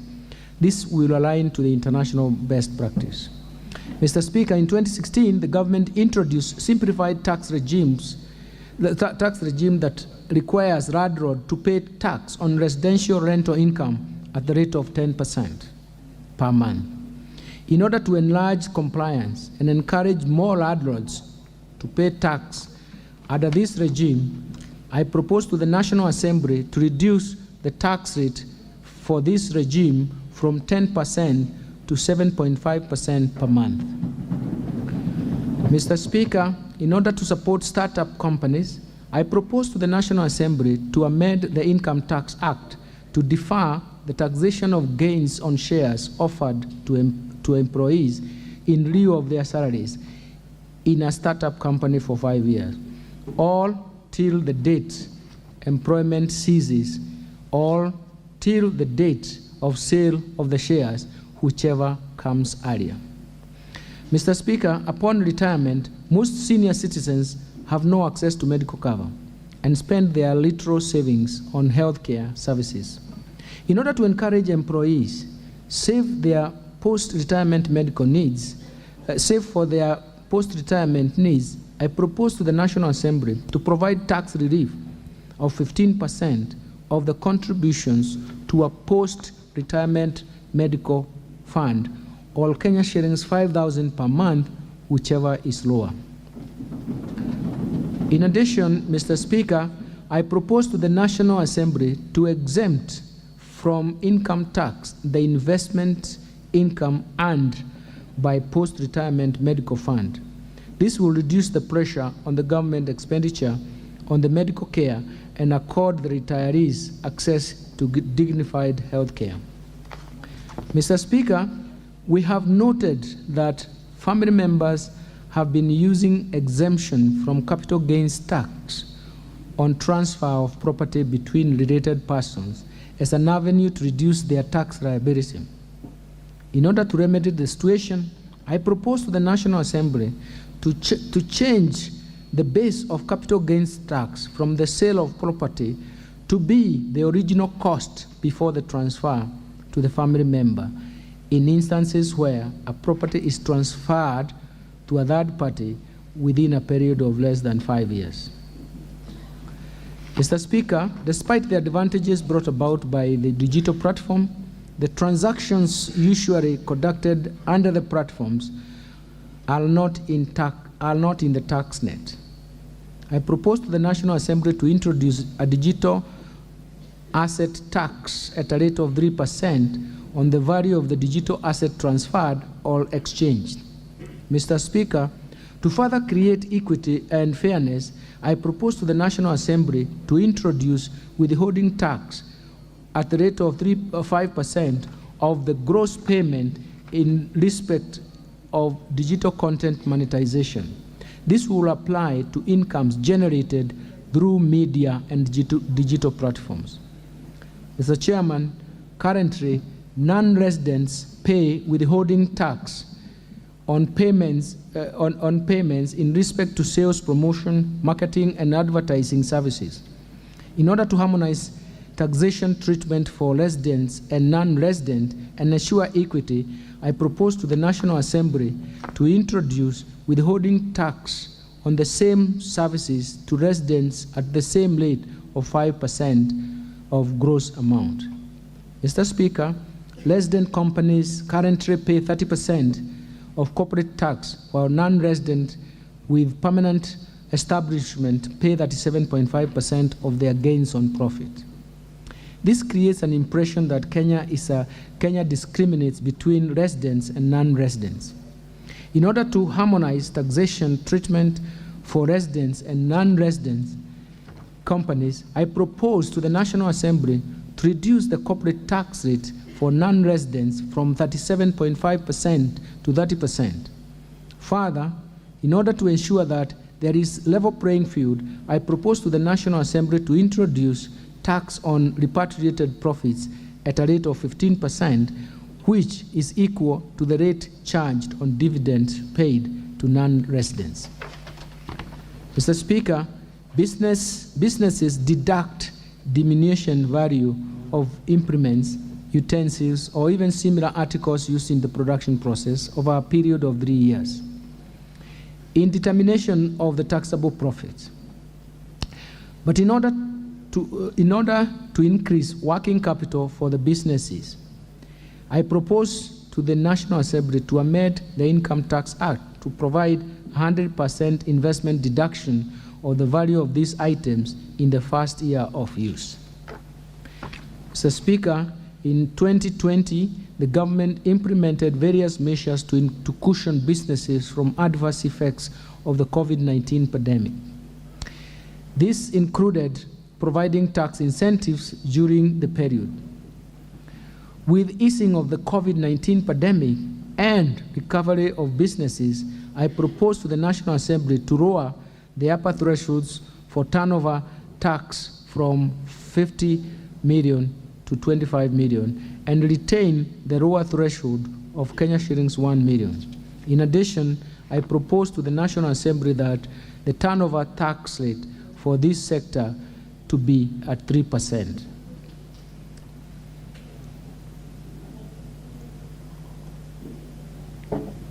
Mr. Speaker, last year, the government provided various tax incentives to promote local manufacturing of human vaccines. That was applied in order to further support these manufacturers. So in order to continue supporting these manufacturers, I propose to the National Assembly to exempt the manufacturers in this sector from withholding tax on interest and royalties paid to non-residents. Mr. Speaker, the current payee tax structure has 3 rates and bands applicable to 3.3 million employees. The bands are as follows. 10% is applied to income tax, to income up to 24,000 per month. 25% is applied to the next 8,333 per month, and while 30% is applied to incomes above 32,333 per month. Mr. Speaker, employees who fall under the first category, who constitute about 42.5% of the total employed workforce and who earn a maximum of 24,000 per month, don't pay any tax to government, as the tax computed from this income is equal to the relief of 2,400 per month under the Act. The second category of employees, who constitute about 37.2% of the total working population and earn incomes between 24,000 per month to 32,333 per month, pay a tax rate of 25%. The third category of employees, that form 20.4% of the total employees, earn incomes above 32,333 per month and pay a tax at the highest rate of 30%. The tax structure for the payee, Mr. Speaker, means that the tax burden falls on 57% of the total employed workforce. The tax structure is therefore regressive, and as an individual employee earning income above 32,333 per month falls within the upper band at the rate of 30%, leaving no significant gap between employees who do not pay tax as a result of tax relief and those earning higher incomes. In this respect, we have to embark on the review of this taxation structure to make the tax bands more progressive, sharing the tax burden more uniformly across income groups. Mr. Speaker, at the start of this journey, I propose to the National Assembly to introduce 2 additional tax bands. A 4th band will be applicable to employees earning incomes between 500,000 per month to Kenya shillings 800,000 per month at the rate of 32.5%. And a 5th band that will be applicable to employees earning incomes above 800,000 per month at the rate of 35%. As a result of this change, the employees who will pay tax at 30% will be 19.5%, while those 2 new tax bands will affect 26.67% of employees. And the last band will constitute, let me repeat that. As a result of this change, the employees who will pay 30% tax will be 19% of the total, while the 2 tax bands will affect 26,676 employees who constitute about 0.8% of total employed workers in the country. Mr. Speaker, we shall continue to review the pay structure to make it as progressive as possible and redistribute the burden of tax incidents. Measures to enhance tax administration. Amendments to the Tax Procedure Act 2015, Mr. Speaker, currently Kenya Revenue Authority has no visibility on the transactions of trusts, largely due to lack of requirement to report to KRA by trustees. This makes it difficult to ascertain the tax payable on the incomes paid to the beneficiaries of trusts. In this regard, I propose to the National Assembly to amend the Tax Procedures Act to require all trustees administering trusts in Kenya to maintain and avail records required by the Kenya Revenue Authority. Mr. Speaker, in order to enhance the tax compliance by use of technology, I propose to the National Assembly to amend the Tax Procedures Act to require taxpayers to issue electronically generated tax invoices which can be tracked and traced through an electronic tax invoice management system, the e-TIMS. Mr. Speaker, in order to streamline the tax administration and remove pressure to abandon taxes and grant waivers of tax, I propose to the National Assembly to amend Tax Procedures Act to remove powers to abandon tax, as well as waivers on penalties and interest that currently exist in the Act. Mr. Speaker, to encourage taxpayers to pay outstanding tax debts, I propose to the National Assembly to introduce a 1-year tax amnesty on penalties and interest on the accrued tax debts up to 31st December 2022. In order to benefit from this amnesty, taxpayers will be expected to clear principal taxes between 1st September 2023 to 30th June 2024. And now I take this opportunity to urge all taxpayers to take advantage of the 1-year amnesty to clean their tax ledgers by paying all tax arrears. Mr. Speaker, in order to enhance the power of the Commissioner General to correct taxes from non-compliant taxpayers using agency notices, I propose to the National Assembly to amend Tax Procedures Act to expand the scope of agency notices to cover default in payment of installment taxes, installment taxes, and in situations where taxpayers has made self-assessment and submitted tax returns but has failed to pay the taxes on due date. Mr. Speaker, submission of manual tax information to the Commissioner General poses administrative challenges and delays the decision making. I therefore propose to the National Assembly to amend the Tax Procedures Act to require that the Commissioner General to provide a data management and reporting system that will allow taxpayers to electronically submit standardized transactional data on real-time basis. Mr. Speaker, impersonation of the Kenya Revenue Authority officers is an offense under the Penal Code and poses revenue risks. We have witnessed increased cases of impersonation of Kenya Revenue Authority officers. In order to curb this vice, I propose to the National Assembly to amend the Tax Procedures Act to provide for offenses and sanctions relating to impersonation of Kenya Revenue Authority officers. Mr. Speaker, in order to enhance the efficiency in administration of tax refunds and boost cash flow of businesses, I propose to the National Assembly to amend the Tax Procedures Act to allow taxpayers who overpay taxes to utilize overpaid tax to offset both outstanding tax debt and future tax liabilities.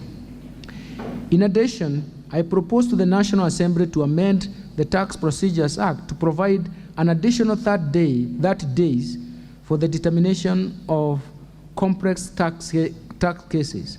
This will provide more time for the Commissioner General to complete audit and investigate processes for complex tax refunds cases. Further, Mr. Speaker, I propose to the National Assembly to amend Tax Procedures Act to require Kenya Revenue Authority to pay approved refunds within 6 months. In instances where approved refunds are not paid within this period, I propose to the National Assembly to further amend the Tax Procedures Act to provide for automatic offset of the approved refunds against outstanding tax liabilities in other tax heads or even future tax liabilities. Let me turn to amendments to the miscellaneous fees and levies 2016. Mr. Speaker, let me turn to the proposed amendments to miscellaneous fees and levies.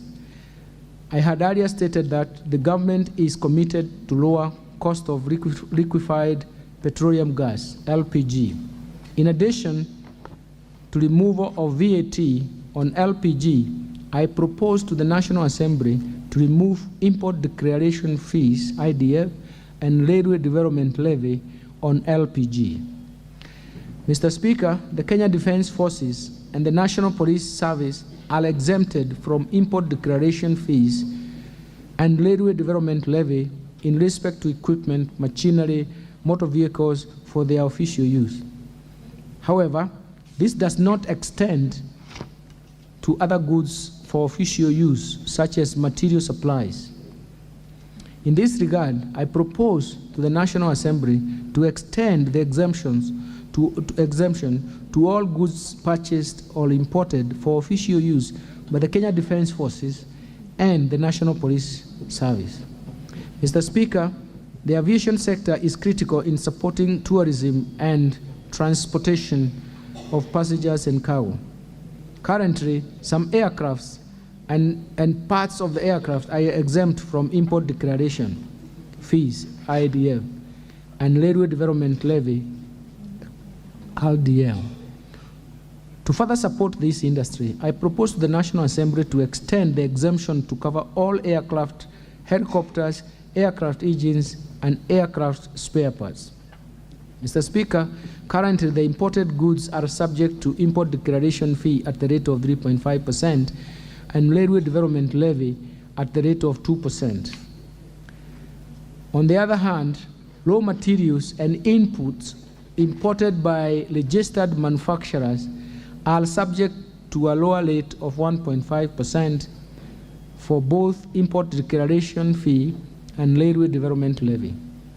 These differentiated rates pose administrative challenges and are avenues for revenue loss. In order to address these challenges, I propose to the National Assembly to harmonize these rates at 2.5% for import declaration fee and 1.5% for railway development levy applicable to all goods imported into the country. I now turn to amendments on Betting, Gaming and Lotteries Act Cap 131. Mr. Speaker, currently, the Kenya Revenue Authority has not been able to enforce tax correction from betting, gaming, prize competition and lotteries activities due to lack of an enforcement provision in the Betting, Gaming and Lotteries Act. In this regard, I propose to the National Assembly to amend this act to allow KRA to apply the provisions of Tax Procedures Act in enforcing tax correction.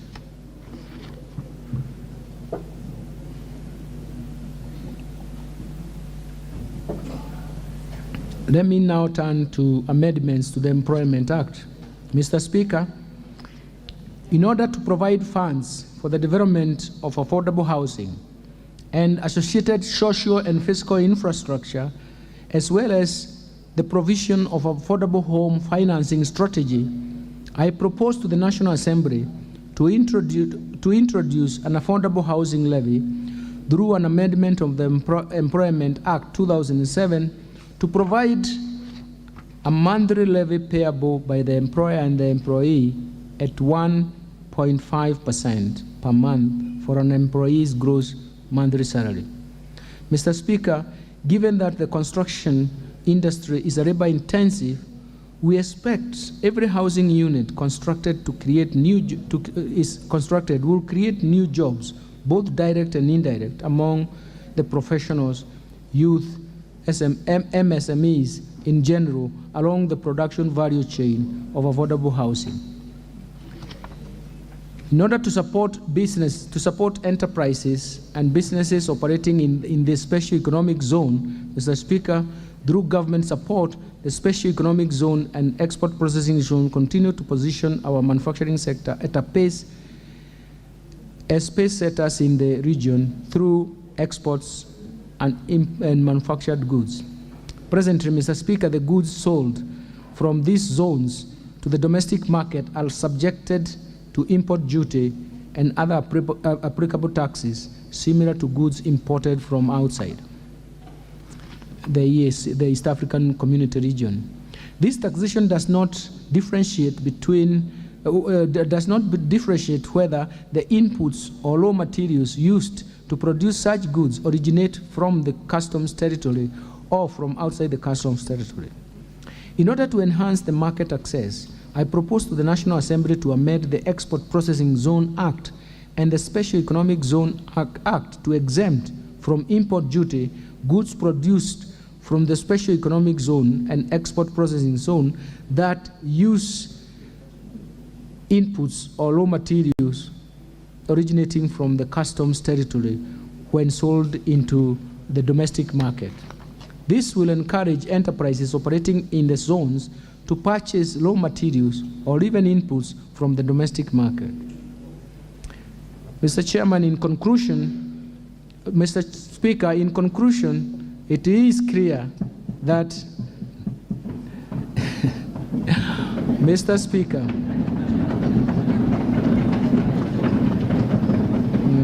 Mr. Speaker, in conclusion, it is clear that we face many socio-economic challenges. The global economy may take a long time before output gap is crossed, and the cost of living may take a long time to be felt. To address these challenges, the government has initiated policy, legal, and institutional reforms to address these issues. His Excellency the President has already led the way. Under his leadership, we have already laid a firm foundation for the bottom-up economic transformation agenda. The policies spelled out in this budget builds on a momentum for the envisaged transformation that will lead to improved livelihoods for all Kenyans. I therefore urge Kenyans to join hands in making this transformation journey a reality. Thankfully, our country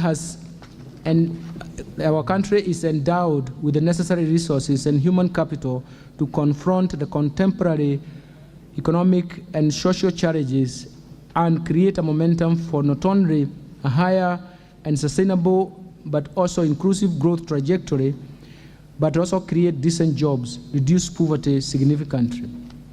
Mr. Speaker, this budget underpins the country's resolve and commitment to fulfill its social contract to Kenyans by progressively improving their welfare.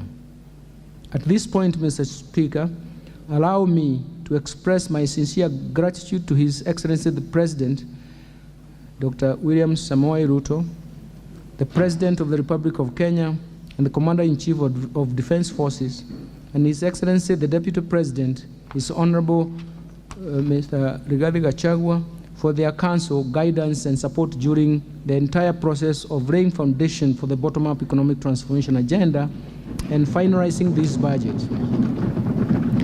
I also want to thank Her Excellency Madam Rachel Ruto, the First Lady of the Republic of Kenya, and Her Excellency Pastor Dorcas Gachagua, the Second Lady of the Republic of Kenya, for their support and contribution to the implementation of government initiatives, especially on the environment and climate change action, financial inclusion, and women empowerment. My special appreciation goes to the Prime Cabinet Secretary, the Attorney General, and my fellow Cabinet Secretaries in their respective Principal Secretaries and accounting officers and staff in the government, ministries, departments, and agencies for their support and contribution in making contributions to this budget. I also extend my gratitude to the Chairman of the Presidential Council of Economic Advisors, Dr. David Day, and all economic advisors at the Council for their critical inputs and guidance in supporting the bottom-up economic transformation agenda. This is one team that used their diverse frontier knowledge and worked closely in developing the Kenyakwanza Administrative Manifesto, the PRAN, in the run-up to the 2022 general election. We have produced and pulled most of the materials for this policy outturn from the PRAN. And that guidance has been very, very critical. And so, more specifically, I gained a lot of support from my colleague and friend, Dr. Kamau Dhuge, Senior Advisor and Head of Fiscal Affairs and Budget Policy at the Executive Office of the President, and currently he's the Governor Designate for the Central Bank of Kenya, and wish him and pass his congratulations. My sincere appreciations first to the Honorable Speaker of the National Assembly and your counterpart in Senate, the majority and minority leaders, and the entire House leadership, including the respective class for the National Assembly, for the approval process and the budget estimates for the financial year 2023 and related documents. Second, to honorable chairs and members of both the Budget and Appropriation Committee, Finance and National Planning Committee, and all departmental committees in this House that helped me in terms of, and help us and my team to finalize the budget propositions. Third, I recognize and appreciate the management and staff of the National Treasury and Economic Planning who have worked tirelessly for long hours, including weekends, to ensure that this budget and supporting documents meet the legal guideline. Fourth, the Kenya Revenue Authority, Central Bank of Kenya, the Attorney General's Office, Commissioner of Revenue Allocations, Financial Sector Regulations, and various agencies under the National Treasury and Economic Planning. They have made contributions, and we appreciate their contribution. Fifth, my gratitude goes to the multilateral and bilateral development partners for their continued technical and financial support. Further, I thank the private sector for the sustained contribution to the growth of our economy and even contributions to the debate in terms of the tax measures and policies. Sixth, I wish to appreciate the media and the non-state actors for their active engagement and participation in this financial year and even in the process of budget process making.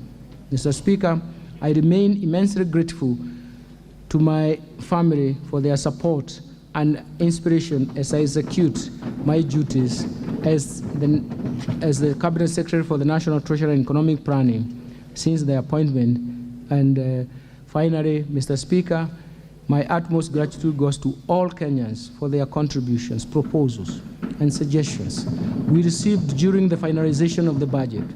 We have covered acres and acres of materials that provided propositions coming from Kenyans, and we are happy that what we have provided is a synthesis and balance of what they presented. Mr. Speaker, before I resume my seat, you will recall that I have already submitted to the honorable to this House the budget estimate and the Finance Bill 2023, together with accompanying documents as required by the Public Finance Management. Today, I further submit the following documents to the August House and request that you graciously receive them. First, the budget policy statement for financial year 2023-24 was presented. The 2023 budget policy statement, estimates of revenue, grants and loans, financial statements for 2023-24 budget, medium-term debt management strategy, budget highlights for Mwananchi guide for the financial year 2023-24, statistical annex for the budget statement for the 2023-24 financial year. So I do present the remaining documents to you, Mr. Speaker, sir, before I assume my position.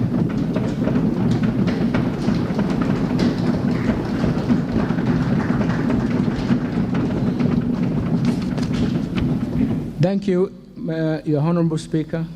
I now take my seat.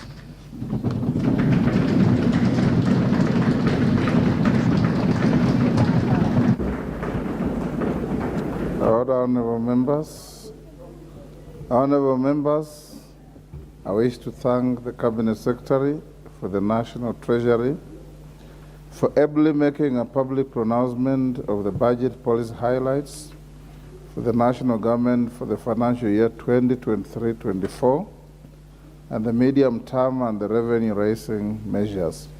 It took 3 hours and 20 minutes to be exact. In this regard, honorable members, I confirm that in conformity with the provisions of sections 39 and 39A of the Public Finance Management Act 2012 and Standing Order 244C, the Cabinet Secretary has already submitted to the National Assembly the relevant legislative proposals necessary to actualize the revenue-raising measures to finance the 2023-2024 budget. This has since culminated in the Finance Bill 2023, which is under consideration by this House. Honorable members, it's now my pleasure to invite all honorable members, the Cabinet Secretary for the National Treasury, the Prime Cabinet Secretary, other Cabinet Secretaries, and all invited guests to a reception at the Parliament courtyard hereinafter. Honorable members, now you may be upstanding. The House now stands adjourned until Tuesday, 20th June 2023 at 2:30 p.m.